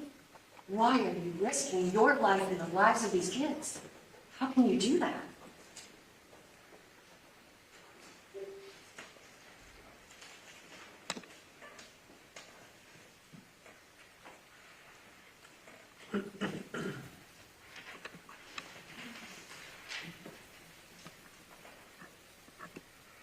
So let's talk a little bit about these injuries that the defendant had. It's funny how he's just fine to crawl up onto David Rodriguez's boat, but he's so damaged that FWC, oh wait, no, FWC didn't life flight him away. They didn't take him in a helicopter away. They had fast boats that could get him to the mainland. They had the means to take him if he was seriously injured, like they did for other passengers. Not him. He was treated. You have body-worn camera footage from Lieutenant Thompson on the Elliott Key Harbor. You'll see that he's got his head bandaged. Yeah, his head's bleeding. And yeah, you got to seal the wound. Stitches don't make a lot of sense for heads, so they use staples. But he needed staples, whether it's 3, 7. But the only medical care that he told Dr. Barrett that he had was therapy and some psych meds. And I don't take anything away from somebody seeking mental health care if they've been through a difficult scenario. But that is not the same as somebody that has a head injury so bad that somehow it causes them to create false memories without the intent to deceive. And then when we think about that evidence, false memories without the intent to deceive, let's go back again one more time. And the defense says, oh, like I'm some kind of horrible person because I have the audacity to challenge what a medical doctor says in this courtroom. I challenged her because the testimony that she gave is not credible, but you're the judges of who's credible. But she literally took the stand and she said she based her finding that he had amnesia just on these 4 things. That he didn't remember who sat behind him, that he said his engines were 225 horsepower, that he couldn't remember exactly what happened post-impact, and that at first he said it was Nati, then he said it was Lucy. That's it. You get paid 30 grand for that? She didn't even say that he did confabulate, right? She just said it could have happened. But again, reasonable doubt is not a speculative doubt. What evidence do you have that this is really signs of amnesia? First off, we already talked about the fact that even she testified. Oh, whether or not he could remember exactly who was behind him, she's like, well, that makes sense that he would not remember who was behind him. She said, yeah, you know, after a traumatic event, maybe you don't remember exactly what happened. We already talked about the fact that it would make sense if maybe he was confused about which girl he saved initially, because he wasn't the one that brought that child to the rescue boat. He just ducked under his boat after being told to do so and recovered the body, but then passed it off to someone else. And I don't mean to refer to Lucy as an idiot, but that's what he did. So the one thing that we're left with, the reason why we believe that this defendant gave that whole story about a phantom boat is because he thought that he might have engines of only, 225 horsepower? That's not reasonable. I'm not here to bully anybody, but I'm also not here to allow you to not think about whether or not the expert witness that's called is giving you testimony that you should feel comfortable relying on.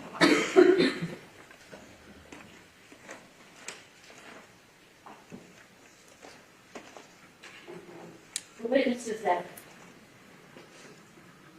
I trust me, I'm not going over all of them, but I think it's worth kind of looking at in totality. Look at the officers who were called. Bobby Bruto, Sergeant Delgado, Ben Dow, the drone operator, Detective John Dalton, who's both been a Marine Patrol officer and a vehicular homicide or traffic homicide investigator. You heard from Lieutenant Lourdes and Lieutenant Thompson. Did any single one of them get caught up in some kind of sense that what they were saying to you, they didn't know what they were talking about? That they had some ulterior motive behind doing this? How about the passengers? Cammy, Caro, Claudia, Natalia. They all come here and say, we were there for a good time. We've known the Pinos for a long time. We felt like we were safe, but geez, most of these girls are sitting facing backwards. They have no position to know whether or not George Pino is operating his boat safely. What about the Good Samaritans that you heard from? Hillary Candela, who knows everybody, called Katy Puig's dad to say, hey, I'm out here on the water. I think there's been an accident. Hamlet Rodriguez, who takes Lucy's body and gets it to the Good Samaritan vessel. David Rodriguez, maybe a little bit of a character, because, I don't know a lot of people who come across a man that's stranded with his boat and take time to photograph it, but he did. Okay. I thought it was interesting that the defense showed you that 6-second video that he had of the defendant, but I was like, oh, you got a picture of him too? Well, come on down here.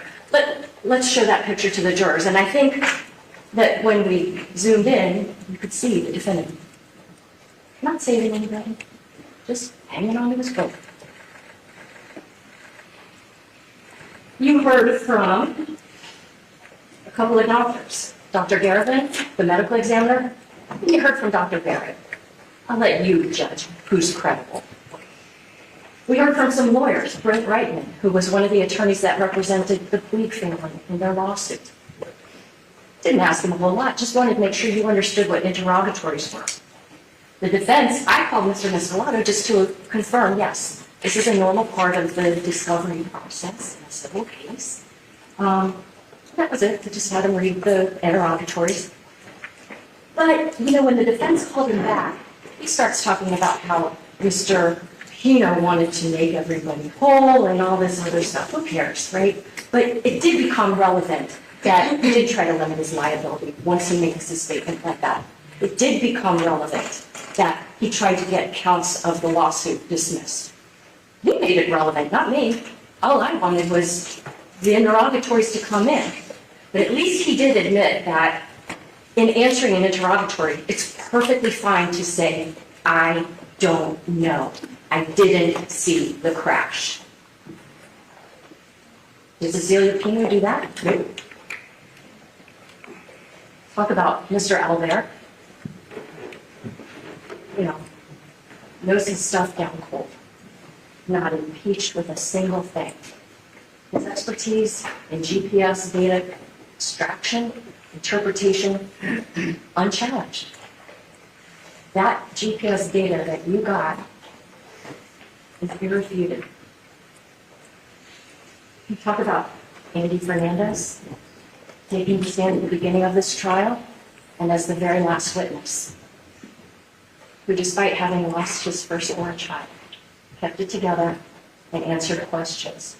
Can you imagine cross-examining that man and like trying to get a oops, gotcha? Because, oh, you weren't planning on going there? Well, don't you remember that client sent a text to you about meeting up at the sandbar a week before?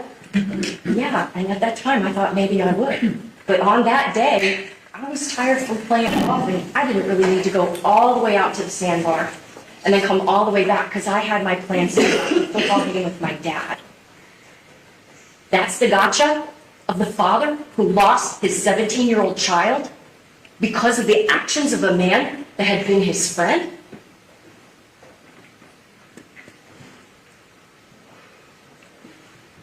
Katy Puig took the stand. You know, the injuries to his daughter are not really the issue here, but to the extent that something was made by Mr. Mescalado, the defendant's former lawyer, about, oh, the Puigs didn't settle, you deserve to know at least that she's not the same now as she was before this crash. Thank you, Jackie.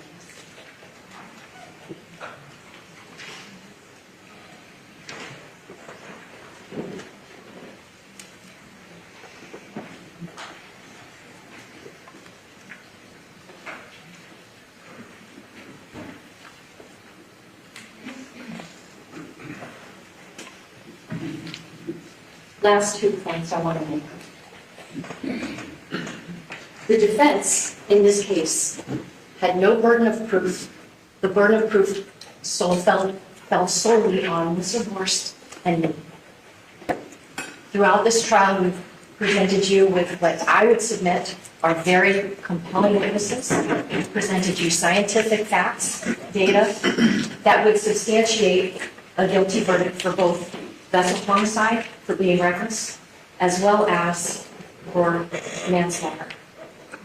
And so when you go back to the jury room, I'm going to suggest, but it's totally up to you, that you may wish to first look at count 2 of the information, vessel homicide, and that you can make a finding that because the defendant was reckless, even if nobody else was on his boat but his wife, just the direction of travel put him on a collision course, that the verdict would certainly be guilty. But then I would suggest, that it's your call to make, that you then consider all these other factors that were at play on that day.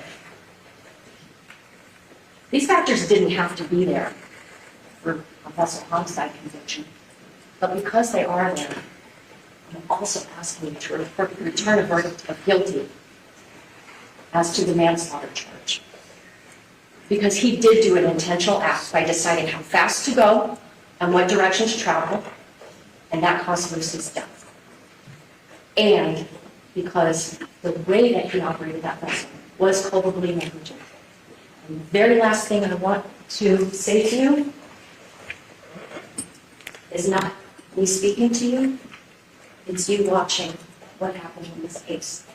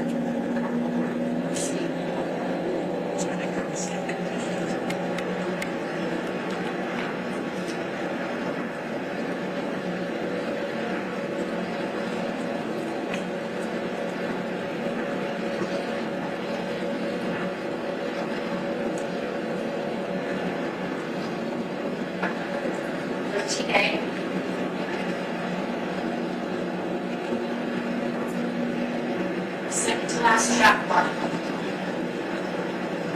Channel marker 15.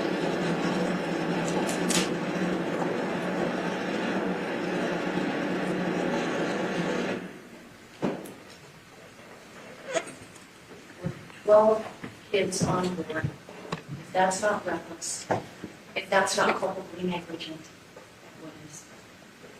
Thank you for your time and attention to this struggling together.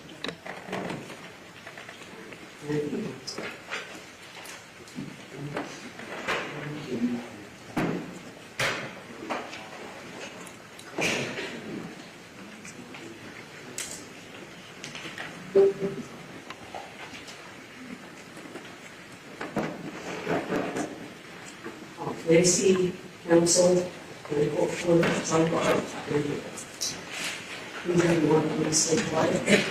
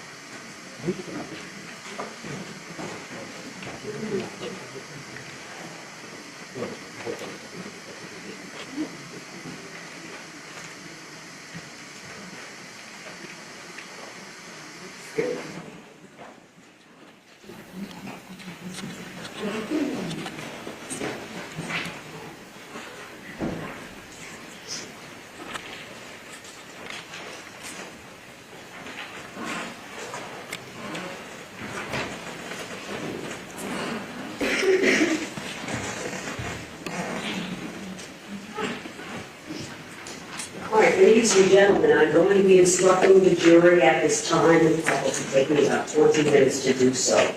I would ask if you do not want to sit in the courtroom to listen to me instructing the jury, certainly don't have to, but I'm going to ask you please to avoid going in and out of the courtroom so that there's no distractions for the jurors, okay? So if you need to take a break, this would be the time to get up and take a break.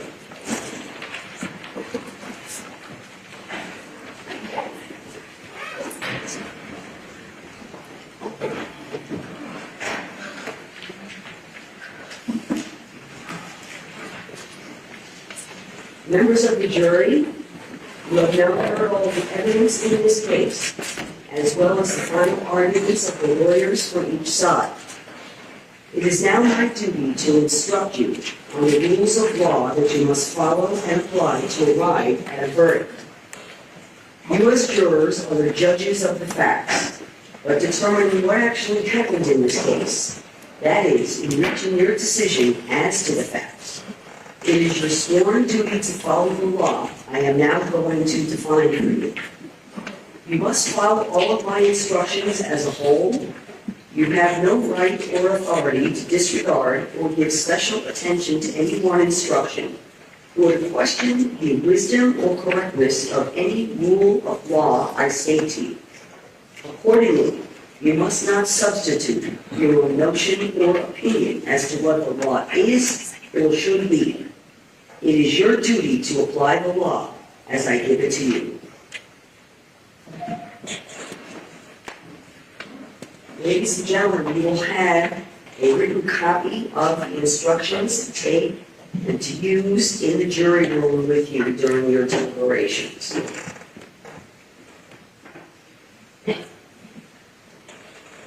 Members of the jury, I thank you for your attention during this trial. Please pay attention to the instructions I am about to give to you. George Pino, the defendant in this case, has been accused of the crimes of manslaughter and vessel homicide. Manslaughter and vessel homicide are unlawful. However, a killing that was excusable homicide or that was committed by the justifiable use of deadly force is lawful.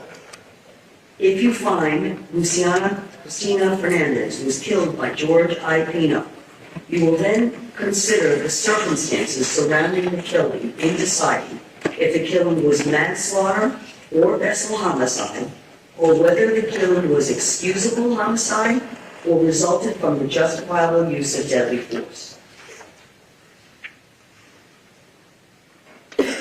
use of deadly force to kill a human being is justifiable homicide and therefore lawful if necessarily done while resisting an attempt to murder or commit a felony upon George I. Pino, or to commit a felony in or upon any dwelling house in which George I. Pino was at the time of the killing.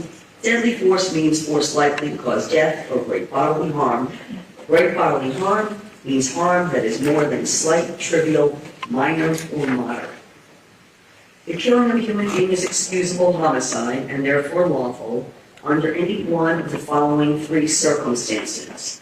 One, when the killing is committed by accident and misfortune in doing any lawful act by lawful means with usual ordinary caution and without any unlawful intent, or two, when the killing occurs by accident and misfortune in the heat of passion upon any sudden and sufficient provocation, or three, when the killing is committed by accident and misfortune resulting from a sudden combat if the dangerous weapon is not used and the killing is not done in a cruel or unusual manner. A dangerous weapon is any object that will likely cause death or great bodily harm if used in the ordinary and usual manner contemplated by its design and construction. An object not designed to inflict bodily harm may nonetheless be a dangerous weapon if it was used in a manner likely to cause death or great bodily harm. To prove the crime of manslaughter, the state must prove the following two elements beyond a reasonable doubt. One, Luciana Cristina Fernandez is dead. Two, George I. Pino, A, intentionally committed an act or acts that caused the death of Luciana Cristina Fernandez, and or B, the death of Luciana Cristina Fernandez was caused by the culpable negligence of George I. Pino. Every person has a duty to act reasonably toward others if there is a violation of that duty without any conscious intention to harm. That violation is negligence. George I. Pino cannot be guilty of manslaughter by committing a merely negligent act, or if the killing was either justifiable or excusable homicide, as I had previously instructed. To convict of manslaughter, it is not necessary for the state to prove that George I. Pino had an intent to cause death, only an intent to commit an act that was not merely negligent, justified, or excusable, and which caused death. I will now define culpable negligence for you. As I have said, every person has a duty to act reasonably toward others. If there is a violation of that duty without any conscious intention to harm, that violation is negligence. But culpable negligence is more than a failure to use ordinary care toward others. For negligence to be culpable, it must be gross and flagrant. Culpable negligence is a course of conduct showing reckless disregard of human life or a grossly careless disregard for the safety and welfare of the public. The negligent act or omission must have been committed with an utter disregard for the safety of another. Culpable negligence is consciously doing an act or following a course of conduct that George I. Pino knew or reasonably should have known was likely to cause death or great bodily injury. To prove the crime of vessel homicide, the state must prove the following two elements beyond a reasonable doubt.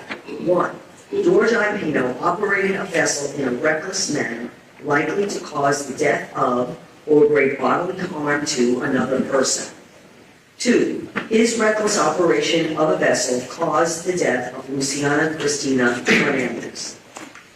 Great bodily harm means harm that is more than slight, trivial, minor, or moderate. The state does not have to prove George I. Pino intended to harm or injure anyone. However, the reckless operation of a vessel requires the state to prove more than a failure to use ordinary care. A reckless manner means in a willful or wanton disregard for the safety of persons or property. Willful means intentional, knowing, and purposeful. Wanton means with a conscious and intentional indifference to consequences and with the knowledge that damage is likely to be done to persons or property. Vessel is synonymous with boat and includes every description of watercraft, barge, and airboat, other than a seaplane on the water, used or capable of being used as a means of transportation on water.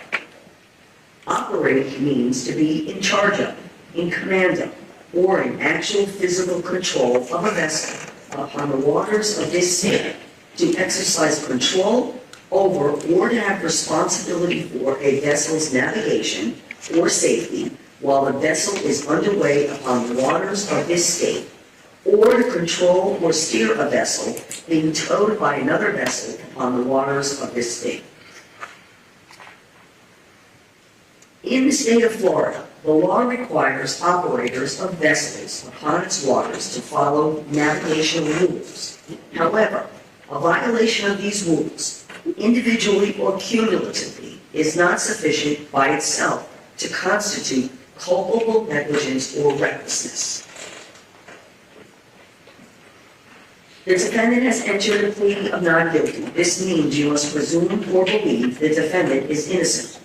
The presumption stays with the defendant as to each material allegation in the information through each stage of the trial, unless it has been overcome by the evidence to the exclusion of and beyond a reasonable doubt.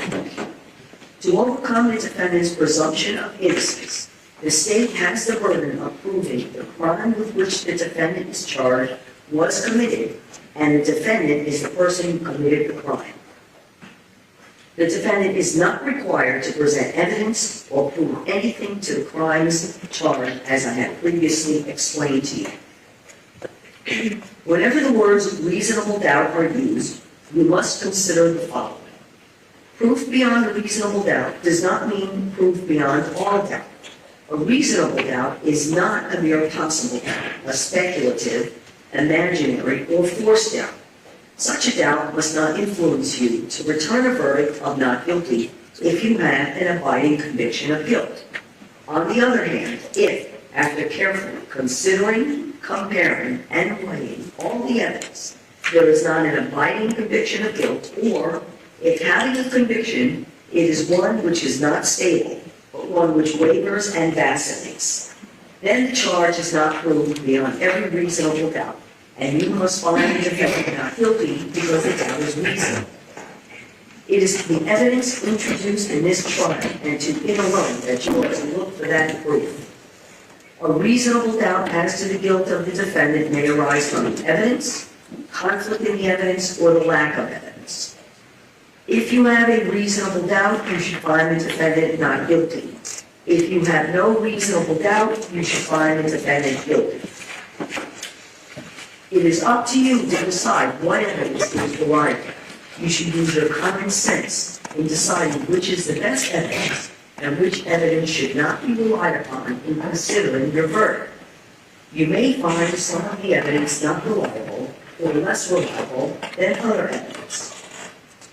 You should consider how the witnesses acted as well as what they said. Some things you should consider are: 1. Did the witness seem to have an opportunity to see and know the things about which the witness testified? 2. Did the witness seem to have an accurate memory? 3. Was the witness honest and straightforward in answering the attorney's questions? 4. Did the witness have some interest in how the case should be decided? 5. Does the witness's testimony agree with the other testimony and other evidence in the case? 6. Has the witness been offered or received any money, preferred treatment, or other benefit in order to get the witness to testify? 7. Did the witness at some other time make a statement that is inconsistent with the testimony he or she gave in court? Whether the state has met its burden of proof does not depend upon the number of witnesses it has called or upon the number of exhibits it has offered, but instead upon the nature and quality of the evidence presented. The fact that a witness is employed in law enforcement does not mean that his or her testimony deserves more or less consideration than that of any other witness. Expert witnesses are like other witnesses, with one exception. The law permits an expert witness to give his or her opinion. However, an expert's opinion is reliable only when given on a subject about which you believe him or her to be an expert. Like other witnesses, you may believe or disbelieve all or any part of an expert's testimony. It is entirely proper for a lawyer to talk to a witness about what testimony the witness would give if called to the courtroom. The witness should not be discredited by talking to a lawyer about his or her testimony. You may rely upon your own conclusion about the credibility of any witness. A juror may believe or disbelieve all or any part of the evidence or the testimony of any witness. During the trial, you viewed and listened to certain audio and video recordings. Some of these audio and video recordings have been edited to eliminate irrelevant portions that would not aid to your understanding of the case. The fact that the recordings were edited should not concern you in any way and must not impact the way you view and or listen to and consider this evidence. When lawyers agree that certain facts are true, that is called a stipulation of fact. You must accept stipulated facts as having been proven. However, the significance of these facts, as with all facts, is for you to decide. The Constitution requires the state to prove its accusations against the defendant, George Pino. It is not necessary for the defendant to disprove anything, nor is the defendant required to prove his innocence. It is up to the state to prove the defendant's guilt by evidence. The defendant exercised a fundamental right by choosing not to be a witness in this case. You must not view this as an admission of guilt or be influenced in any way by his decision. No juror should ever be concerned that the defendant did or did not take the witness stand to give testimony in the case.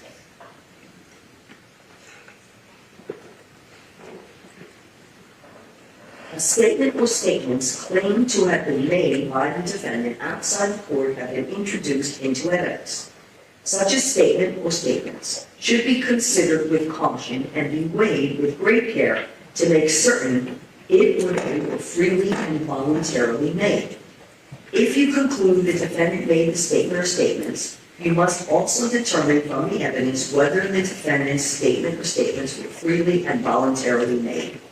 In making this determination, you should consider the circumstances, including but not limited to: 1, whether when the defendant made the statement or statements, he had been threatened to get him to make the statement or statements, and 2, whether anyone had promised him anything to get him to make the statement or statements. If you conclude the defendant made the out-of-court statement or statements, but it was not freely and voluntarily made, you should disregard it. These are some general rules that apply to your discussion. You must follow these rules in order to return a lawful verdict. 1, you must follow the law as it is set out in these instructions. If you fail to follow the law, your verdict will be a miscarriage of justice. There is no reason for failing to follow the law in this case. All of us are depending upon you to make a wise and legal decision in this matter. 2, this case must be decided only upon the evidence that you have heard from the testimony of the witnesses and have seen in the form of the exhibits and evidence and these instructions. 3, this case must not be decided for or against anyone because you feel sorry for anyone or are angry at anyone. 4, remember, the lawyers are not on trial. Your feelings about them should not influence your decision in this case. 5, your duty is to determine if the defendant has been proven guilty or not in accord with the law. It is the judge's job to determine a proper sentence if the defendant is found guilty. 6, whatever verdict you render must be unanimous. That is, each juror must agree to the same verdict. 7, your verdict should not be influenced by feelings of prejudice, bias, or sympathy. Your verdict must be based on the evidence and on the law contained in these instructions. Deciding a verdict is exclusively your job. I cannot participate in that decision in any way. Please disregard anything I may have said or done that made you think I preferred one verdict over another. You may find George Pino guilty as charged or not guilty. The verdict must be unanimous. That is, all of you must agree to the same verdict. Only one verdict may be returned as to each crime charged. The verdict must be in writing, and for your convenience, the necessary verdict forms have been prepared for you. They are as follows. You will also have the verdict forms with you in the jury room to use to document your verdict. First, verdict form in the Circuit Court of the 11th Judicial Circuit in Miami-Dade County, Florida, State of Florida versus George Pino. Verdict: we, the jury, find, you can't probably see it from there, but we, the jury, find as follows: as to count one of the information, manslaughter of Lucy Fernandez, the defendant is, and the first line, guilty as charged in the information. The second line, not guilty. You check only one. So say we all on this blank day of blank 2026. The foreperson is to sign and date and also print their name and date on the verdict form. Second verdict form.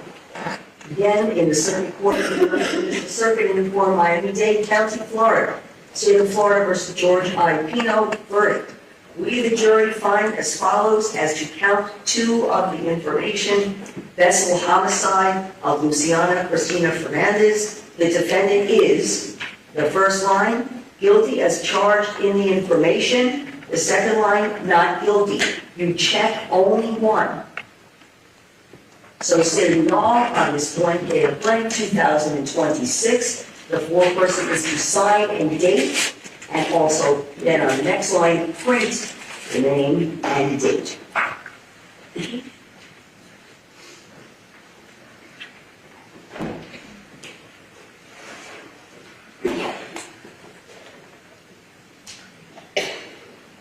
A separate crime is charged in each count of the information, and although they have been tried together, each crime and the evidence applicable to it must be considered separately, and a separate verdict returned as to each. A finding of guilty or not guilty as to one crime must not affect your verdict as to the other crime charged.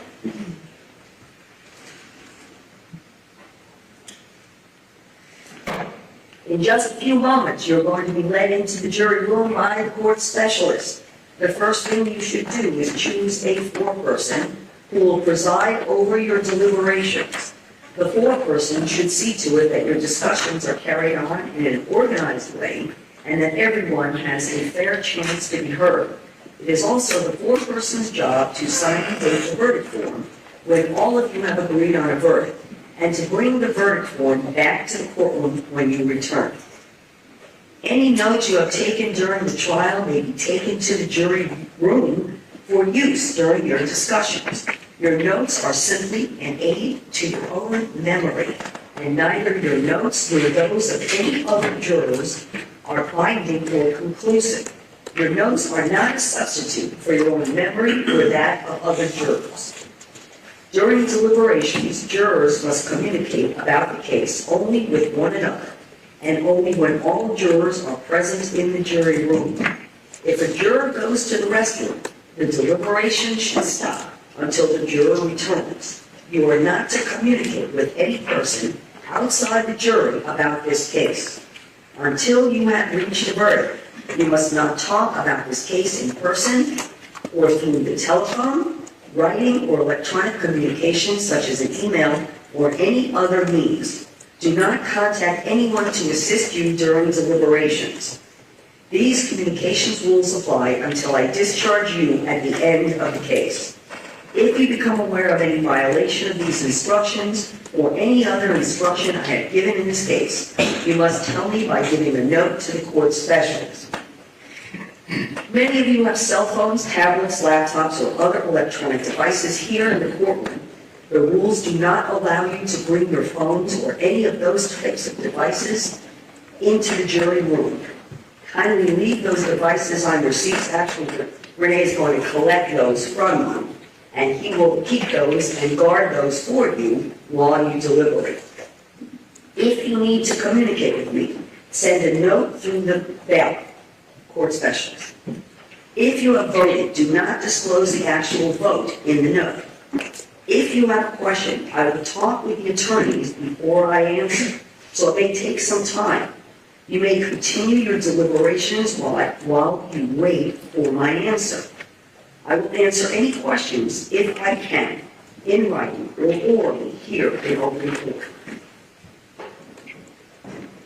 During the trial, items were received into evidence as exhibits. You may examine whatever exhibits you think will help you in your deliberations. These exhibits will be sent into the jury room with you when you begin to deliberate. You will have a laptop to use to view digital evidence. You will also have a device to use with the computer to be able to view the other digital evidence introduced during the trial. In closing, let me remind you that it is important that you follow the law spelled out in these instructions in deciding your verdict.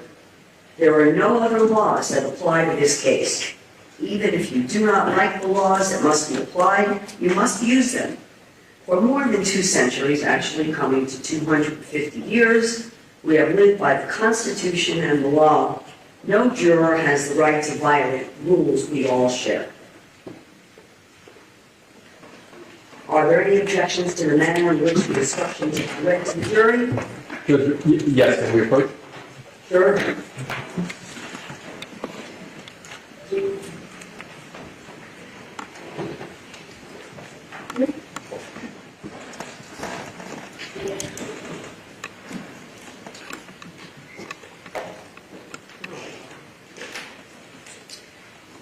Ladies and gentlemen, I am going to ask you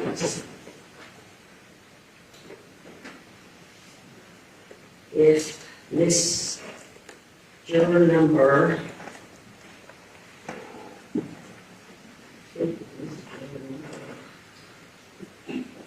29, initials MD, please stay in the courtroom. Juror number 35, initials AM, please stay in the courtroom. Juror number 48, initials CL, please stay in the courtroom. And juror number 63, initials NL, please stay in the courtroom. The rest of you, please take your notepads and please enter into the jury room to begin your deliberations. All rise.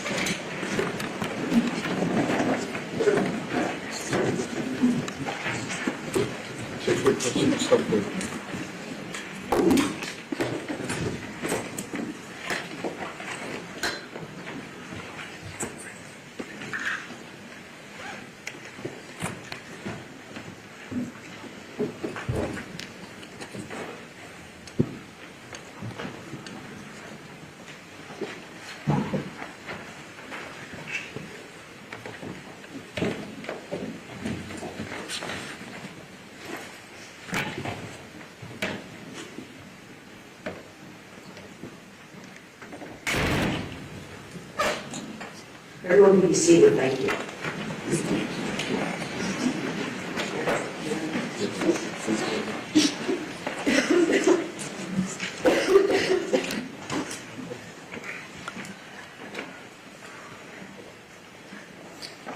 Well, ladies and gentlemen, you might feel extremely disappointed at this time that I would advise you that you have been selected as alternate jurors in this case. The disappointment may come from the fact that 4 of you have sacrificed over 3 weeks, how many days, but various number of days, to serve as jurors in this case. The sacrifices really were extraordinary. This was not a 1 or 2 day trial. We engaged in an extensively long jury selection process. And then the trial procedures, again, over the last few weeks.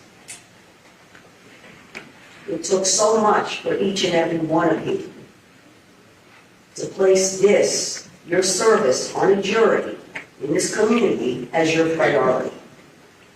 It was forced upon you, really. You didn't volunteer for this work. It says so much about each and every one of you as citizens in our community and in our country as to how you value your responsibilities and this branch of government. If we don't have citizens like yourselves to make these sacrifices, it'd be chaos. This branch of government must remain strong and does remain strong because of citizens like yourselves. And again, this was just not an ordinary sacrifice because of the length of time that was involved.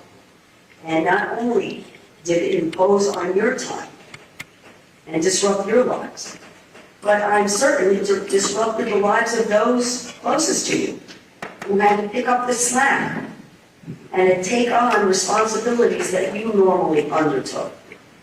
But you were here to do this work. And the disappointment may come because you are not engaging in the last part of the work, which is the deliberative process. It's really just a token of appreciation, what I have from each one of you.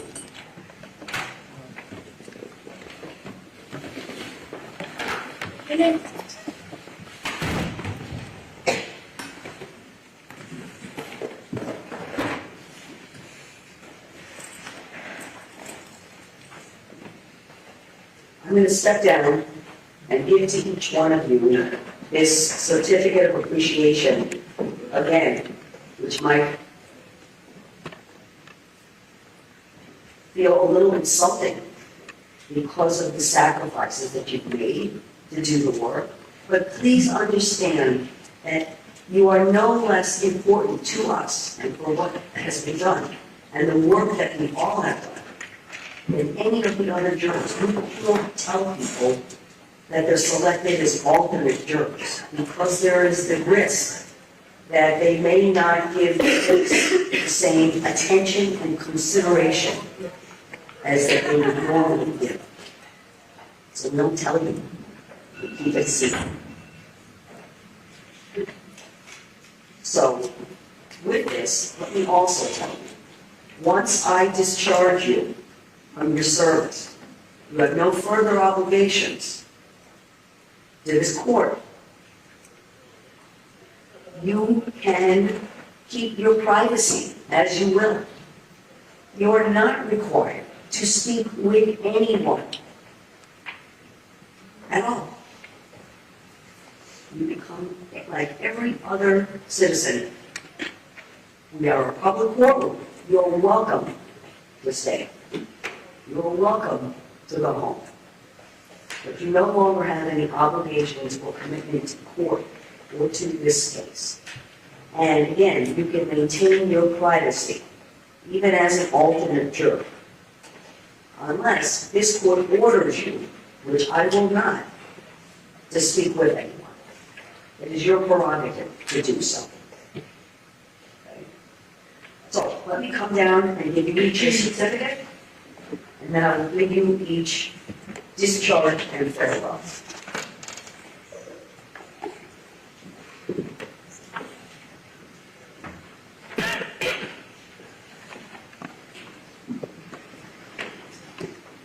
Miss M.D. Thank you very much. Miss A.M.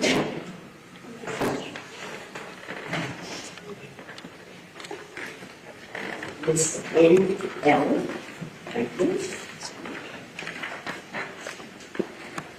And C.L.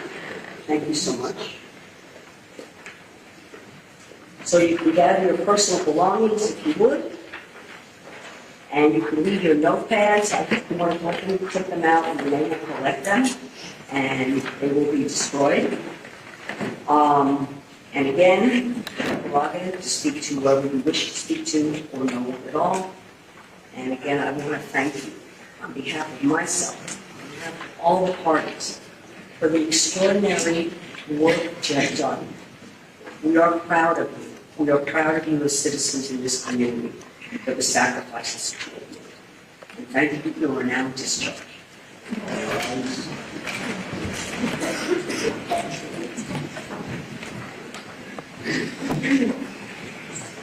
Stay still, please.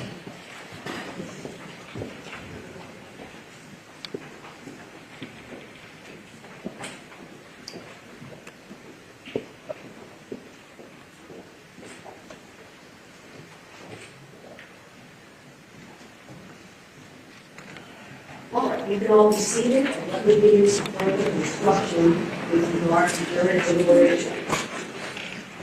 This courtroom is clear and locked. No one is permitted in this courtroom other than, if necessary, court staff, but certainly just the court specialists, my help.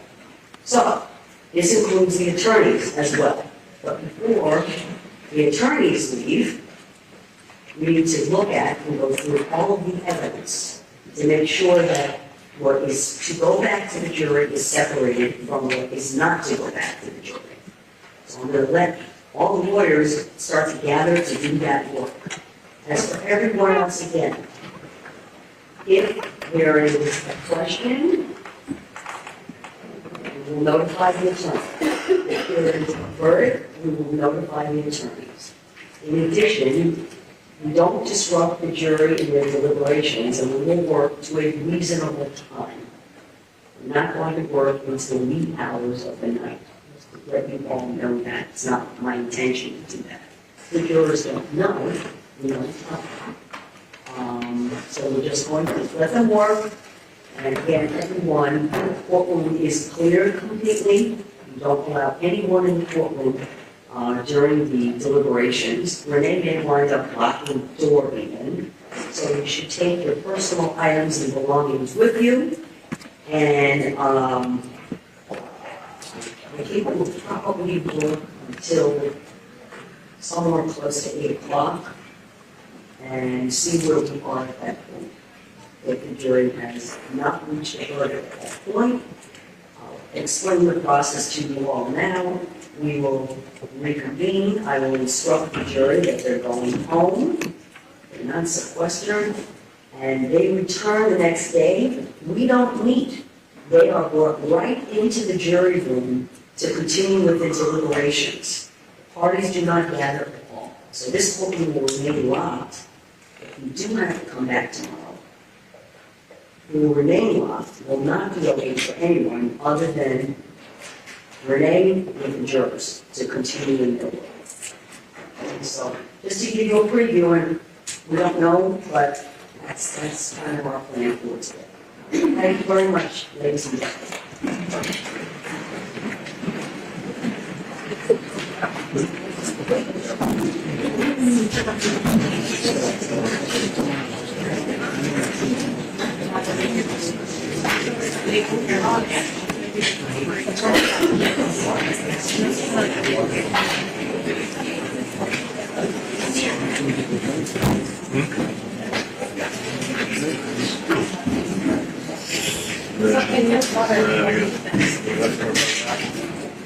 Might have to come right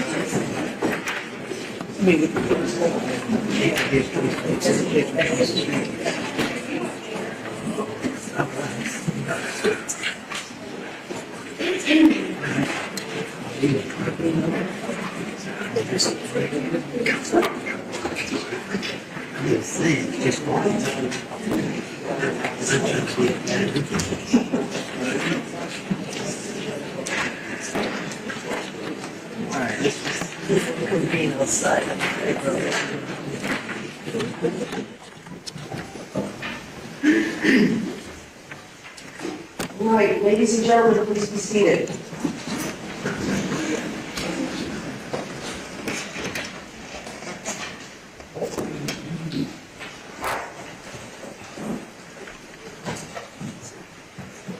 Ladies and gentlemen, the jury has reached a verdict. I want to commend everyone for the way you all have conducted yourselves so appropriately and respectfully in this court. And I've respected that this is court of law, and I'm going to ask you all to please, while this is going to be very difficult moments, to please dig down deep inside and please continue to maintain the composure to the best of your ability and to continue to honor and respect our justice system and this court. Thank you very much, everyone. I'm going to receive the verdict now. Thank you.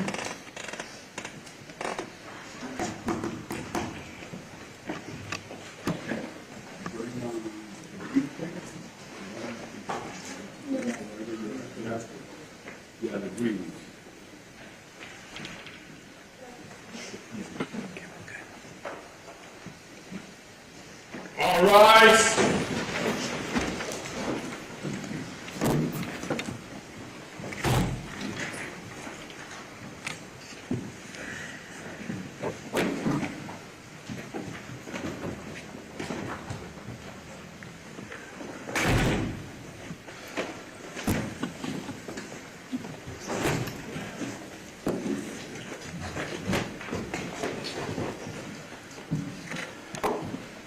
Everyone, please be seated. Thank you.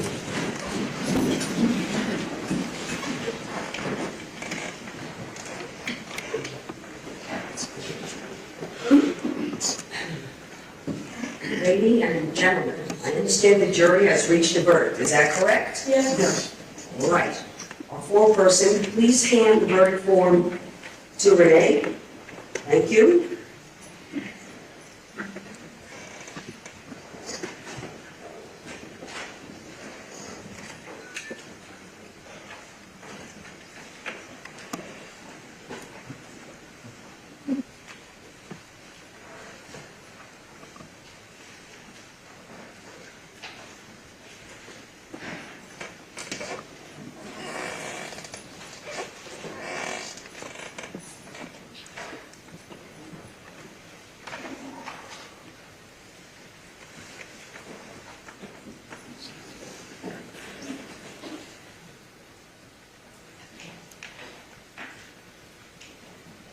And clerk, please publish the verdict. Yes, sir. In the Circuit Court of the 11th Judicial Circuit in Miami-Dade County, Florida, State of Florida versus George Pino, case number F24-22896, Judge Marisa Fernandez. Verdict: we, the jury, find unanimously as follows. As to count one of the information, manslaughter of Luciana Cristina Fernandez, the defendant is not guilty. So say we all on this 22nd day of June 2026, signed by the foreperson, CF. In the Circuit Court of the 11th Judicial Circuit in Miami-Dade County, Florida, State of Florida versus George Pino, case number F24-22896, Judge Marisa Fernandez. Verdict: we, the jury, find as follows. As to count two of the information, vessel homicide of Luciana Cristina Fernandez, the defendant is not guilty. So say we all on this 22nd day of June 2026, signed by the foreperson, CF. Does counsel for either the state or the defense wish for the jury to be polled? Yes, Your Honor. Madam Clerk, please poll the jury with initials. Yes. Ladies and gentlemen of this jury, you've heard me read the verdict. As I call your name, if this is your verdict, please answer yes. If this is not your verdict, please answer no.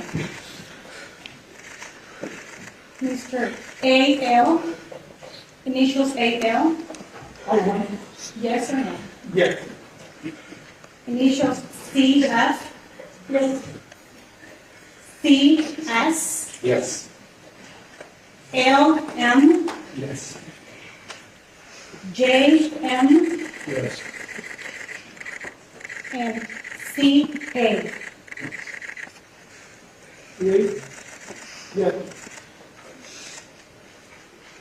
CA. No, I'm a helm. Yes. Judge.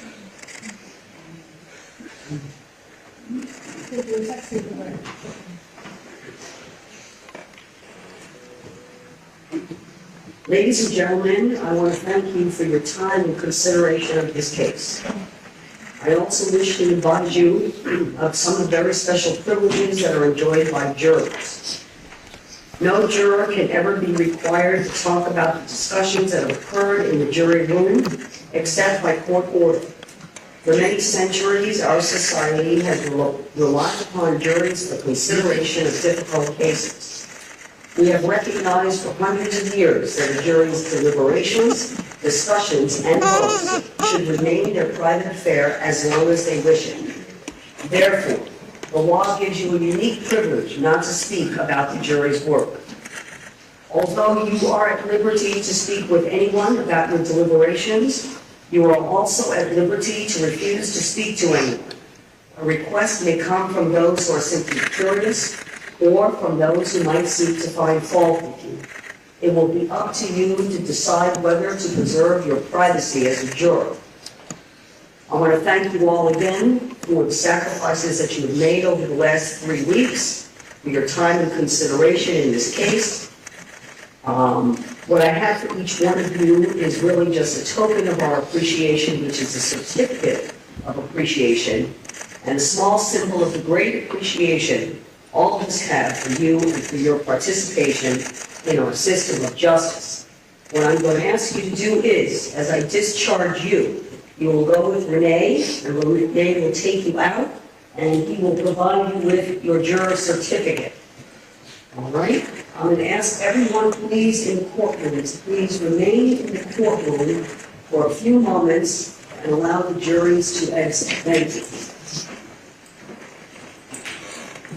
All rise.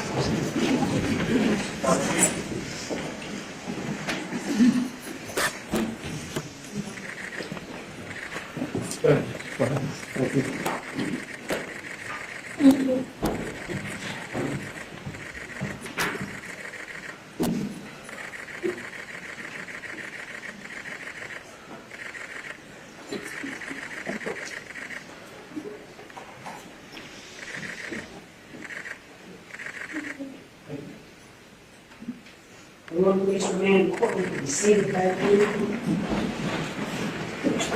For purposes of the record, there are no errors or omissions in the verdict form. The filling out of the verdict form is legally sufficient.